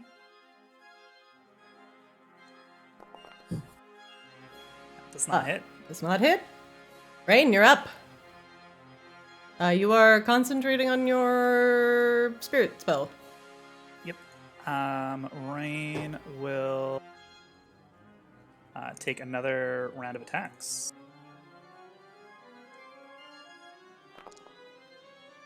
Ooh, 24 hits. Nice combat rolls. Yeah, Jesus. I'm just gonna go ahead and roll the 2d8 here for the both attacks. It's fine. Okay, so the first attack does 9 piercing damage plus 7 fire, plus I don't know, whatever that. We'll just have the radiant up altogether. So total of 16 damage. Okay. Second attack does 8 damage, and then radiant from both is 7. So that's 24, 31 points of damage to the Baron. All right. Rain, you square off with the Baron. His what is he wielding? His rapier versus your own. He's got some skill. Sure he does. Does that end your round? Still can't get an insight. Sad. Well, you're getting a little bit slow there, old man. And she is going to. Are you Misty taunting step Christina's dice? again. That is not wise. Look. This is the part. This is the part of Rain that you guys actually haven't gotten to see because there hasn't been occasion for her to have a good old fashioned sword fight with somebody. She's going to blip up right here. And the thing is also, Rain is also actually right here. Rain is also quickly running out of resources, so this is not something she can keep up. Oh, hey, Akashaba. Rain, does that end your round? Yeah, the last thing Rain's gonna do is, be careful for friendly fire. There are innocents here. Aww. In your head. At the end of the round, Baron Sebastian Styx takes a legendary action and moves his move. 5, 10, 15, 20, 25, 30, and continues pursuing Rain. Next up, the Spawn, who is significantly slower than Baron Sebastian Styx, struggles to catch up. 5, oops, not you. You don't get to move, you get to move. 5, 10, 15, 20, 25, 30. 5. Wait, hold on, that's not 5. It is 5. 5, 10, 15, 20, 25, 30.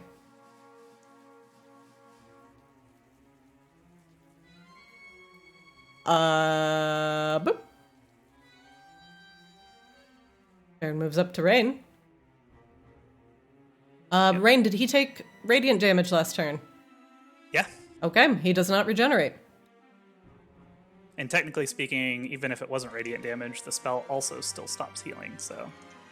Okay. Double dose. He makes 2 attacks with the rapier. Alright. 11. That's a miss. And a miss. Okay. At the end of his round, the swarm of bats arrive. Where are my bats? Rain, with a crash of glass, the bats burst through the window. 5 bats pouring into the arena. I need to add them to the initiative order. Skirt, skirt, skirt, skirt, skirt. Oh, okay, that bat just decided to crit his initiative. Extremely cool. We're gonna get rid of the swarm of bats arrives. Alright. Swarm of bats! I have arrived. What is your move? 5, okay. 5, 10, 15. And they begin to swarm around Rain, flapping, squeaking. I do enjoy your bad squeak sounds. They're pretty great. More bats.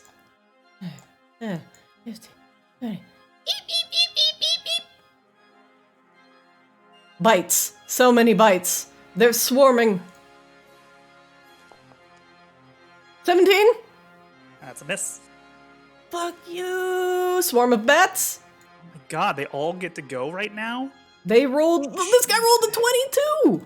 I don't know what to tell you. It's the fastest bat alive. Okay. Wait, do they have more decks than I do? Question mark? Okay. Flicks, you're up. Flicks, you're up. Yeah. Does that swarm of bats have more than 16 decks? Ooh. It should go after me then. Sure, but it missed. So It's shut fine. up and just take your We'll do turn. it for now. All right, I can see sticks now, and I know that Akashiba might do things. So,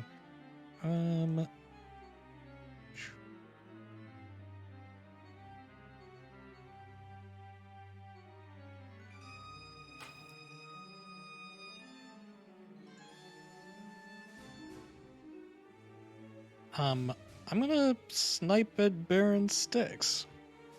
Okay.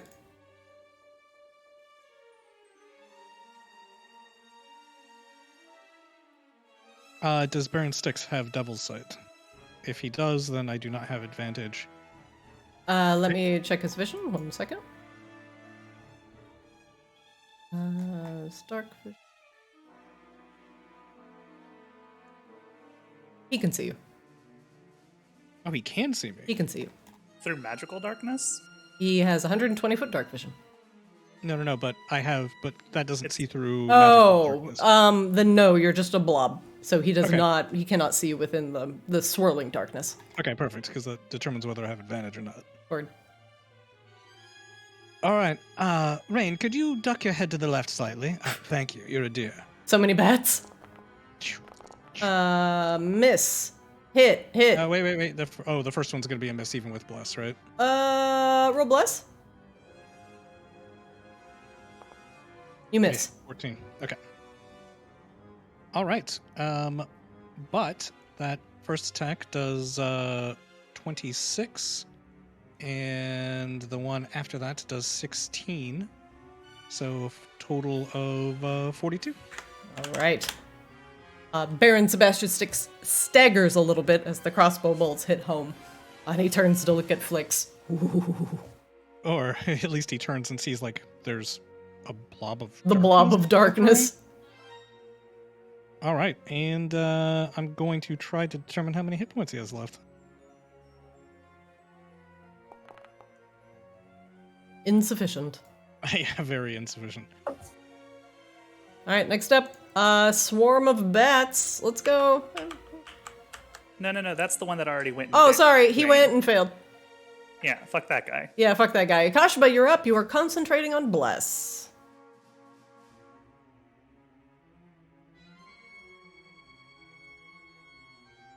Are you muted, Akashba? Oh, can you hear me? I can now. Okay, weird. All right, Crash was going to move up. I assume everything that is here is not innocents, right? Yes. Yeah, there was a they're all- goblin over here on the other side of the fountain from where we're at, but Yeah, everything in this clusterfuck is bad. Okay. How are your deck saves, Brian? fucking do it. Just but fucking even- do it. Just fucking Even- go. Even those plants are probably bad, realistically. Just Yeah. fucking light them up, Akashaba. Great. Akash was casting no. Flame Strike. Oh no, So that is... oh god, it's so big. It's 60 foot. This feels no. excessive. What? What? My bats. This has got to be not the correct answer. I don't... Honestly, the most correct answer, it's not as glamorous or as roleplay centric. No, but I want flame strike. Give me flame strike. Give it to me. Okay, yeah. Give it to me right now. Trust me, you giving me the correct answer was going to make me do Flame Strike even. Yeah, he's gonna do flame strike harder. So if I can just get a Flame Strike on all of these fuckers. Can you link it in chat, please? Yeah. And if you cast it, it should give you a reticle. Let's see. If it doesn't, 60 feet. Oh It does my. not give me critical. Okay. Let me give you. You can make your own, but I will give you up. Oh my god. Okay. Hold on. It needs to be bigger. Okay, that's so large. That's Hey, please, oh I'm God. sorry. I take it back. This is too big. Hold on. I'm not done. What the fuck? Wait, it's 60-foot radius. Wait. Yeah. In a 10-foot Okay. radius. No, 40-foot high cylinder. It's a 60-foot range. Each creature in a 10-foot radius, 60. Okay, this is way less ridiculous. Okay, please. Make it less ridiculous. 10? Oh, 10-foot radius from here would be pretty perfect, though. Too small. No, it hit him and these bats and those vampires. Yeah, but I wanted to hit everything. Oh, that's So gonna I- take a fireball then. Yeah, I think fireball might actually be better here, but you know what? You do you. Yeah, you only have. So you have this. So. Right now, it's looking like. Yeah. Okay, so the answer is Fireball. Like, look, if you're gonna fucking blow rain up, you better at least fucking murder the bat. Like, All right, one house rule I do have, Akashba, for future reference. If you roll damage, you don't get to change your mind. But since you did roll flame strike damage, we're gonna do fireball. But I don't want to punish you. Just fireball. So for the record, I only rolled it because you told me that would create a targeting reticule in. Oh, okay, my bad. Fireball away, sir. Okay. Normally, I would let you have that one. No, you're right. Okay, so this is going to be... Fireball is the 20 foot. So, let's see. If you should be want... able to get it. If you Yeah. want to walk me through the retic... Okay. So just move it south and move it right. Uh-huh. And just get everything rain included. Great. This is Okay. perfect. Like right there? You're gonna Uh-huh. fireball rain? Yeah. Okay. Okay. That's happening. Okay. Uh-huh. Uh-huh. This is going to be a level 5 fireball. Oh, Jesus. Wow. Oh fuck. That's... So it's everything needs to make a Dex 15 save or else they take half damage. Okay, we're gonna start with bats. Bats. Oh, good job, Rain. I thought that was bats. I was like, fuck you, bats. Fuck you, bats. Bats fail. Take 37 damage. Die instantly. Next bats. Get fucked. Dex saving throw. Fails. Takes 37 damage. Dies instantly. Bats. Dex saving throw. Succeeds. Takes half damage. What is half of 37? 18. Done. Yeah. Next bats. Fails. Fucking explodes in a fiery cacophony of bat screams. What's my DC? 15. Succeeds. Takes half. Fuck you, bats. 18 damage. Next up, we'll do the vampire spawn down here. Dex saving throw. Got him. Fails. Takes 37. 37 damage. Next up, vampire spawn. Dex saving throw. 16. Succeeds. Takes Lame. 18 points of damage. And Only last but not 18 points least, of damage. Baron Sebastian Sticks himself. Dex saving throw. He fails. Fails. And he takes 37 fire damage. Okay, now that you're through all of that shit, Rain is also casting Absorb Elements. Okay. And so she only takes 9. Okay. Concentration check. She's good. Oh, wow. Okay, that is some concentration. Are you a warcaster? She has Blade Song up. Blade shit. Song. No, actually, that doesn't roll. It doesn't roll with advantage. It rolls with pluses. Yeah, it rolls with a +4. Okay. Let me just reroll.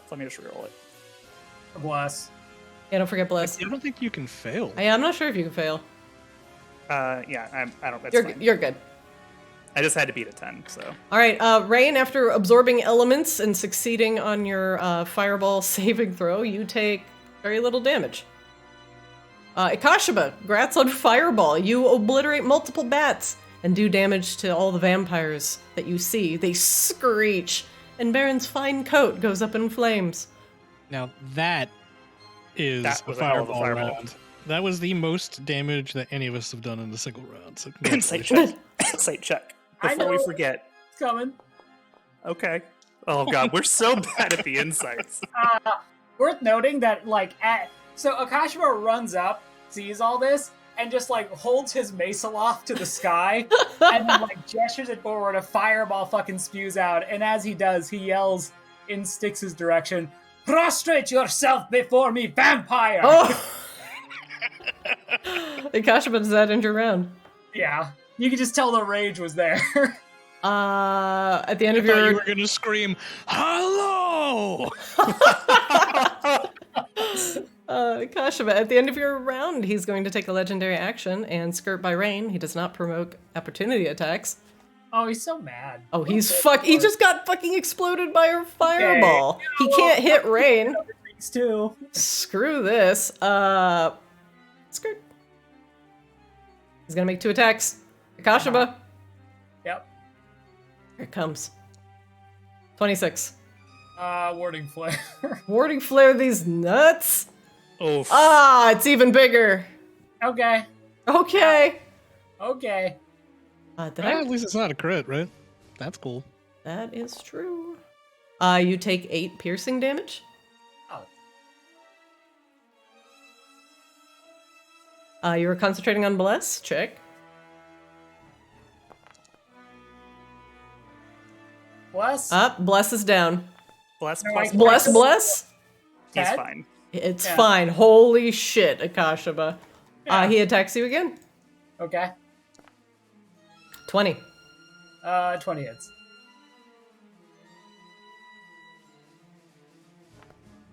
You take 7 piercing damage. Okay. Is it not gonna tell me to roll concentration? No, I think the damage threshold is too low. Isn't it? Ah, a bitch. Rain, you're up. Rain is going to take the attack of opportunity from the bats. Okay. Bats try to bite. Disadvantage. 9. And she is going to swing away on the Baron. Actually, I'm going to insight first. Okay. What would you like to know? Hit points on Baron. Okay. There you go. Oh my god. Rain has done so much damage to him, I feel like. Jesus. Oh, Lord. Okay, this is going to be more of a slug than she thought.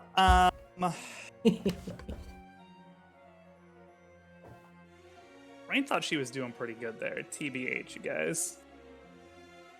Okay, She's now- doing great. What are you talking about? Yeah, it's friendship time now. It's fine. I mean, keep in mind that I did 42 damage to him on my turn, in addition to whatever you did, and he's like, I think Rain's done 30% over down? 100 to him, so in the 2.5 rounds, 3 rounds, whatever. Anyway, so she's he's going got to like take 500 hit points. It's fine. It's fine. She is going to take her full round of attacks here.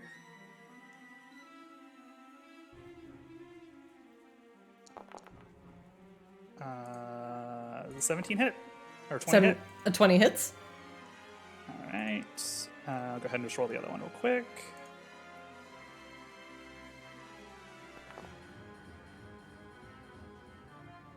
She also has a d6 of additional fire damage from taking Akashiba's fireball. Okay. So let me from absorb elements. Let me just go ahead and do the 2d8 plus 1d6 and just add that all together. So she does 7 piercing plus 3 for 10, 21, and then an additional 9, so just 30 damage from 2 attacks. Jesus. All right.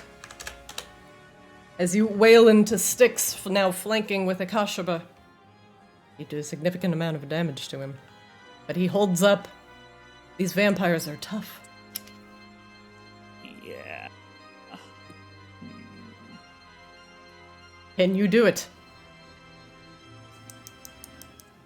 Well, Rain hasn't even broken into her, like, heavy spells yet, so we're okay. We're okay. Does that end your round? I'm trying to decide on movement, sorry. I don't want to get fucking flanked by these shitbags. So Rain is going to move here.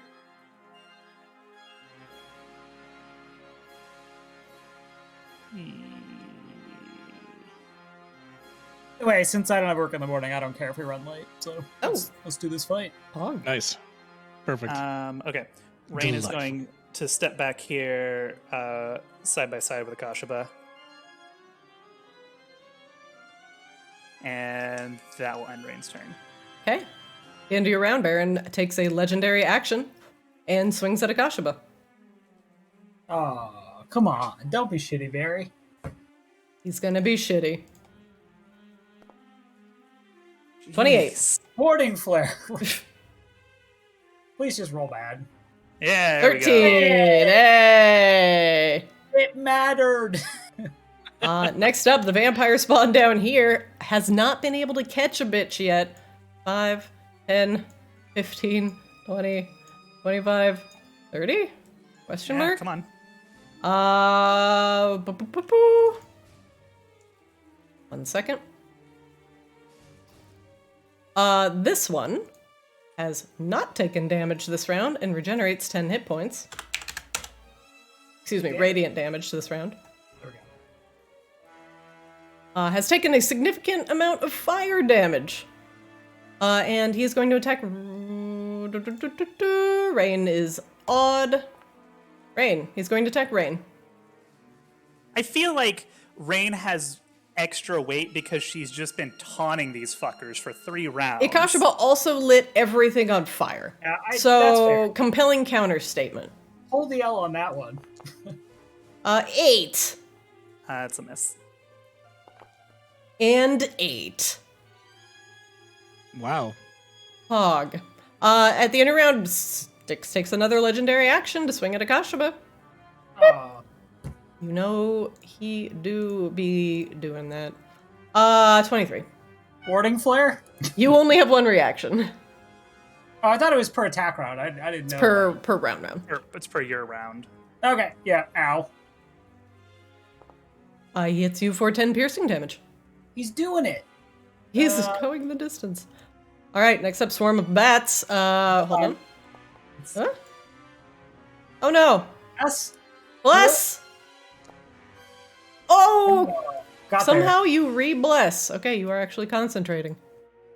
Meanwhile, swarm of bats. So bless never fell. It's still up. Oh, Yeah, awesome. good. That's great. Akashaba! A swarm of bats begins to flap around your face. there. Right. It's your favorite thing in the world. 17 for the bites. You dumb bats. Does that hit? No, it missed. No. Alright, next up, vampire spawn down here. 10. It's gotta come for me. Oh, come on. There's no room over there. What are you talking about? There's tons of room over there. He did not take radiant damage at the start of his turn and regenerates 10 hit points. Turns to Akashaba and attacks twice with his claws. 15. That's a miss? Yeah. And 13. Akash was just doing the shimmy. You can't hit him. Next up, Baron Styx looks at Akashaba. Oh man. Come to me. You got advantage. Make Oh, me a you're next wisdom to saving Rain. throw. Your DC is 17 with advantage. I also have a +8. Okay, hold on. I'm trying You got to. advantage and bless. And Yeah, bless. and plus You better fucking make this. Don't Okay, roll double again, ones. for some reason, shifted. Don't say shit like that, Christina. That's cheating. That's Yeah. actual cheating. Oh, is it? I guess Cursing your it's- dice? Is that cheating? Okay. Yeah, that's actually in the DMG. Okay, well, I guess I just have to do this the lame way. Yeah, you're good. You're fine. Woo! I mean, I can do better. I look back at Dix and I was like, I do not think so. I will kill you.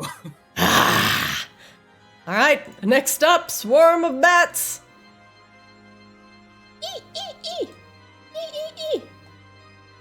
Akashaba! God damn it. God damn it! Bite. 20. Yeah, okay, fine. You fucking hit me, you dumb bats. 3 piercing damage. Fuck Ow. you. Fuck you, bats. Fuck you, bats. What? How am I getting a concentration check for this? Anything that does damage. Anything that does damage. You make Okay, it. well, okay, sure, but I think there was an attack. Did it from- do damage? Yes, no. Yes. Concentration check. Flicks! You're up. Round 5. All right. Okay, well, that sort of makes what I was going to do unnecessary. So I will get a little closer just in case the situation changes.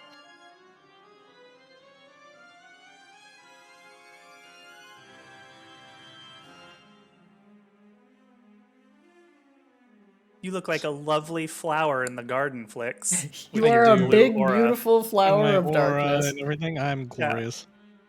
I'm also a flower, but a much lovelier flower. I have all these people, these vampires and bats and rain. Don't vampires hate sunlight? Yeah. It just blocks their regeneration. It doesn't do damage, I don't think. Crit, miss.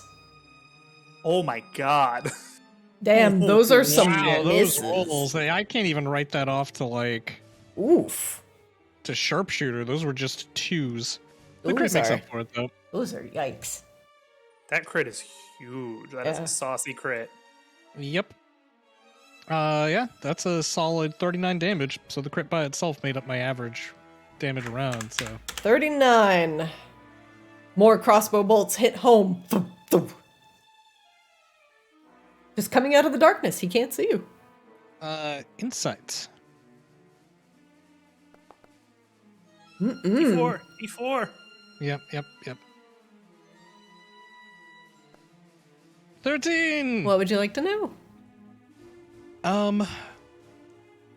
All right. Vampires suck. What is he going to do to get away from us when he realizes he's losing? He's going to fuck off with a Misty Escape. If he drops to 0 hit points outside his resting place, he's going to transform into a cloud of mist instead of falling unconscious. If he can't transform, he's destroyed. While he has 0 hit points in mist form, he can't go back to vampire form, and he has to go back home. Take a nap within 2 hours.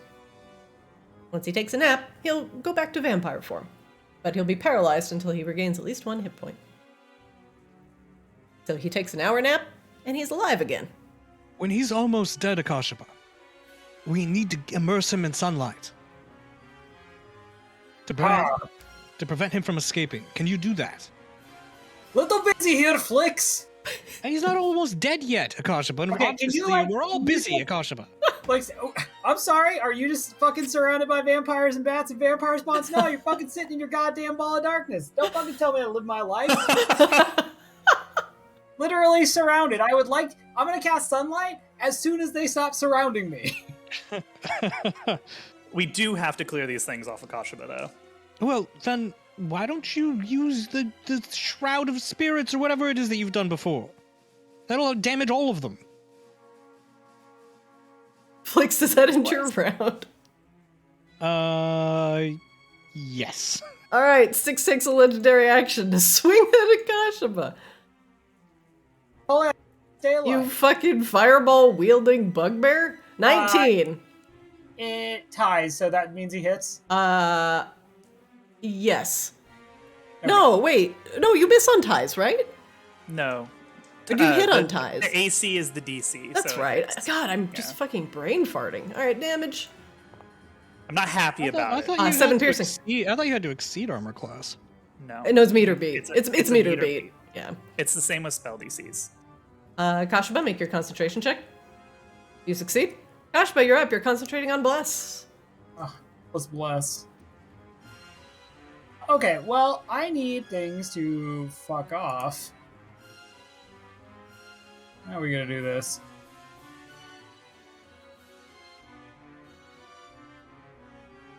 I'm just making sure there is not a better line than I had thought of before. Take your time.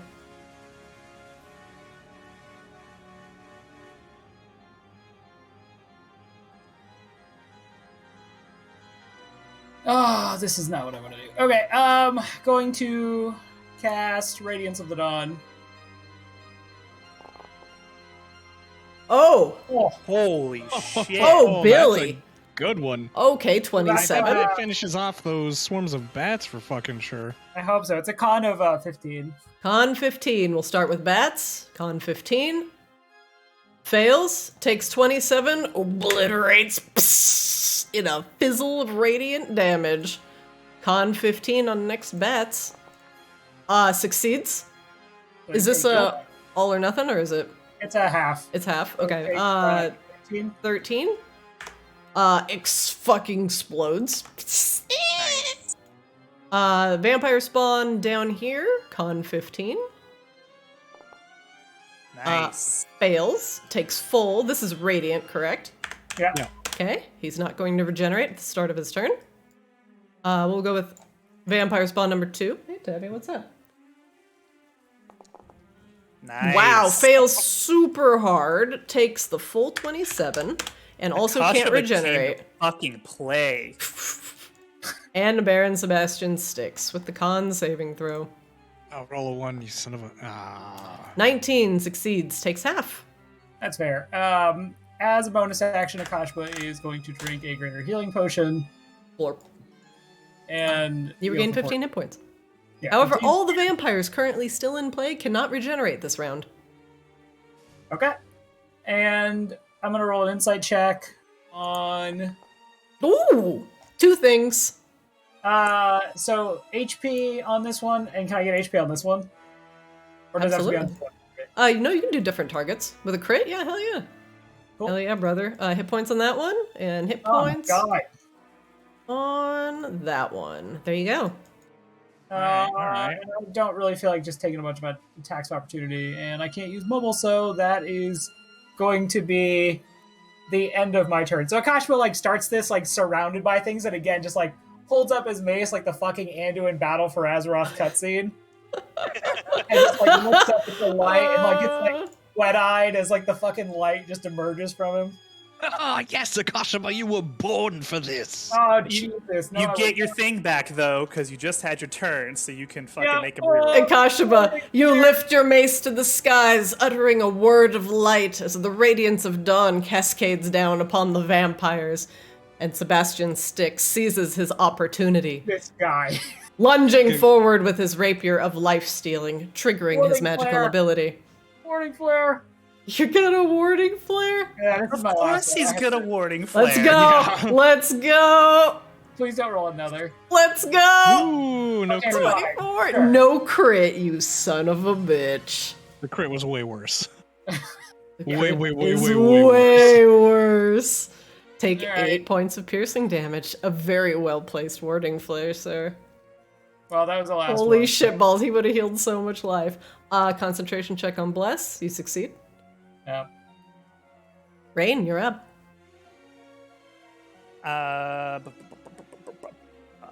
They've all taken radiant damage, so she doesn't have to worry about trying to split her attacks. So, Rain is going to actually step here to try and bait Styx. Try to bait a attack of opportunity. From Styx? Yeah. Yeah, he'll take it. Yeah, go. Yeah, he's a big dummy. He'll do it. Boop. Boop. Boop. That's a miss. 12. Filthy elf. Actually, sorry. 5, 10.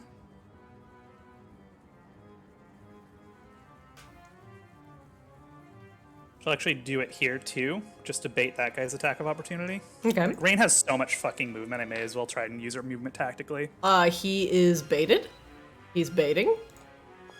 That's a miss. 12. And she's gonna step here behind Styx. Okay. Flanking.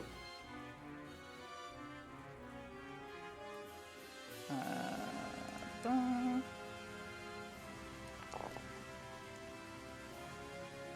Bless.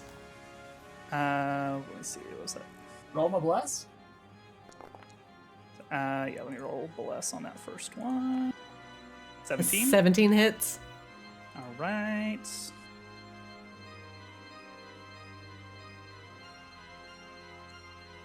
That's good. That's good.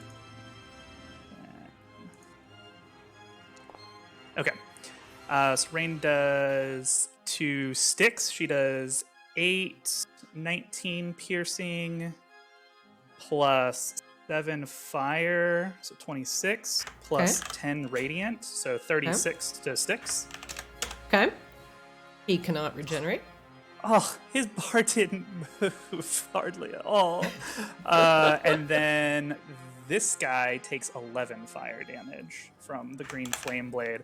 And her green flame blade, that's like usually kind of a teal color. Like when she uses it, she like slashes through these little spectral like orbs floating around her sword, and it actually turns it into this like golden green color. Oh shit. Like this very pale teal. And then she's also, that was 5, 10, 15, 20. She's going to take a step back here and try and draw the attack of opportunity from the other guy. He will take it.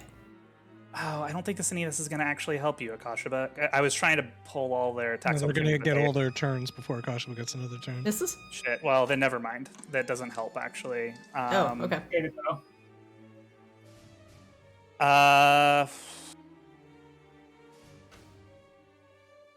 So actually what she'll do is she'll go back here to Akashima and hand him a just like You get another attack of opportunity from Styx here.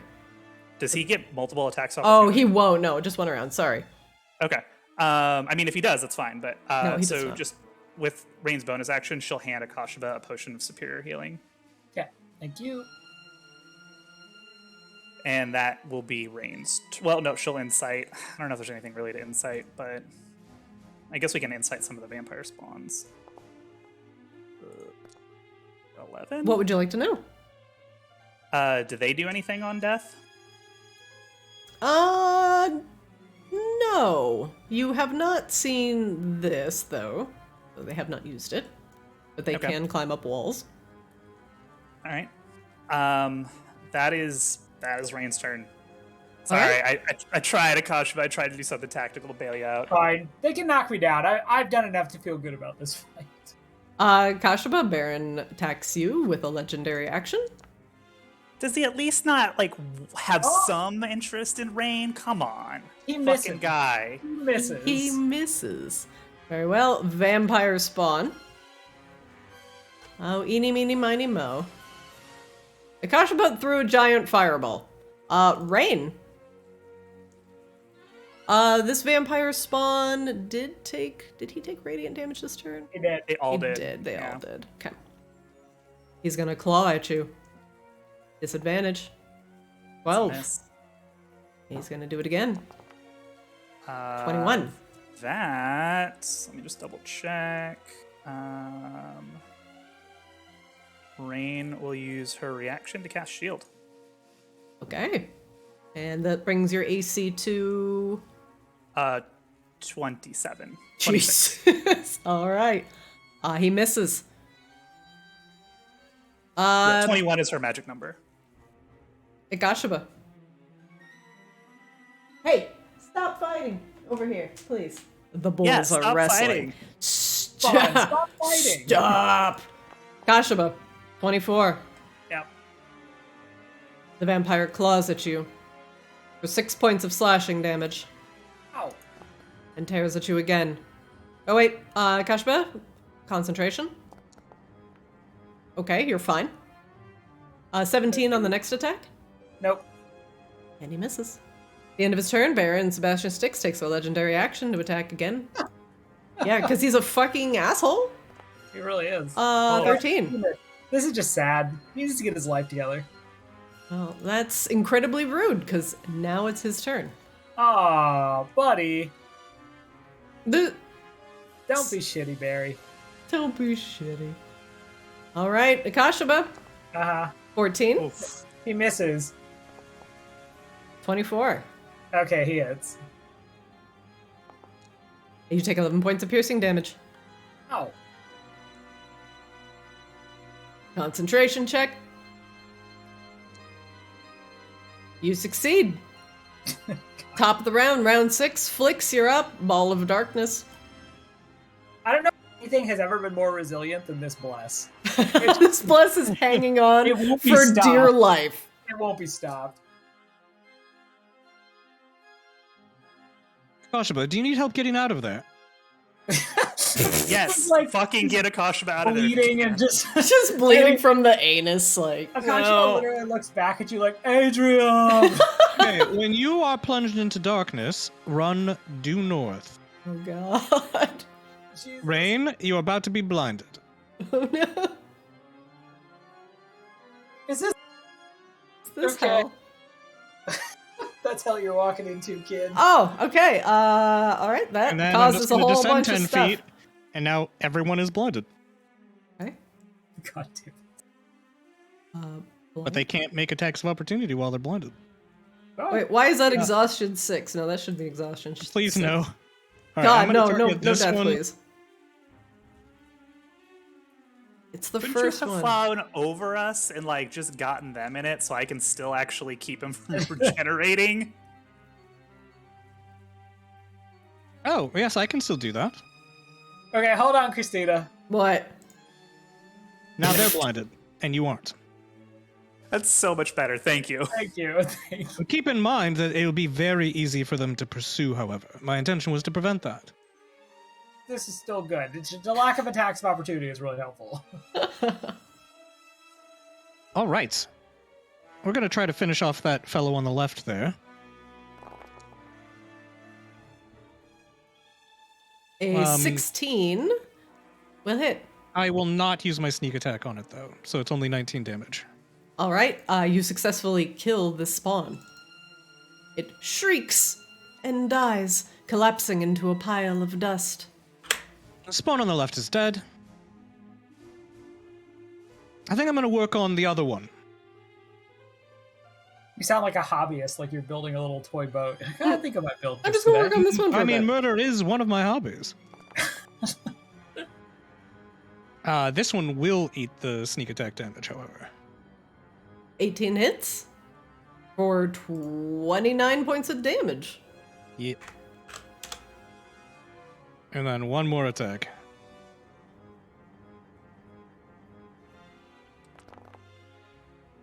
$22 hits.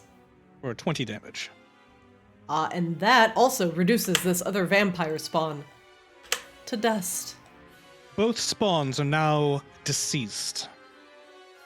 I know what you want, and you can have it now. That's fine. Come But we didn't see any of that. No, I'm informing you telepathically. Flix, does that end your round? I still have a bonus action, so... Wait, you have 3 attacks and a bonus action? Oh, no, you're right. Sorry, I already made my 3 attacks. Okay, nope, that's it. At the end of your round, you know who is going to do a you-know-what. And the legendary action Subtle Strike on Akashaba. He can't. He's blinded. Well, actually, he knows Oh. where Kashima was, so I guess he could do it at disadvantage. No, he will use his legendary action to move. Skirt. Akashaba, This you're is up. what I was hoping to avoid, by the way. Eh. But you guys wanted to see.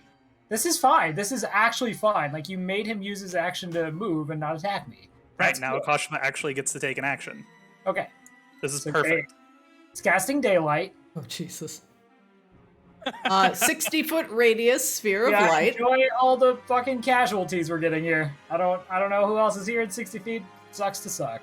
Well, my darkness is one of those casualties. Yeah, your darkness gets evaporated. Bright light. Okay, so it's 60-foot bright. What is this? 60-foot, wait. Okay, 60-foot bright, 60-foot dim. Okay, it's sunlight. Okay. It's bright. Oh, There you can it- choose an object that you're holding, too, instead of a point. You could also just literally put it on Styx's forehead. I mean, okay, and then you staple that to Styx's forehead. Yeah, this is his problem now. Okay. Congratulations, you have now enveloped him in sunlight, and have triggered any sort of vampire weaknesses that he might have. He takes 20 radiant damage when he starts his turn in sunlight. When in sunlight, he has disadvantage on attack rolls and ability checks. Okay, well, Akashba is going to chug a superior healing potion. Nice. Gain 30 health. Jesus. And give a big fucking wave and a hello to Styx. And Can you remove my aura, Christine? Or actually, I think I can do it. Let's see. I think aura. Show aura to nobody. Let's see. Opacity. Distance 0. Boom. No aura. Yeah. And that is going to Oh. that is going to end Akashba's turn. All right, Akashba, you know what's going to happen, but he's going to do it with a disadvantage now that he's bathed in sunlight.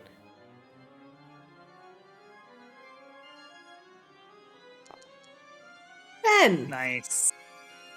Rain, you're up. The sunlight bears down upon Baron Styx's head. Can I get some kind of like satisfying hiss of him just like hating life? Ah! Why? Thank you. Rain will take full round of attacks. Happily. Oh, that's a natural 20. Jesus. Okay, so things are about to happen. Oh my I God. apologize in advance. Oh my lord. Oh Lord, it's coming. Okay. So I'm just gonna roll 3d8 for the radiant damage, for the +1 die from the crit. So he takes 7 + 6, 13 piercing damage, 2 fire damage for 15, plus 10 radiant damage, so 25. 25? Okay. Oh no, wait, sorry, plus another, so 31 from the crit. I didn't have the 31? extra piercing. So 31 damage total from Rain. Okay. I think that's really all she can do. Yeah, that's all she's gonna do. All right. At the start of Baron Styx's turn, he is bathed in sunlight and takes 20 radiant damage as he screeches and begins to slough off entire chunks of skin, and they crumble into dust right before your eyes, Akashaba. The now desperate Baron Styx is thonking. He's having a good thonk. He's gonna attack you twice. Okay. That was a really nice thonk. Boop. Oh, wait, that's a disadvantage. Hold on. 19. He hits. Okay, and you take 8 piercing damage. Oh. And he attacks you again. Hold on. Let me just get this going here. Bless. Bless. Bless your bless. You're fine. You're good. All right, and then the second attack is not it. Right. Running out of options. Running out of attacks. Flix, you're up. Oh, man. Right. Him not having minions to piggyback legendary attacks or actions off of actually is huge now. Well, that's all this brightness is rather annoying, but he only has only one way to get out. I will pop. What should I do?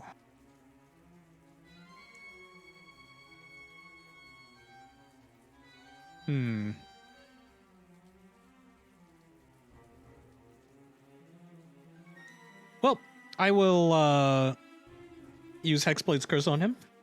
That's my bonus action. Okay. He is cursed. It's not Hex, though. It just makes it so that I crit on a 19 or 20. Sounds good.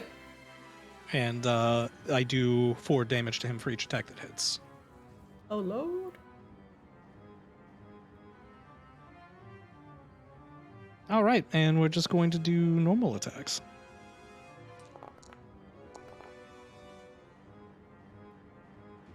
Hit and hit. All right, so that's 14, 24 plus 8 is 32. All right, more crossbow bolts slam home as Styx's stamina wanes.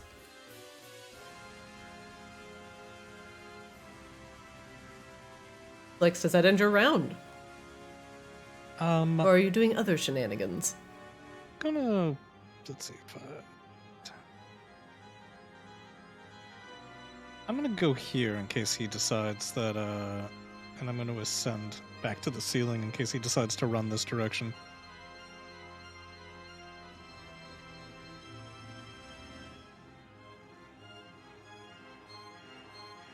All right, Flix, That's my does it end your round? Okay.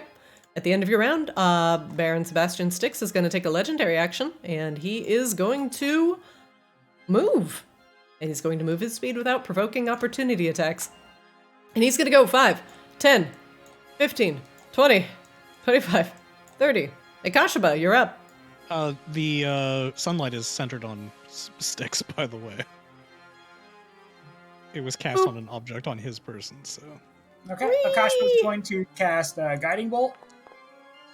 Nice. Oh, Guiding Bolt actually hits. That hits. What? It hits.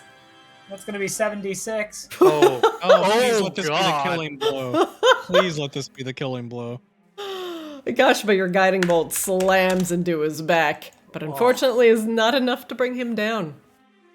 Kashaba is going to trail behind him.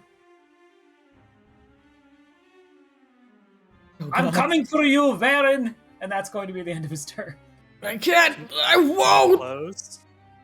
Can Can you close with him? I, like, get all the way in there? I mean, I give him an attack of opportunity, right? No. No, it forces him to use an ability to get away from you without provoking an attack of opportunity. Oh, okay. Yeah, then, yeah. Akashima has 40 movement feet because... I guess technically 10 feet is still threatening for you, so that still It's fine. technically counts. I like this better because it seems meaner. Go ahead. Okay, he's going to take his legendary action and use his Undead Gate to move 30 feet.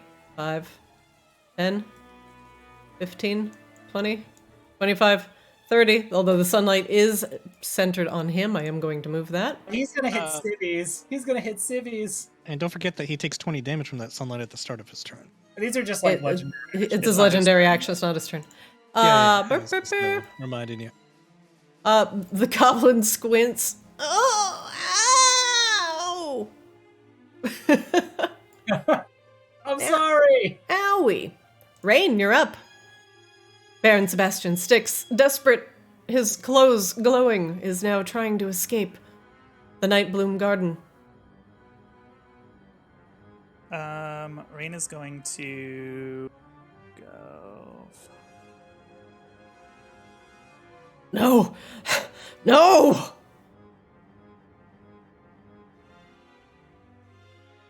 Can I do an insight check real quick?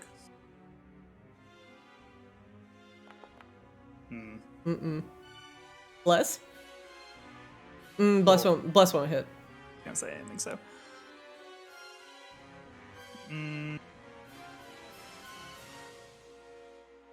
No, Rain's gonna go ahead and do this. What's He's going this? to use Uh-oh. a step. Okay. Let's see, 5, 10. Just gonna right here in front of him. Oh, shit. Okay. Appears in front of you. Nothing personal, kid. And she's gonna attack. Okay. A 20 hits? A 26 hits?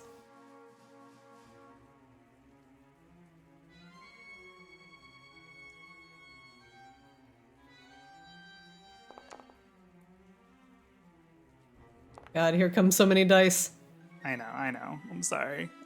It's literally the only reason I took this spell, though, was literally to fight this fucker, so. You take 17 piercing, plus 4 fire for 21, plus another 4 radiant damage for 25 total. Okay. You slice at the Baron. He is almost completely covered in black spots. The ash, his skin turning to ash as the sunlight continues to eat away at his face. His turn now. He's just gonna die. It's his turn, and Rain's just gonna Rain just sheathes her blade, and she just lets out her breath and just blows in his face. His last to watch him. His last dissipate. desperate legendary action swipe. The desperation play.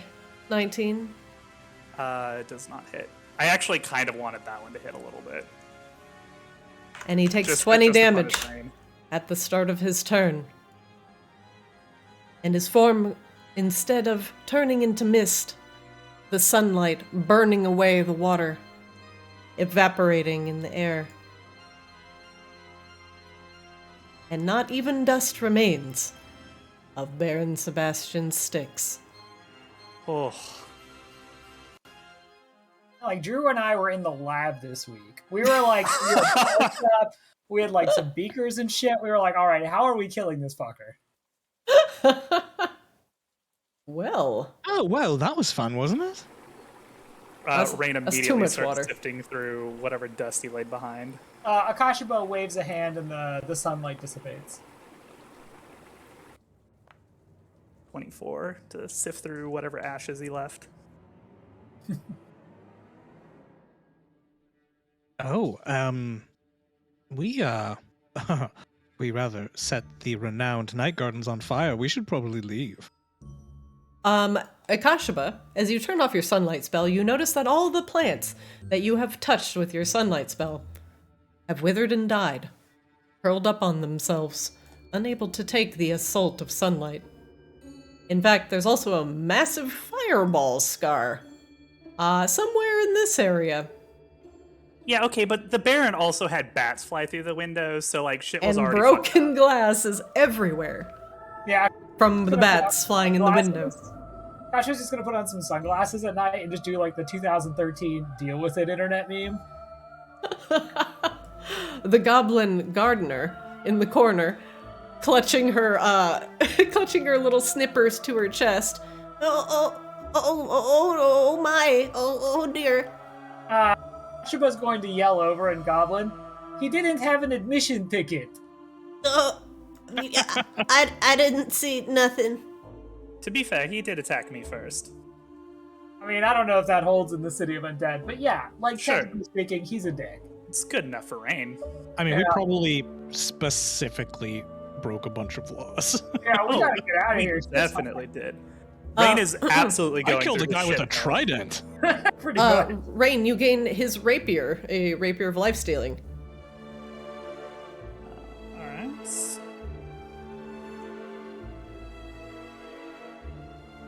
All right. He also has a ring on him. All right. He also has 300 gold on him. All right. Is that it? And that is it. I'm really excited to log into the Kamos campaign on Monday and have Drion get a job to chase down the bugbear who set the gardens on fire. Oh god. Well, shall we depart then? Immediately, with but- great haste. It's probably a good idea to get out of here. In fact, Maybe I one- suggest that you make us invisible. I one step ahead of you. Yes. I'm going to cast invisibility at we're still fourth level. telepathically linked, right? So like someone can give Akashima directions. But all right, Did that everyone. go through? I did see it. Yep. We are concentrating. We are invisible. Akashima, you are blessed and invisible. Flix, you are invisible and blessed. Rain, you are invisible blessed. Love is Let's get back to our room, and I can teleport us the fuck out of here. sounds good. Do we actually want to teleport out of here? I did manage to get us admission to Ravenblood's manor, though she They were does not expect watching. to drink Were they me. watching that exchange? Yeah, actually, like, Rain's gonna make a perception check real quick. Where is Lady Raven's blood? Oh, she Still left. hanging out? Nope, she Yeah, left. she left before the fight came to its conclusion. Oh, she left before the fight. Okay. Yep, Yeah, but it was her raven. The were ravens were still around. they're too, still right? here. Yeah. Okay, so do we want to head there now then? Like, we can actually walk and talk now because we can fucking talk telepathically. Do we which have is the cool. resources to fight her if it comes to that?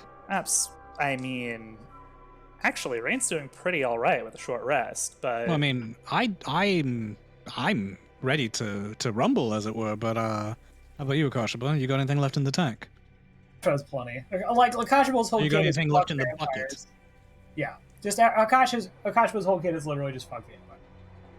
oh wait, do we actually see her leaving now? No, these are her. These are her ravens. Yeah, I will. So before you cast invisibility, because I forgot that we needed to follow people. Sorry about that. Can we retcon that, Christina? Do you not want to be invisible? We do not want to be invisible because we need to hang out with ravens. Okay. Or at least one of us needs to not be invisible. And that could be me. Okay. Well, was- It we should sounded not be, like Rain was not aware of that. Rain was not necessarily aware of that unless Flix makes her aware of that. I forgot, honestly. Rain, you cast as the a spell. player- That's actually a little too far. A little too fine. far away. That's fine. So You well, are all so invisible. do we just drop it then? Because I feel like it's not looking very friendly if a whole group shows up invisible somewhere. Are you going? I don't understand. Flix. Flix flits over to the raven and says, "Hello, I'm Flix. There was a little bit of unpleasantness, and we'd prefer not to be seen leaving the gardens. Can you continue leading me on? I'll be following." Play my beast. It's a good idea, but plus you won't be seen in the presence of someone who, literally lit the night gardens on fire and killed a sizable number of rare plants. That's useful, isn't it? The raven sighs tiredly, but agrees. Okay, so Perfect. we are Follow that invisible. raven. We are invisible, and we're just following the raven. Correct. Great.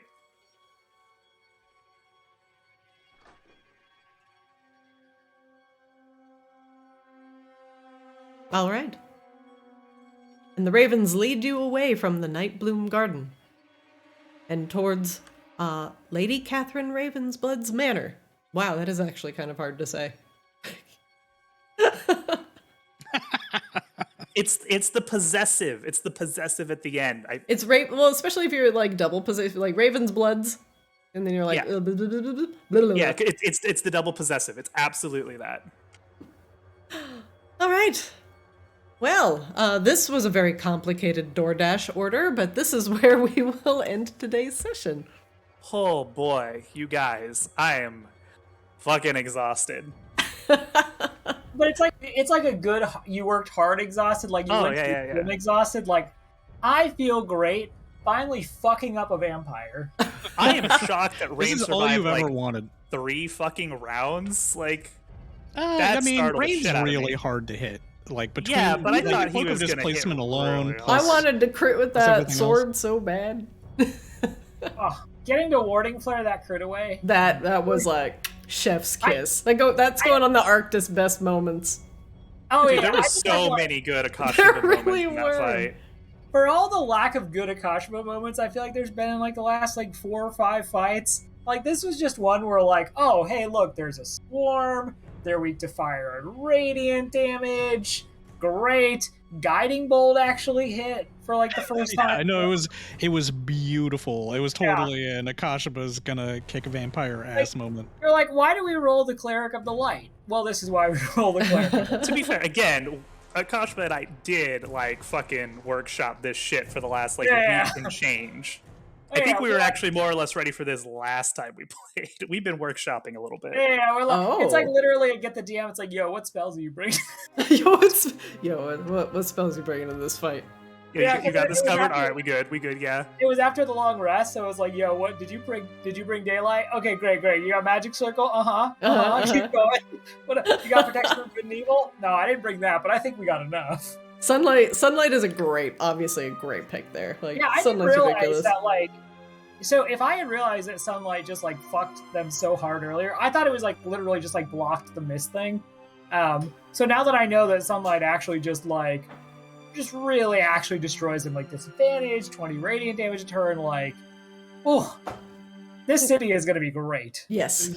I knew you were eventually gonna cast Sunlight, which is why I hung back so that I wouldn't get caught in Sunlight, and you waited until I was in Sunlight radius in order to cast fucking Sunlight. Yeah, and I can't stress this enough, Nick. I need you to start thinking from the perspective of the players you are giving orders to. If I'm surrounded by like 7 monsters, I'm not gonna fucking stop and go, well, I don't want him to mist away in 4 turns. Like, I'm gonna probably just try to do AoE radiant damage.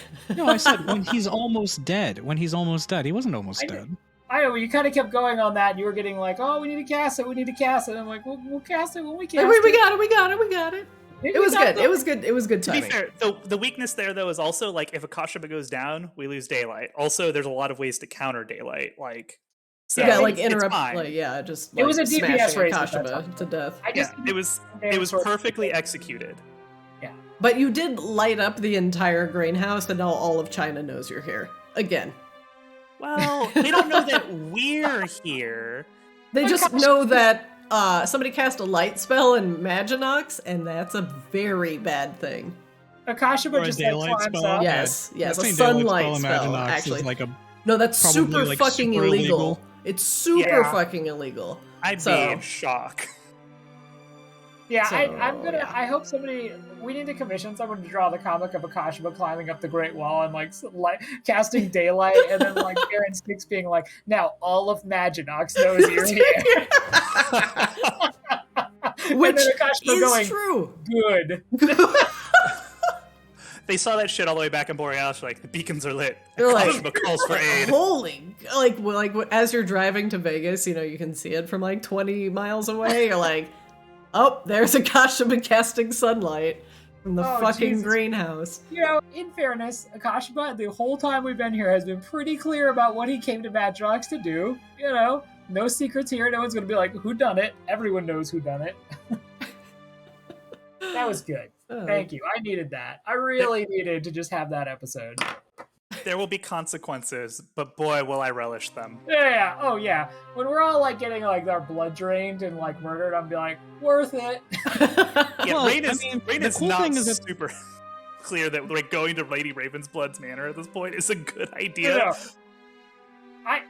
Akashima is going, but not because it's a good idea.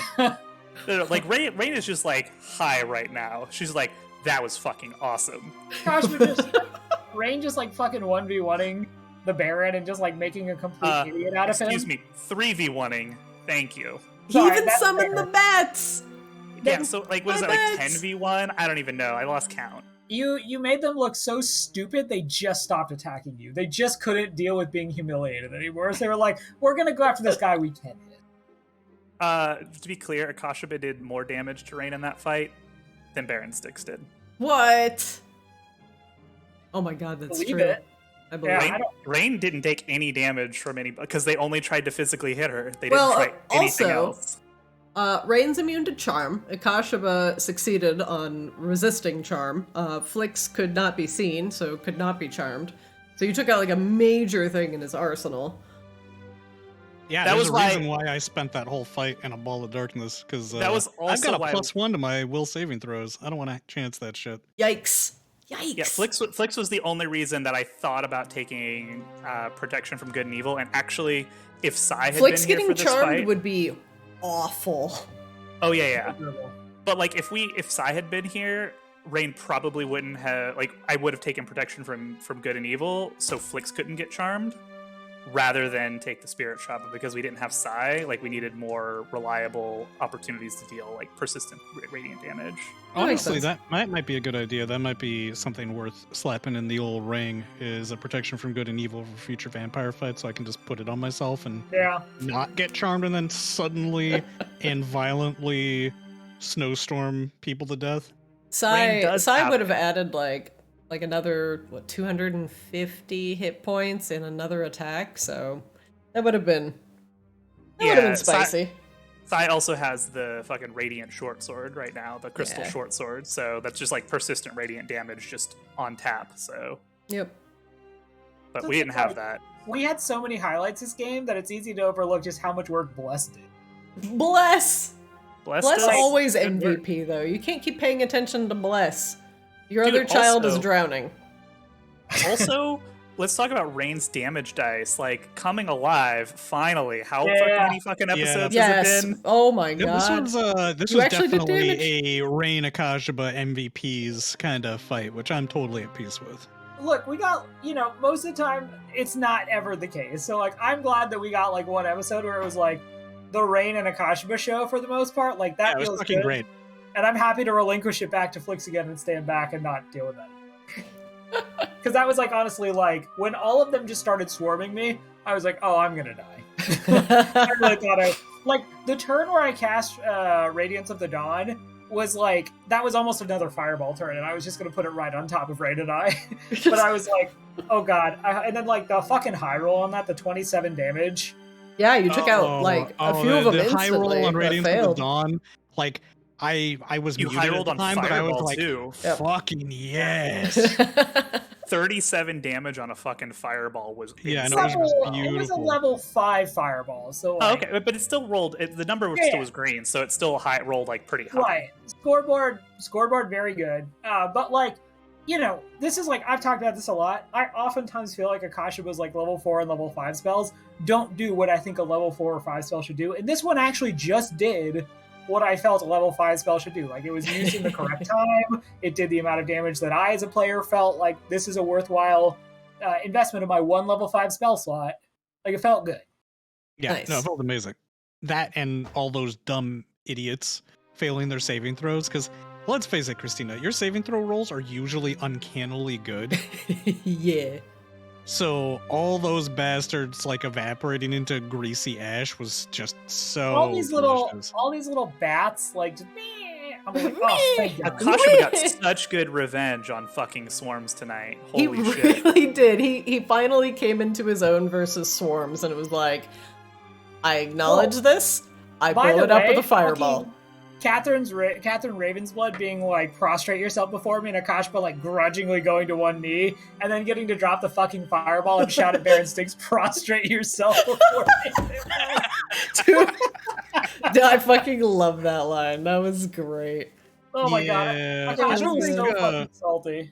I don't think after we find out where she lives, I'm not sure how long Raven's blood has for this earth. The fucking manor is gonna burn down. I mean, Yeah. after the shit she talked, Well, I don't even think I thought she was actually pretty reasonable. It's just, Akash was a beast man.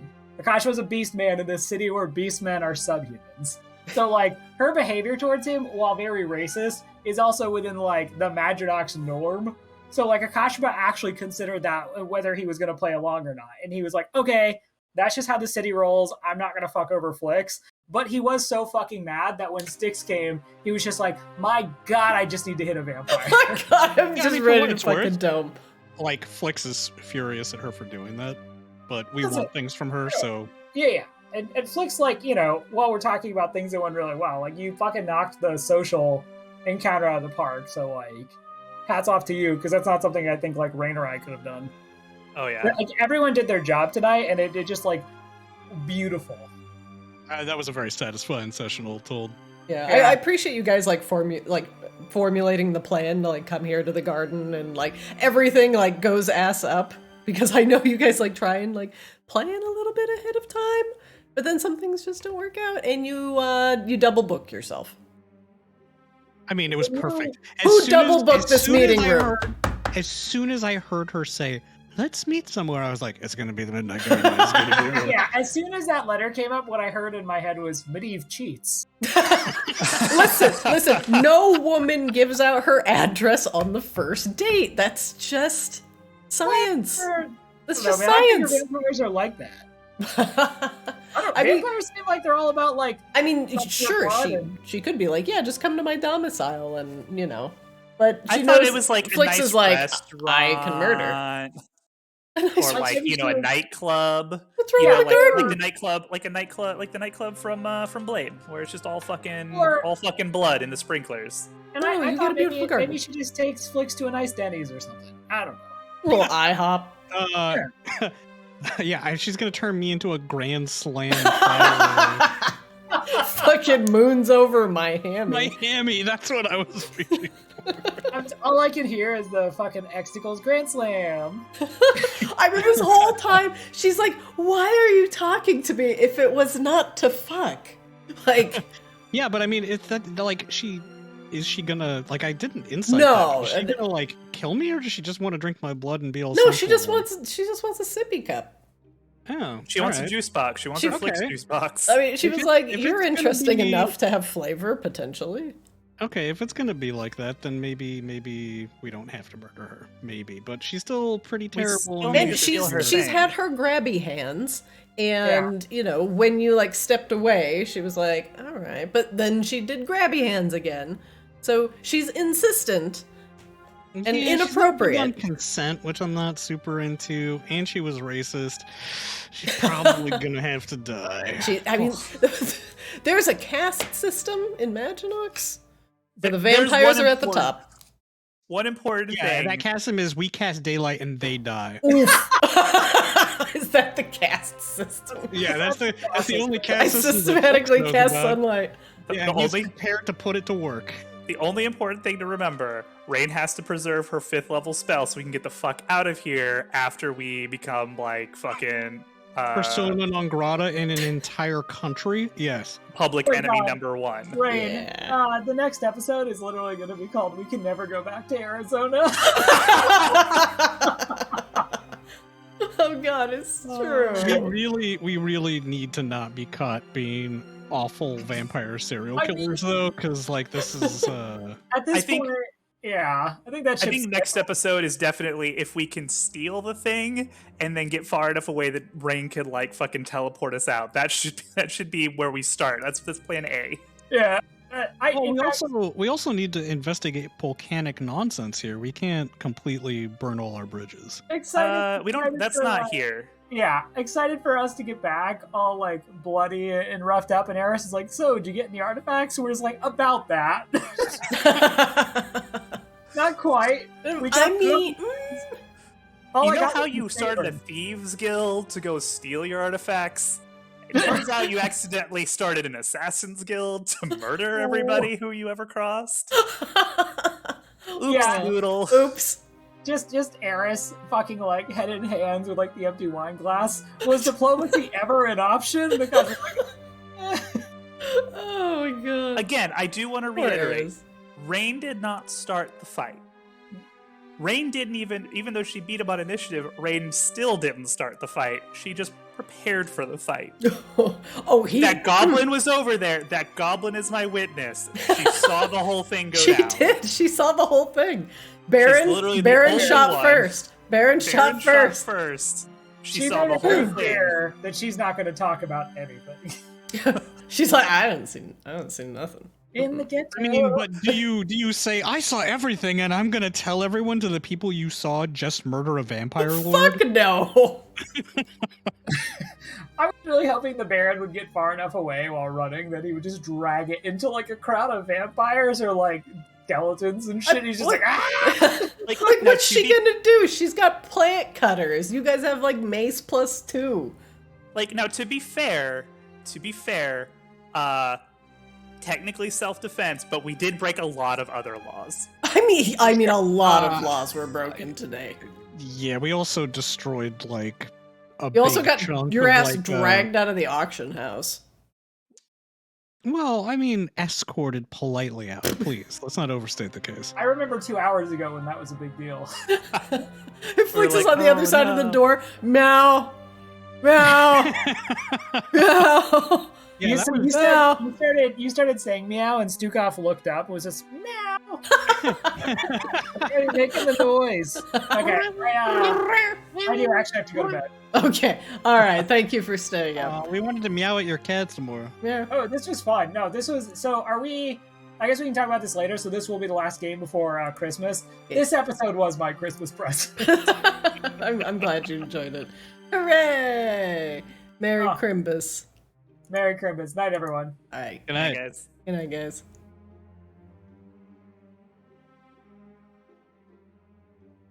All right, everybody. A great Arctis game. That's going to be it for us tonight. Thank you for joining us. Thank you for tuning in. Be sure to catch us on Wednesdays at 6 o'clock p.m. Pacific for Arctis Ascended, and our second game, Arctis Kamos, on Monday at 6. Thanks again for watching, and I'll see you next time.